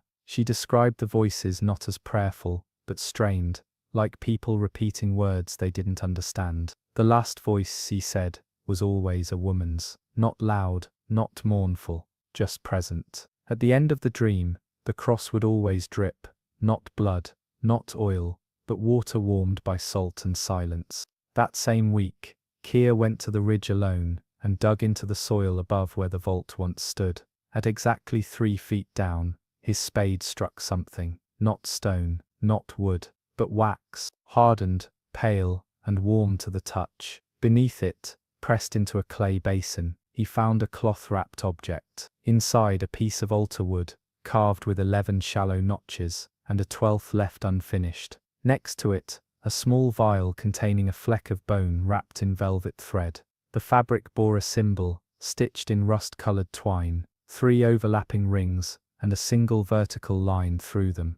The items were sealed in a church reliquary and placed into storage. Within a month, the reliquary disappeared. The storage clerk resigned, and the bishop assigned to oversee the parish fell ill after reporting a dream of bells swaying in a room without walls. His last sermon ended with an unplanned benediction: "May we never finish the 12th, may the breath remain held, may warmth not rise without memory." The congregation sat in silence. Some claimed they felt the floor move, not shake, but lift, then settle, as if something beneath them had stirred and changed its mind. By the end of the century, few in Carrow's Hollow remembered Sister Revell by name, but her presence remained in the patterns of the land. A grove of sycamores along the ridge refused to grow leaves on their southern sides. A patch of soil behind the old mill stayed warm year-round, even in snow, and the stream that once ran clear near the collapsed shaft had turned brackish, tasting faintly of metal and myrrh. In 1896, a parish surveyor named Jonah Keir came across an unlabeled folio while inventorying disused liturgical records in a barn beside the church. It contained no cover, only stiff parchment sheets, each bearing the same architectural diagram from different angles, the outline of a cross, drawn not as a holy symbol, but as a room. Walls were labelled not with functions, but with feelings: return, witness, refusal, breath. In the centre, above where an altar would normally stand, was a phrase written in reversed lettering, readable only in a mirror: memory must be warmed before it can speak. Keir brought the folio to the remaining elder of the church, an ailing woman named Marga Eltrain, who had been a girl during the vault's discovery. When she saw the diagrams, her breath caught. She said she had dreamed of that shape, more than once, but never from inside, always from beneath, as though she were lying under the stone, and could hear voices moving above her. She described the voices not as prayerful, but strained, like people repeating words they didn't understand. The last voice, she said, was always a woman's, not loud, not mournful, just present. At the end of the dream, the cross would always drip, not blood, not oil, but water warmed by salt and silence. That same week, Keir went to the ridge alone, and dug into the soil above where the vault once stood. At exactly 3 feet down, his spade struck something. Not stone, not wood, but wax, hardened, pale, and warm to the touch. Beneath it, pressed into a clay basin, he found a cloth-wrapped object. Inside, a piece of altar wood, carved with 11 shallow notches, and a 12th left unfinished. Next to it, a small vial containing a fleck of bone wrapped in velvet thread. The fabric bore a symbol stitched in rust-colored twine, 3 overlapping rings, and a single vertical line through them. The items were sealed in a church reliquary and placed into storage. Within a month, the reliquary disappeared. The storage clerk resigned, and the bishop assigned to oversee the parish fell ill after reporting a dream of bells swaying in a room without walls. His last sermon ended with an unplanned benediction. May we never finish the 12th. May the breath remain held. May warmth not rise without memory. The congregation sat in silence. Some claimed they felt the floor move, not shake but lift, then settle, as if something beneath them had stirred and changed its mind. The object would surface again nearly 20 years later, though not where anyone expected. In 1884, a coastal excavation near Reggio Calabria uncovered a collapsed monastic cellar beneath the ruins of a forgotten chapel. The chamber, long hidden under strata of volcanic debris, held no altar, no relics, and no iconography save one, a sealed room no larger than a closet, lined in stone that had been fused smooth by intense heat. At the center sat a wooden structure, identical in dimension and form to the submerged confessional, but this one bore fresh scorch marks at its base, and its oval window, though still blackened, wept beads of condensation when exposed to light. When a mason attempted to chisel a sample from the frame, his tool snapped mid-swing. The next morning, the man was found kneeling beside the box, scribbling frantically in a child's primer with red ink. His notes were erratic, written in alternating directions, but one line stood out, repeated along the margins. I gave it my name. It would not return it. The excavation halted immediately, but the archdiocese, quietly alerted to the find, dispatched Father Aurelio Latanzio, a Jesuit with training in post-ritual containment, to assess the object. Latanzio spent 3 days with the box. On the 4th, he emerged from the cellar pale and quiet, requesting only 2 things: wax and seawater. A crate of black wax was lowered into the chamber, along with 6 vials of water from the original Calabrian trench. Latanzio used the wax to seal each edge of the box, forming a complete perimeter. With the seawater, he anointed the seams. Observers noted that when the first drops touched the wood, the entire box gave a faint sound, not a creak, but something softer, like a long-held breath, escaping under pressure. That night, Latanzio wrote a letter, never mailed, found among his belongings after his death. It read, "It is not a vessel for confession. It is a place that remembers what others are made to forget, and it does not store sin, it incubates intention." He noted that the box reacts not to speech, but to the desire to speak, to what is withheld, not offered. His final words were scribbled hurriedly in the margin. One day it will open on its own, and the first thing it will say is a name we didn't know we gave. After sealing, the structure was entombed beneath the chapel, under papal order, layered with salt bricks and volcanic glass. But rumors persisted. Locals claimed to hear knocking when walking near the ruins, a deep, regular rhythm, a pulse. In 1902, an amateur photographer taking long exposures along the ruins captured a strange anomaly in the frame, a faint glowing ring, like a halo. encircling empty space. Experts dismissed it as a lens flare, but when enhanced, the shape behind the ring took on the outline of a seated figure, head bowed, lips parted, and in the next frame, taken seconds later, the figure was gone.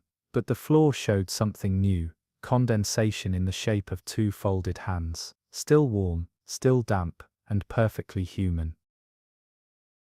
In the spring of 1919, a private collector in Venice, named Massimo Dorsi, hosted an invitation-only gathering at his estate on the Zattera. The event, described in journals as a silent litany, involved no speeches, no art exhibition, and no documented music. Yet each of the 12 guests was gifted a sealed envelope upon entry, containing a page that appeared water-stained but intact, with a handwritten message that varied only in detail.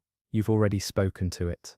What remains is what it chose to keep. That night, a sealed crate was lowered into the basement vault of the estate, under armed supervision. Its shape, described by one staff member before being dismissed, matched precisely the dimensions of the confessional box recovered near the Calabrian Trench. The crate was never opened. Dorsi died 2 days later, face down in his writing room. In his mouth was a single scrap of vellum, soaked and nearly dissolved. The only legible words were, "I asked it to forget. It gave me back my voice instead."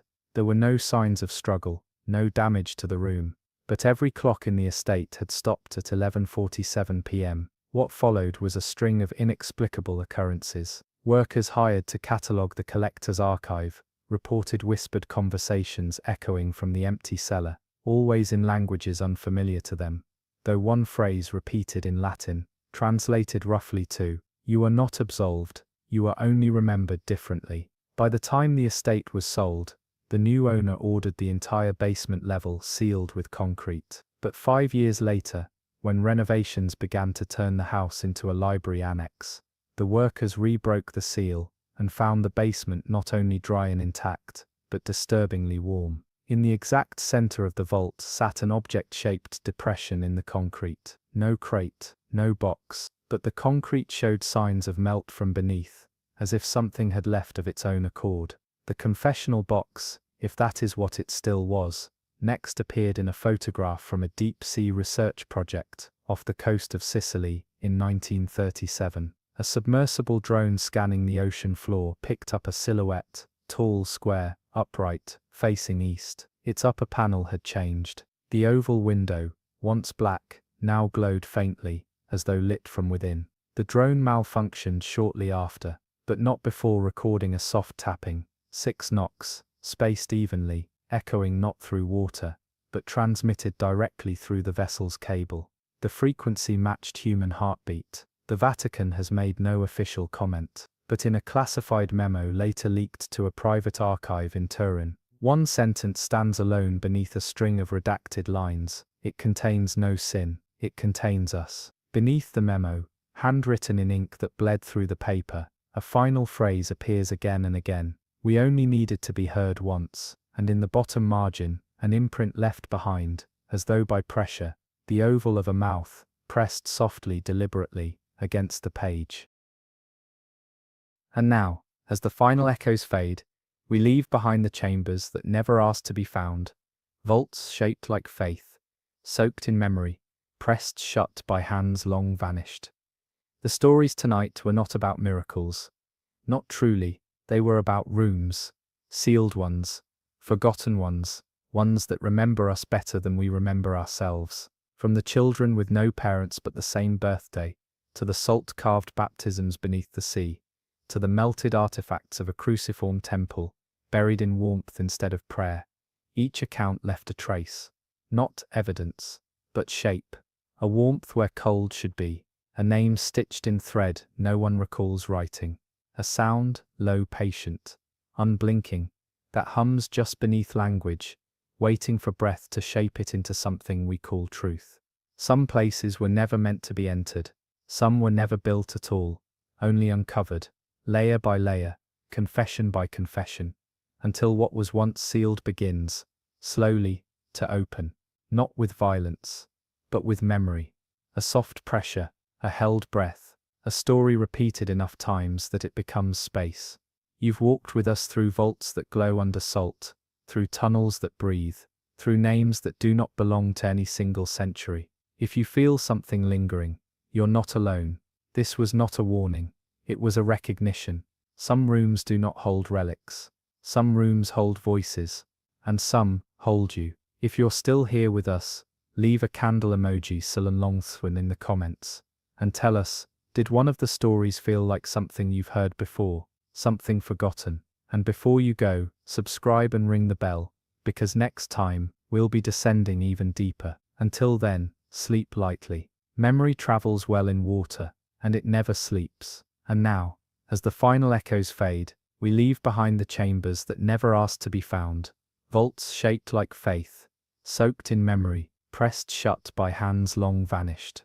The stories tonight were not about miracles, not truly. They were about rooms, sealed ones, forgotten ones, ones that remember us better than we remember ourselves. From the children with no parents but the same birthday, to the salt-carved baptisms beneath the sea, to the melted artifacts of a cruciform temple, buried in warmth instead of prayer. Each account left a trace, not evidence, but shape, a warmth where cold should be, a name stitched in thread no one recalls writing, a sound, low, patient, unblinking, that hums just beneath language, waiting for breath to shape it into something we call truth. Some places were never meant to be entered, some were never built at all, only uncovered, layer by layer, confession by confession, until what was once sealed begins, slowly, to open, not with violence, but with memory, a soft pressure, a held breath, a story repeated enough times that it becomes space. You've walked with us through vaults that glow under salt, through tunnels that breathe, through names that do not belong to any single century. If you feel something lingering, you're not alone. This was not a warning, it was a recognition. Some rooms do not hold relics, some rooms hold voices, and some hold you. If you're still here with us, leave a candle emoji Silonlongthwin in the comments, and tell us, did one of the stories feel like something you've heard before, something forgotten? And before you go, subscribe and ring the bell, because next time, we'll be descending even deeper. Until then, sleep lightly. Memory travels well in water, and it never sleeps.